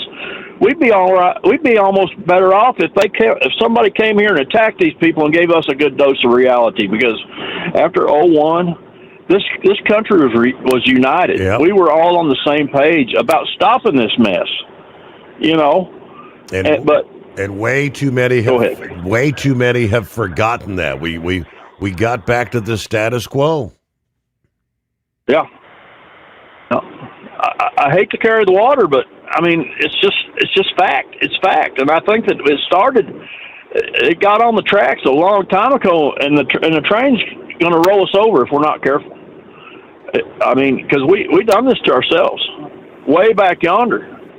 When we took the 10 Commandments out of the schools, or we took 10 Commandments out of the courtrooms, we took the prayer out of the schools. Nobody says you've got to pray to Jesus or Christianity. You can take your minute or two and get down on your rug or whatever you do and do whatever you do to show. But everybody. It's about ego. We edge God out. We don't have no time for Him in our lives. And there's nobody bigger than us. It's like, give us the power and let us make the rules and but everybody, it's like me saying, "Oh, I don't work for nobody." That's bull. Everybody works for somebody, and everybody has to answer, in my opinion, to a higher power whenever the breath expires from us. I don't know, and we all have doubts. Everybody. Billy Graham. Billy Graham had doubts. I don't care. Right. And we got to pause there because I'm up to the news break, top of the hour. Service of industrial injection. The quality you depend on, the knowledge you trust. Learn more at industrialinjection.com. Truck downtime costs you money. One hidden killer on Cummins ISX-15 engines is weak injector cups. When they leak, coolant gets into the cylinders and suddenly you're facing a big repair bill. Industrial Injection has the fix. Our Torque Lock Injector Cup Kit with a threaded Torque Lock design. These cups stay sealed for good. No more coolant leaks. No more surprise downtime. Keep your truck on the road. Ask your shop for Industrial Injection Torque Lock Injector Cups today. Ready to beat the heat this summer? Keep your long haul, short haul, off-road adventure, or just stay cool while on site with Be Cool. Designed with on or off-the-road vehicles in mind, Be Cool offers you DC-powered cooling, low voltage protection, easy installation, and more. Beat the heat with Be Cool. It's the cooler way to go. With air conditioners for semi-trucks starting at $888. Get yours today. Visit be-coolaircon.com or call 778-590-5000. That's 778-590-5000. 5000. Your factory fuel filter is letting you down. AirDog heavy-duty diesel fuel systems don't just filter your fuel. The AirDog fully optimizes your truck's fuel system for peak efficiency. The factory-provided filter simply removes particulates and water from fuel. The AirDog system removes all contaminants, including entrained air, water, and particulates, and feeds the engine pump with optimal pressure. Check out airdogdiesel.com to learn how you can capture every bit of performance and efficiency from your fuel system. Like the men and women who power America, the people at Hot Shot Secret work hard and play harder. We're the fastest growing diesel and oil additive brand in the country. We solve problems. We protect engines. We save you money. And more importantly, time. Hot Shot Secret, powered by science.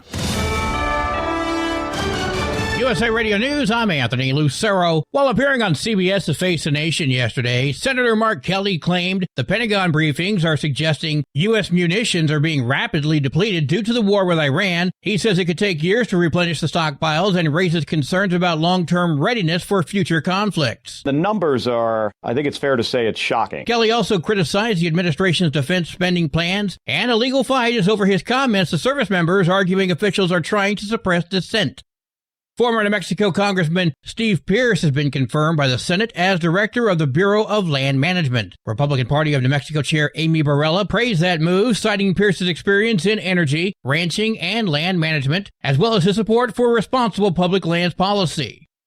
More than a dozen passengers are under monitoring after a hantavirus concern. They are in Nebraska and Atlanta. Officials say the virus is low risk and does not spread easily, but that still doesn't ease the nerves of these folks. I just feel like it's very ignorant for the government to come and just put us in a position where everybody else is exposed to this. They know everything that we've been through. So, yeah, I do feel like it's very ignorant to let them off the boat. I think if they have full control of it and they're quarantining these people, then I think I'm okay with it. The World Health Organization says this is not another COVID. Health and Human Services urges no panic as questions rise over the release.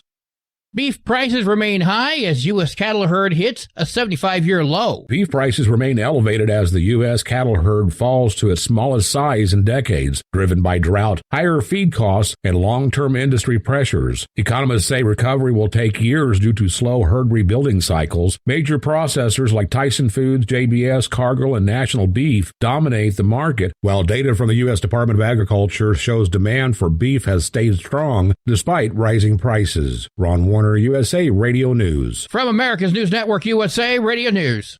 Commerce moves fast. Your business should too. If you're not on the first page of search results, you're losing customers. Out of sight, out of mind is true. Don't let that be you. iLocal.net has helped local businesses dominate search results since 2009. For a limited time, iLocal.net is offering a free website analysis to improve the online presence of your business. Local business owners across the U.S. turn to iLocal.net to improve their search engine rankings. Search engines are constantly changing their algorithms. You need the professionals who know how to use those changes to benefit your business. Don't hope for new customers. Get found and be chosen. Call 888-699-2407 for your free website analysis. Don't wait. Call 888-699-2407. That's 888-699-2407. For your free website analysis, call 888-699-2407. Arcadia, California Mayor Eileen Wang has been federally charged with acting as an unregistered agent of China, accused of promoting propaganda tied to the Chinese government. That's according to the Justice Department. She is expected to plead guilty as the case moves through the federal court. Republicans in Alabama are trying to fast-track a new redistricting map in time for the 2026 midterm elections. The state filed an emergency petition with the U.S. Supreme Court Friday to allow it to set up special primaries using the new map. Alabama is one of a handful of GOP-controlled states attempting to redraw maps after the Supreme Court struck down Louisiana's layout, calling it an unconstitutional gerrymander which relied too much on race. John Sommers, USA Radio News. President Trump is considering suspending the federal gas tax as drivers face higher prices during the war with Iran. I'm going to reduce until the Let me tell you, as soon as this is over with Iran, as soon as it's over, you're going to see gasoline and oil drop like a rock. The national average is $4.52 a gallon, which is up 7 cents from last week. The 18 cents federal gas tax suspension would require congressional approval. At the closing bell, the Dow Jones Industrial Average gained 95 points, the S&P 500 added 13 points, and the Nasdaq rose 27 points. I'm Sarah Lee Kessler. For USA Radio News, I'm Anthony Lucero. What if the music stopped? If the familiar voices were silenced? If there were no breaking news updates? What if your companion and connection to your community came with a monthly fee? Don't worry, we're free local radio with you wherever you go, celebrating 100 years and looking forward to the next 100. We are broadcasters. Text radio to 52886 and let Congress know you depend on your local radio stations. By the National Association of Broadcasters. Truck downtime costs you money. One hidden killer on Cummins ISX 15 engines is weak injector cups. When they leak, coolant gets into the cylinders and suddenly you're facing a big repair bill. Industrial Injection has the fix. Our Torque Lock Injector Cup Kit with a threaded Torque Lock design. These cups stay sealed for good. No more coolant leaks. No more surprise downtime. Keep your truck on the road. Ask your shop for Industrial Injection Torque Lock Injector Cups today. Ready to beat the heat this summer? Keep your long haul, short haul, off-road adventure, or just stay cool while on site with Be Cool. Designed with on or off-the-road vehicles in mind, Be Cool offers you DC-powered cooling, low voltage protection, easy installation, and more. Beat the heat with Be Cool. It's the cooler way to go. With air conditioners for semi-trucks starting at $888. Get yours today. Visit b-coolaircon.com or call 778-590-5000. That's 778-590-5000.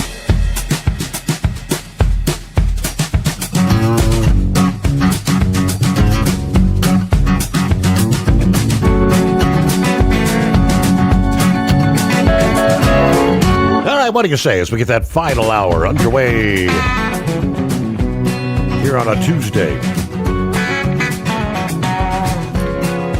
Can we officially say the worst of the trucking recession is over? More and more signs pointing that way. From Landline this past day, thousands of trucking jobs were added to the economy in April, building on sustained growth on the spot market. Is the freight recession finally in the rearview mirror? I guess there's a question mark there. For 4 years, as we know, battling overcapacity, low demand, rates on a downward spiral, capacity peaked in October of 22 with about 1,588,000 plus trucking jobs in the books. Since which time the industry's been shedding excess capacity. There have been fewer trucking jobs in every month, but a handful since February of 23. February of this year, 1,465,100 truck driving jobs, fewest since September of 2020. After the pandemic wiped out nearly 85,000 jobs in a single month.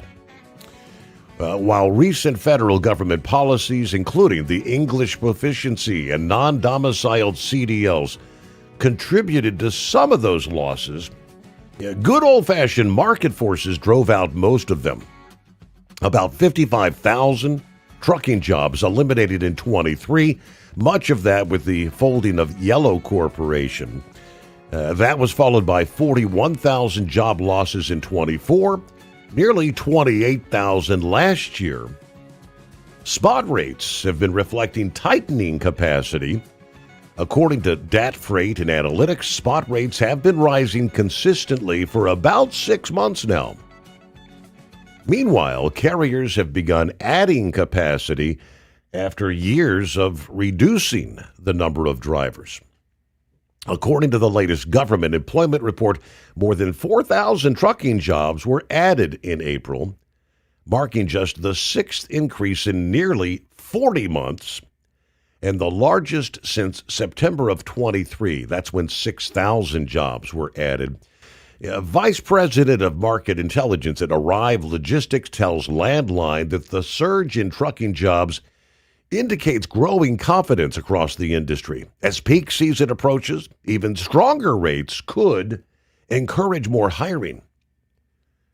Carriers that strategically add capacity now will be well positioned to capitalize on what could become the strongest rate environment that we have seen since the pandemic era surge, as shippers begin reevaluating contract allocations.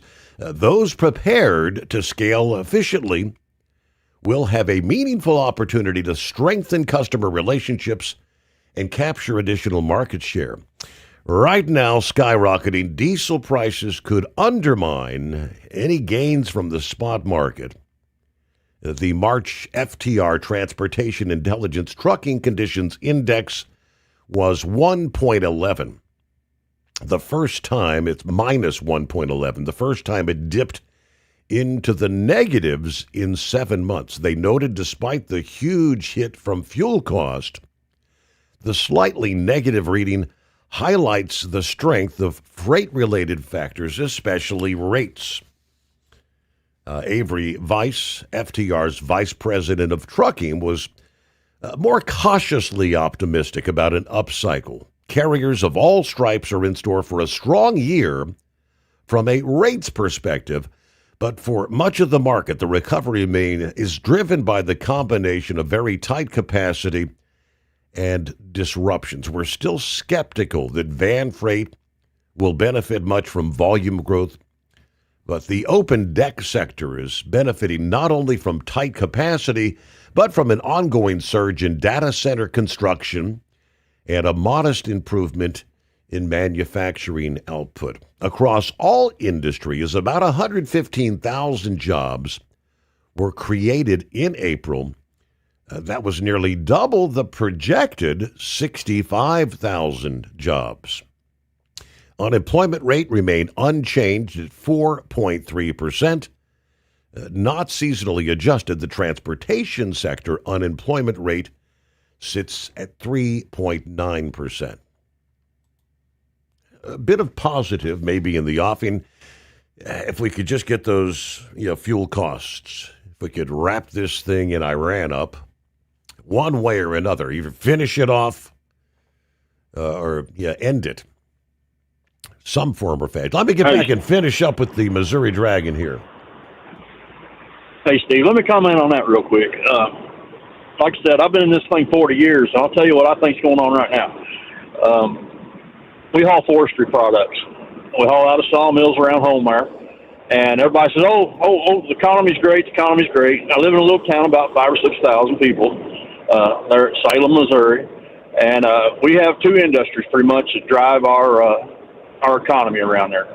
Well, three. We have a U.S. Foods warehouse. Several people work there. We have our lead mines, which they're kind of in decline because of lead prices. When we have our lumber market. Our lumber market has been flooded, and they've done it in a systematic fashion. They first flooded, first what happened was the laminate flooring put the hurt on the hardwood flooring. Of course, house buildings down. Nobody's putting the hardwood floors in the house like they were during the booms. So several mills around home there. Everybody's pretty much on quota for everything. We have and inside our forestry industry there at home, we have a charcoal plant. They usually have jobs there, but you want to talk about some of the nastiest, filthy jobs that you'd ever want to do. But if I was hungry, I would put my tail in there and make me $1. But our lead industry, lead is a very dangerous thing that I think has been taken too lightly around home there, and a lot of people have been what they call leaded. They have lead they get lead in their blood system. The guys are constantly tested for it, and they've not been able to keep theirs. From what I understand down there, I used to haul lead concentrate. Talking to everybody I know, it's not the greatest shape in the world either because they've not been able to spend the money on their equipment. I hear all the time, the economy is great, the economy's great. Well, maybe it is up on Wall Street, but bring your ass down here on Main Street and have you look around. Take a walk around because a lot of what's going on right now with our industry And I'm thinking from my small example of running Missouri, Arkansas, Kansas, and Iowa. That's what I've been running the last several months. I'm not seeing these foreign fellers in these trucks like they was. There a lot of them are going away, and I think that's helping the capacity, as they say. I'm just kind of putting this in layman terms. The old boy that's out here holding the steering wheel. But here's the problem with all this. I make money, and it's not really a problem for me, but I make money when things are like they are, just to be honest with you, because I've been around it long enough. I can negotiate, and right now I can push my rates up high enough to go ahead and compensate for the fuel. And I was on here complaining a while back, and I haven't done anything about this truck yet. But I'm getting set. I've adjusted the way I'm driving. I'm driving 65 mile an hour, and slower on the 2 lanes. And like I said, I run a lot of 2 lanes, and I'm weathering this. I mean, I'm not burning the world down, but it happened at a good time also, because this is our time of the year to shine. Things are really going good. But what happens to people is, though, whatever segment of this industry you get into, I pulled a reefer for 22 years. You've got to find you a niche. And my niche is, right now, this time of year especially, nobody wants to haul what we call greasy cross ties. It's a long ways down in there. Nobody wants to deadhead from the major metroplex or cities to come down there and haul our product. And I'm down there. It's a nasty thing. I've got a 2023 trailer that I pull that is it's work from hauling with the creosote that drips out of these ties. You get it on your clothes. You get it on the smell of it on you. I mean, it's just nobody wants to do it. So you find you a niche. I found that niche because that's what's in my area to haul. I flatbedded when I first started trucking. When I got back in, got my own authority, that I was there living amongst it, so I got back into it. But find you a niche. When I pulled a reefer, I hauled for a major food producer, but I didn't take the straight loads. I took the loads that had the most stops on them. I took the loads that had the accessory charges. I was willing to make some adjustments to the way that I trucked. And if you're not willing to do that, you want to do the one-and-ones and you want to run with the herd and all that kind of stuff, you're going to have a hard time right now. It's going to be tough, but I don't know. This world is constantly changing, and if we don't change with it, it'll eat us up. And I don't do change good. I kick and scream more than anybody. But go ahead. Oh, I'm just laughing. I'm just laughing. Well, I got that country boy mentality. My wife says sometimes they should put subtitles below when I talk. But that's just the gist of it all. But I love this industry. This industry's consumed my life. I was given a choice in 95. I got popped on a drug test in 95. I worked for a flatbed carrier there just outside of Nashville. They went out of business now. They had blue Volvo trucks. And the people that were the head of that company had been former Ligon people. Mm-hmm. Ligon and Mercer and them kind of people, and they were good-hearted Christian men.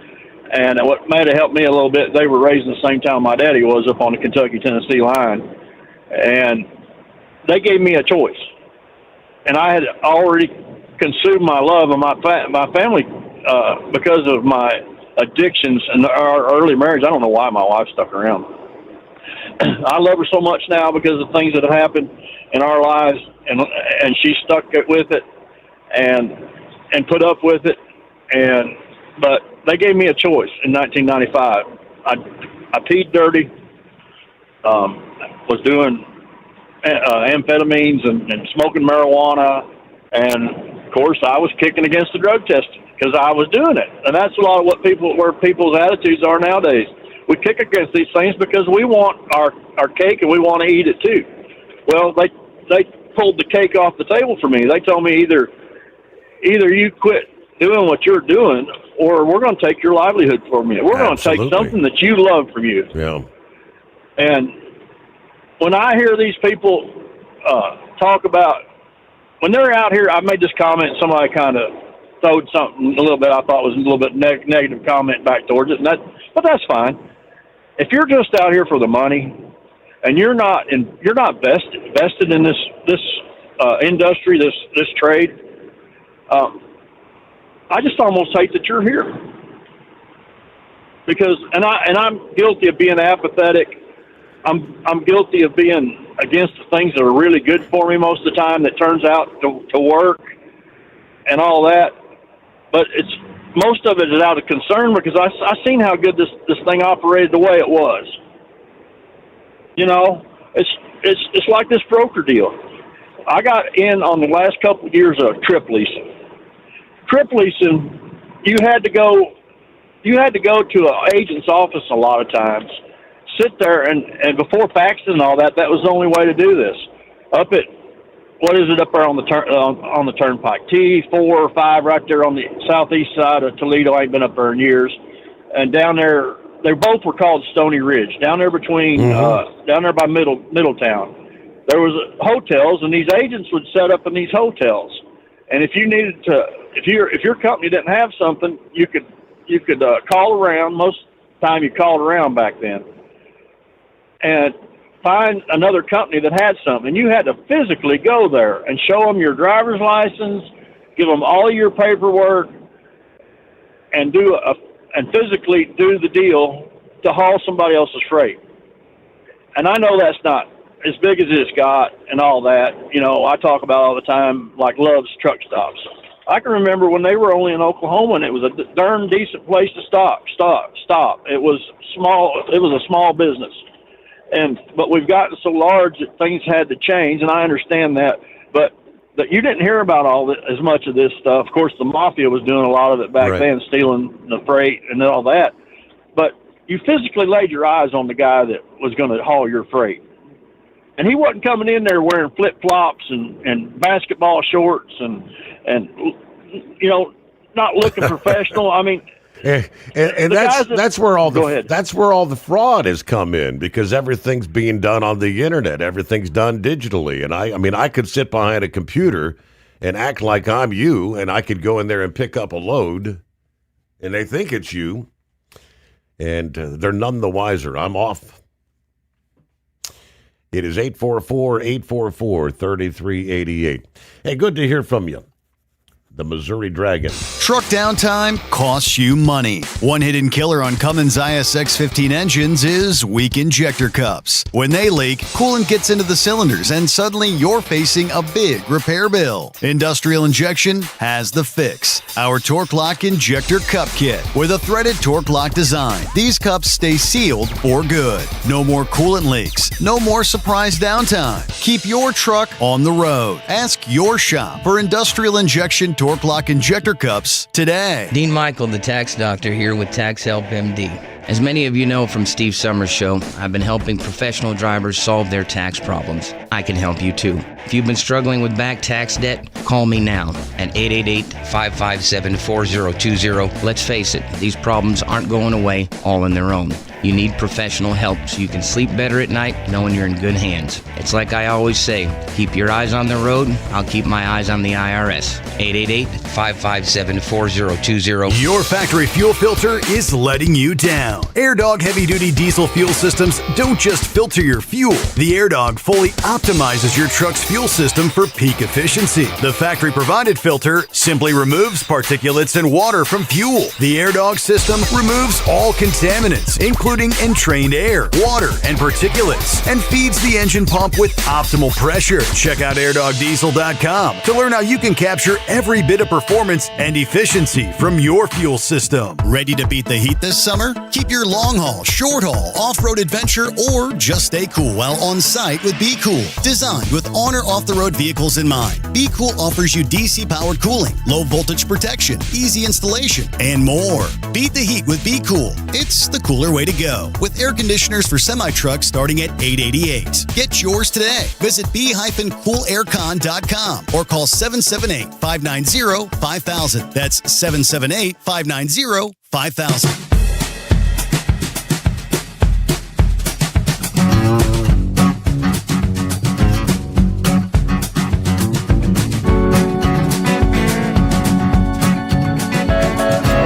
Cue the microphone. Hey, what's going on, pup? Oh, not too much. How are you tonight, Steve? Back from paradise there, Pennsylvania. Yeah. Some pretty country out there. Yeah, I heard you talking about that. I kind of got to agree and then also disagree with the Missouri Dragon. This used to be fun. It used to be a lifestyle. I've been out here for 37 years. But nowadays with the ELDs, the GPS, the cameras, the tracking and everything, it's just a job with a paycheck now. But out of all those years, I've only ever been pulled in during the Blitz one time. I didn't have any problem. And the scales on 75 there in Georgetown and Walton, Kentucky, they're closed tonight. Mm-hmm. So there was something else. Oh, yeah. You've got an Android phone, correct? Yes, sir.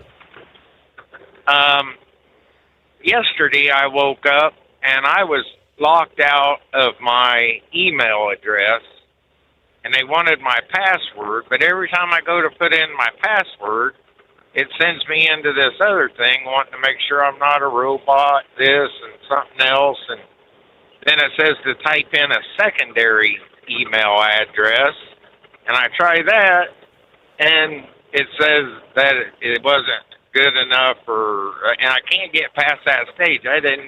And if you read that, I already had to download something for text messages because they're getting rid of SMS. Yeah. On these phones, and I didn't know if you was having any of that trouble. I don't even have email on my smartphone. Oh. Okay. So I don't have Facebook on it either. Yeah, I'm not. I don't do Facebook or nothing like that. But I don't know. I can't get past that one step. So I didn't know if anybody else is having that trouble or not. Mm-hmm. But other than that, I mean, it's a nice night to drive. The moon's finally up and stuff. So I'll be listening. So have a good show. All right, pup. Appreciate you checking in here. I'm not Android email issues. I did a quick search, including syncing errors, sending failures, or app crashes. It says typically resolved by checking internet connectivity, updating the app, or restarting the device. Let's see. Restarting fixes temporary bugs, restores connectivity.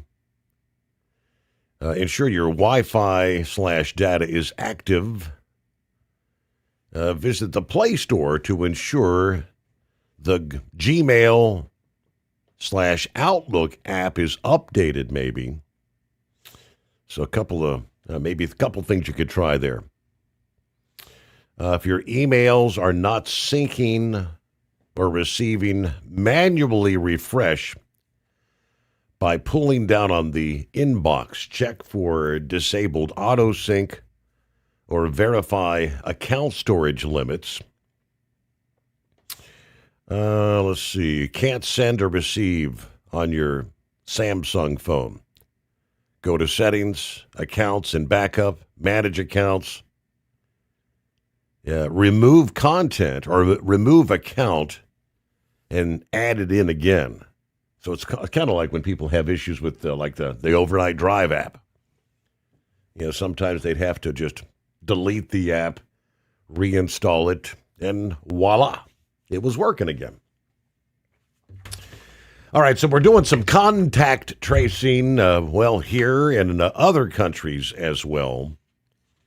If you haven't seen some of the video, the flight landing with the 14 Americans that were aboard the hantavirus ship, they're all now in Nebraska in the quarantine facility there. We'll give you updates that and elsewhere. Coming up, first news, a service of industrial injection serving Cat, Cummins, Detroit, and more. Fuel injection, turbochargers, and complete engine solutions. The knowledge you trust, the quality you depend on. USA Radio News, I'm Anthony Lucero. While appearing on CBS's Face the Nation yesterday, Senator Mark Kelly claimed the Pentagon briefings are suggesting U.S. munitions are being rapidly depleted due to the war with Iran. He says it could take years to replenish the stockpiles and raises concerns about long-term readiness for future conflicts. The numbers are, I think it's fair to say, it's shocking. Kelly also criticized the administration's defense spending plans, and a legal fight is over his comments to service members, arguing officials are trying to suppress dissent. Former New Mexico Congressman Steve Pierce has been confirmed by the Senate as director of the Bureau of Land Management. Republican Party of New Mexico Chair Amy Barella praised that move, citing Pierce's experience in energy, ranching, and land management, as well as his support for responsible public lands policy. More than a dozen passengers are under monitoring after a hantavirus concern. They are in Nebraska and Atlanta. Officials say the virus is low risk and does not spread easily, but that still doesn't ease the nerves of these folks. I just feel like it's very ignorant for the government to come and just put us in a position where everybody else is exposed to this. They know everything that we've been through. So yeah, I do feel like it's very ignorant to let them off the boat. I think if they have full control of it and they're quarantining these people, then I think I'm okay with it. The World Health Organization says this is not another COVID. Health and Human Services urges no panic as questions rise over the release. Beef prices remain high as U.S. cattle herd hits a 75-year low. Beef prices remain elevated as the U.S. cattle herd falls to its smallest size in decades, driven by drought, higher feed costs, and long-term industry pressures. Economists say recovery will take years due to slow herd rebuilding cycles. Major processors like Tyson Foods, JBS, Cargill, and National Beef dominate the market, while data from the U.S. Department of Agriculture shows demand for beef has stayed strong despite rising prices. Ron Warner, USA Radio News. From America's News Network, USA Radio News. Commerce moves fast. Your business should too. If you're not on the first page of search results, you're losing customers. Out of sight, out of mind is true. Don't let that be you. iLocal.net has helped local businesses dominate search results since 2009. For a limited time, iLocal.net is offering a free website analysis to improve the online presence of your business. Local business owners across the U.S. turn to iLocal.net to improve their search engine rankings. Search engines are constantly changing their algorithms. You need the professionals who know how to use those changes to benefit your business. Don't hope for new customers. Get found and be chosen. Call 888-699-2407 for your free website analysis. Don't wait. Call 888-699-2407. That's 888-699-2407. For your free website analysis, call 888-699-2407. Arcadia, California Mayor Eileen Wang has been federally charged with acting as an unregistered agent of China, accused of promoting propaganda tied to the Chinese government. That's according to the Justice Department. She is expected to plead guilty as the case moves through the federal court. Republicans in Alabama are trying to fast-track a new redistricting map in time for the 2026 midterm elections. The state filed an emergency petition with the U.S. Supreme Court Friday to allow it to set up special primaries using the new map. Alabama is one of a handful of GOP-controlled states attempting to redraw maps after the Supreme Court struck down Louisiana's layout, calling it an unconstitutional gerrymander which relied too much on race. John Sommers, USA Radio News. President Trump is considering suspending the federal gas tax as drivers face higher prices during the war with Iran. Yeah, I'm going to reduce until let me tell you, as soon as this is over with Iran, as soon as it's over, you're going to see gasoline and oil drop like a rock. The national average is $4.52 a gallon, which is up 7 cents from last week. The 18 cents federal gas tax suspension would require congressional approval. At the closing bell, the Dow Jones Industrial Average gained 95 points, the S&P 500 added 13 points, and the Nasdaq rose 27 points. I'm Sarah Lee Kessler. For USA Radio News, I'm Anthony Lucero. What if the music stopped? If the familiar voices were silenced? If there were no breaking news updates? What if your companion and connection to your community came with a monthly fee? Don't worry, we're free local radio with you wherever you go, celebrating 100 years and looking forward to the next 100. We are broadcasters. Text radio to 52886 and let Congress know you depend on your local radio stations. By the National Association of Broadcasters. Keep the bugs off your glass and the smokies off your ass. This is the Overnight Drive with Steve Sommers.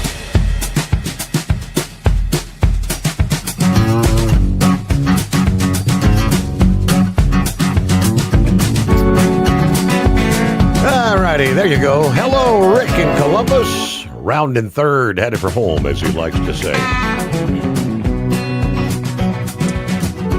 I did get a message.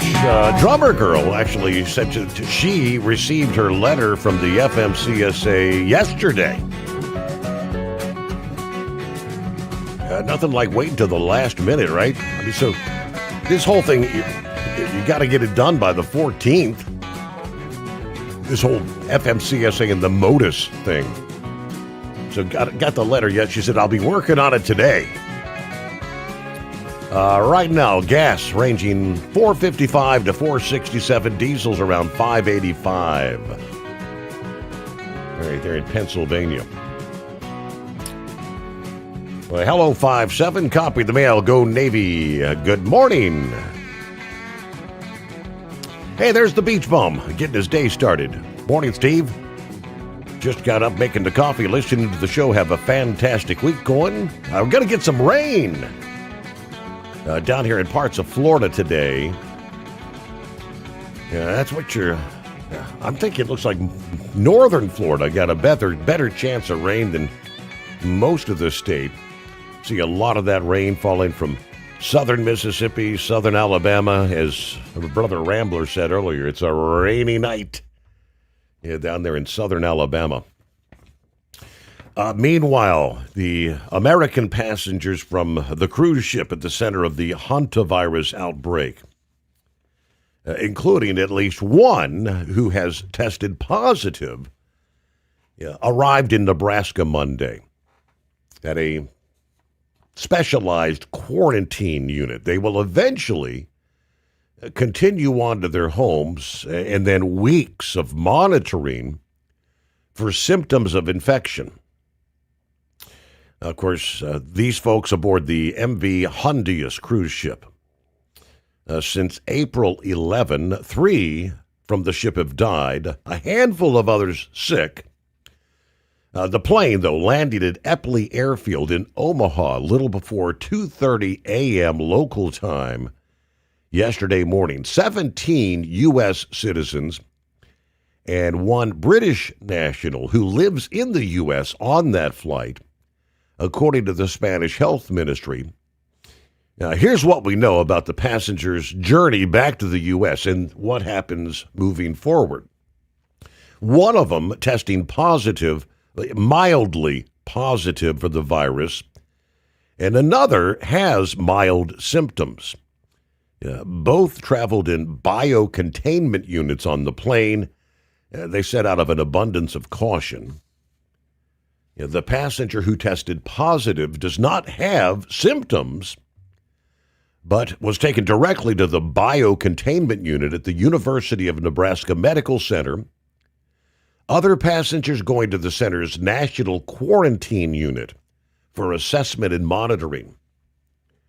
Now, the Spanish ministry said the positive test came after an official from the European Center for Disease Prevention and Control boarded the ship to evaluate passengers. A diagnostic test was carried out, sent to 2 laboratories.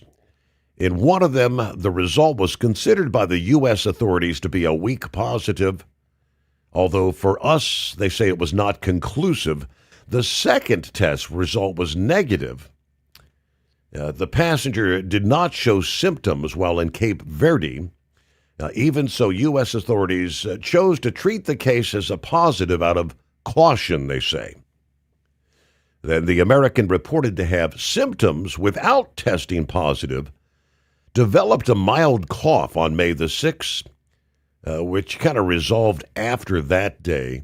Staff from the CDC have been monitoring the passengers since they disembarked. CNN reaching out to HHS for more information. The Omaha facility, the only federally funded quarantine unit in the United States, designed specifically to safely house and monitor people who may have been exposed to high-consequence infectious diseases, as they call them. There are 20 single-person, 300-square-foot rooms fitted with negative air pressure to contain any possible viruses. Doctors there describe them like hotel rooms designed with in-suite bathrooms, exercise equipment, food delivery, Wi-Fi for patients staying for long periods.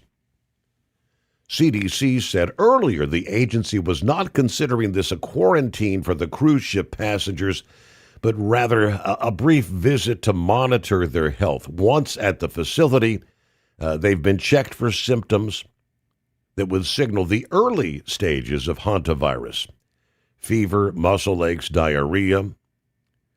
The biocontainment unit, which is where the positive patient and anyone else who may fall ill will be taken, is a specialized unit that previously treated patients during the Ebola outbreak in 2014 and some of the very first COVID-19 patients. Those were people that got off the Diamond Princess cruise ship back in 2020. The airlift continues to take remaining passengers, including the person showing mild symptoms who hasn't tested positive, to more than one of a dozen regional emerging special pathogen treatment centers. Those are regional hubs focused on special pathogen readiness. They work closely with the Administration for Strategic Preparedness and Response. The passengers also will be given the option to go home after their assessment in Omaha if safety protocols allow. Now, the acting director of the CDC said the agency will interview the passengers to determine their risk. They will be deemed low risk if they were not in contact with someone who was symptomatic. They said their advice to the travelers would include an offer to stay in Nebraska if they'd like, or if they want to go back home and their home situation allows it, to safely drive them home without exposing other people on the way, and then be put in the control under the auspices of their state and local public health agencies. Once they get back to their home 20s, they would undergo daily home-based monitoring for the next 42 days. The goal, to monitor the passengers during the virus incubation period, which can last up to 6 weeks. Health officials said that passengers who do not test positive will not be quarantined, but advised to take certain precautions. If it's a high-risk exposure, there will be some modified activities. We would recommend limiting activities outside the home that do not involve interaction with other people. They need to be working with their departments of health with regards to the nature around their activities. They said the CDC is following the safety protocols previously used successfully during a 2018 outbreak of the same hantavirus strain. They then put down the complete timeline of how this all began to unfold. Back on April 1, no less. It was not an April Fool's joke, but that was the date. The Dutch-flagged cruise liner, the MVS Hondius, left Argentina. It was a 35-day Atlantic odyssey. In other words, these people, 150, whatever it was, were going to spend, and did ultimately spend, essentially a month together on a relatively small vessel. April 11, 10 days after departure, the first passenger, which was a 70-year-old Dutch man, passed away. That was the time where his widow accompanied his body from the British overseas territory of St. Helena to Johannesburg. So he died on the 11th. I guess they had his body in kind of like, they do have a morgue scenario on these cruise ships. So the wife got off with, she boards the KLM flight to Amsterdam on the 25th, then is refused permission to fly because of her deteriorating medical condition. April 26, she's taken to the hospital that she passed away. The following day, April 27, a British tourist, a 69-year-old, evacuated from the ship between Helena and Ascension Island, is flown to Johannesburg, where he remains, they say, in intensive care. May the 2nd, a German national dies from the virus on board the stricken vessel. May 3rd, the Hondius arrives in Cape Verde, is refused permission to dock because of the outbreak. May the 6th, 3 people, including 56-year-old tour guide and wildlife photographer Martin Antis, are evacuated and flown to the Netherlands for urgent medical care as the ship set sail for the Canary Islands. May the 7th, a frantic race against time launched to trace 29 passengers from at least 12 different countries who had left the plague-ravaged cruise ship for all corners of the globe, including 7 Brits that are all eventually located. That led to protests erupting in parts of Spain as the ship was preparing to dock, while a 3rd Brit on the remote island of Tristan da Cunha tested positive for the virus. May the 10th, the Hondius docked in Tenerife. Passengers are brought ashore in hazmat suits and hosed down before they boarded those evacuation flights. In the UK, passengers are now in quarantine for 45 days at a specialized hospital there. So UK's handling things a little different than we are here. It doesn't say anything about them folks being able to go home for daily testing. This past day, they do say 2 new positive hantavirus cases. One was a French woman, and, of course, the other, the U.S. that we were talking about here.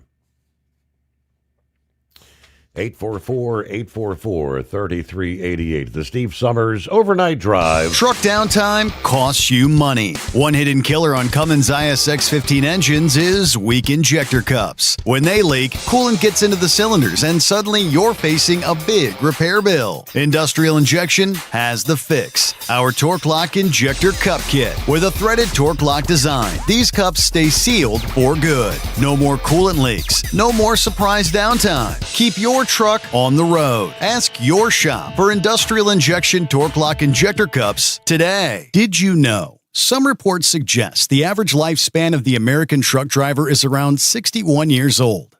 61. Long hours, sitting all day, constant fatigue. It takes a toll, and most drivers just accept it as part of the job. But what if it's not just the job? What if it's how your body is handling it? There's a breakthrough technology called X39, designed to support your body's natural wellness. Here's what makes it different. It doesn't put anything into your body. No drugs, no stimulants, completely drug-free and non-transdermal. Instead, it uses your own body heat to stimulate your skin, helping elevate GHK-Cu peptides and support stem cell reactivation. That means supporting natural age-reversing processes, helping improve vitality, supporting daily activity, easing movement, and promoting deeper, more restorative sleep. If you spend long hours behind the wheel and want to feel the difference, call 888-687-9007 or visit X39Driver.com.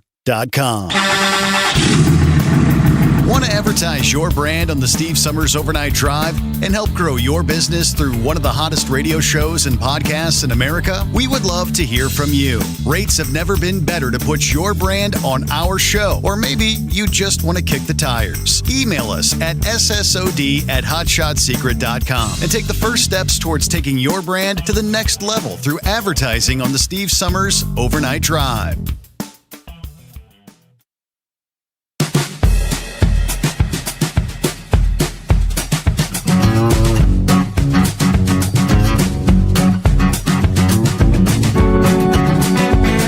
Who was that?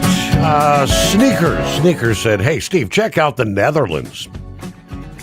They've got some nurses that are now in quarantine for failing to follow protocol there when it comes to the hantavirus patients that was brought to their hospital. That is a true story there, yes. Let's see, the Radboud University Medical Center. 12 staff members at that hospital are now in a 6-week preventative quarantine following exposure to the hantavirus patient. They failed to follow the strict, updated safety protocols when handling blood and urine samples from that patient that was evacuated from the cruise ship there. They do say patients' care at the hospital is uninterrupted. But the patient was part of the outbreak on the Hondius cruise ship. All right. Follow protocol, right?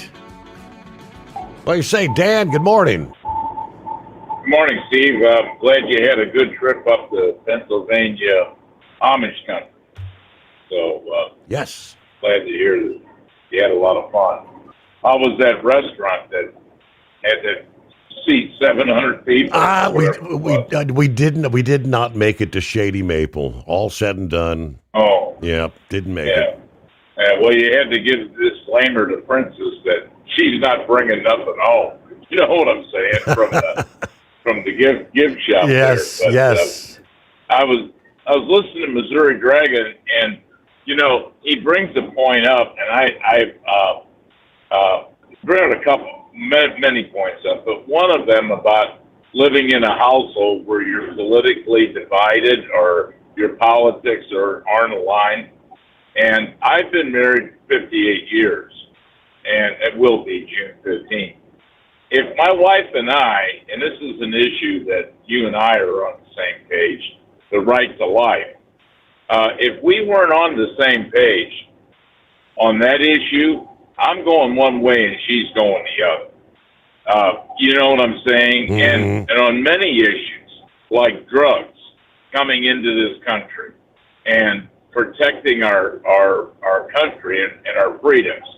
If we weren't, he said that there was some consternation in his home or an issue over this, and he has to bite his lip. I don't know how you'd live with somebody like that, you know? And I do know people that I know of a case, because I know his son. His parents were married 60 years, and they got a divorce over politics. They couldn't live with each other. And so, I mean, that's just one thing. And he's right.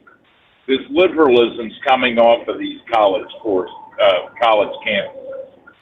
And they're PO'd, the professors are, because there's going to be several of these colleges closed. People don't need to go to college to get a lot of this information. You can find it out online through AI. You don't need some talking head sit there and tell you something and take notes and then steal it back to them. So then all of a sudden you're an expert. We can get the information online. Mm-hmm. And that's even happening in a lot of the engineering classes. There's formulas and stuff like that that I want to know about. Now, I mean, I'm not an engineer, although I have a family member who is. And they can get the information from AI. There's platforms set out there to do this stuff. and it's done automatically. So, and as I say, a lot of these colleges, you know, they had the lock on the information. Well, that's been the lock's been taken off. The information's out there. I don't really need to go to you to get this information. Right. What I'm coming to you for is the certificate. And it's the technology. It's like you. If what happened to you with this farmer employer, had that happened to you 25 years ago, your life would have been changed. It would have been over. You know, what am I going to do? You know what I'm saying? Mm-hmm. I got to hook on with another station. Now, you have a very successful podcast. I don't even know where terrestrial radio's at right now. You know, I know you're on some stations. I don't know what they are, you know, but I go to the app, which you do have what's considered a podcast, correct? Is that what this is? Yeah, on the actually the app, the podcast. It's kind of a podcast, radio show at the same time. Right. So I don't need to go to. I think you called it one time terrestrial radio. In other words, the AM which you were on, or go to an FM station. I mean, I really don't know. You know, I mean, I'm one of these people that believes that people fight innovation and they fight, you know, coming up with things. And basically, when we look back, well, who would want to give up their ATM cards? Who would want to give up paying bills online? You know? I mean, these are just a few of the minor things. And my wife was a nurse and she's always a nurse, but at least 58 years. She was a nurse when we got married. But she, you know, the medical advances now in treating people make it so much more amenable. You know what I'm saying? Patient friendly compared to the way things used to be. And I think that technology has changed. And like he's talking about, down there where he's at, if he's all in creosote, God bless him. And I hope he's got something on to protect himself and that stuff. But his body. But I thought that caused cancer. I'm not sure. That creosote. I didn't even know they still use it. But no, I mean, times have changed, and I think these people with these liberal views come off these college campuses, and I went to college and graduated years and years ago, but it's not needed as much as it used to be, you know? I think I told you before, I met a young lady at the gym that I go to, and she was telling me that she was going to go into finance, and then she realized that she could get the information from Grok. Or is that what it's called, Grok? Yeah, that's one of the AI platforms, yep. Yeah, it's one of the AI platforms. Yeah, so, I mean, and they realized that their business, and thankfully, because of this, people who were shut out from information, you know, like they do in China and Iran, well, and shut out from knowing the truth. Now we can know the truth. My wife had read a book on the Kennedy men. Well, there's some very shocking revelations in that book. Well, 25 years ago, this family was held up to be, you know, a premier family. Right. Well, and Dan, I don't want to cut you short, but we're out of time. I got to say farewell here for a Tuesday, but we'll be back at the midnight hour Eastern for our next edition. The Steve Sommers.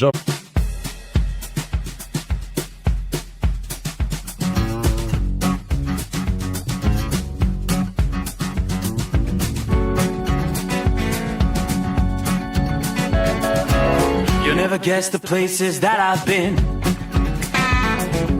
You never guess the places that I've been. 'Cause everything is like a dream, yeah, but only in that dream that I live in. I'm never gonna let the day begin. Never gonna let the day begin. 'Cause everything is like a dream, yeah, but only in that dream that I live in. Oh, don't wake me up before you go, and I'll just make this bed my home. Oh, darling, please just let me sleep. Give me my dreams.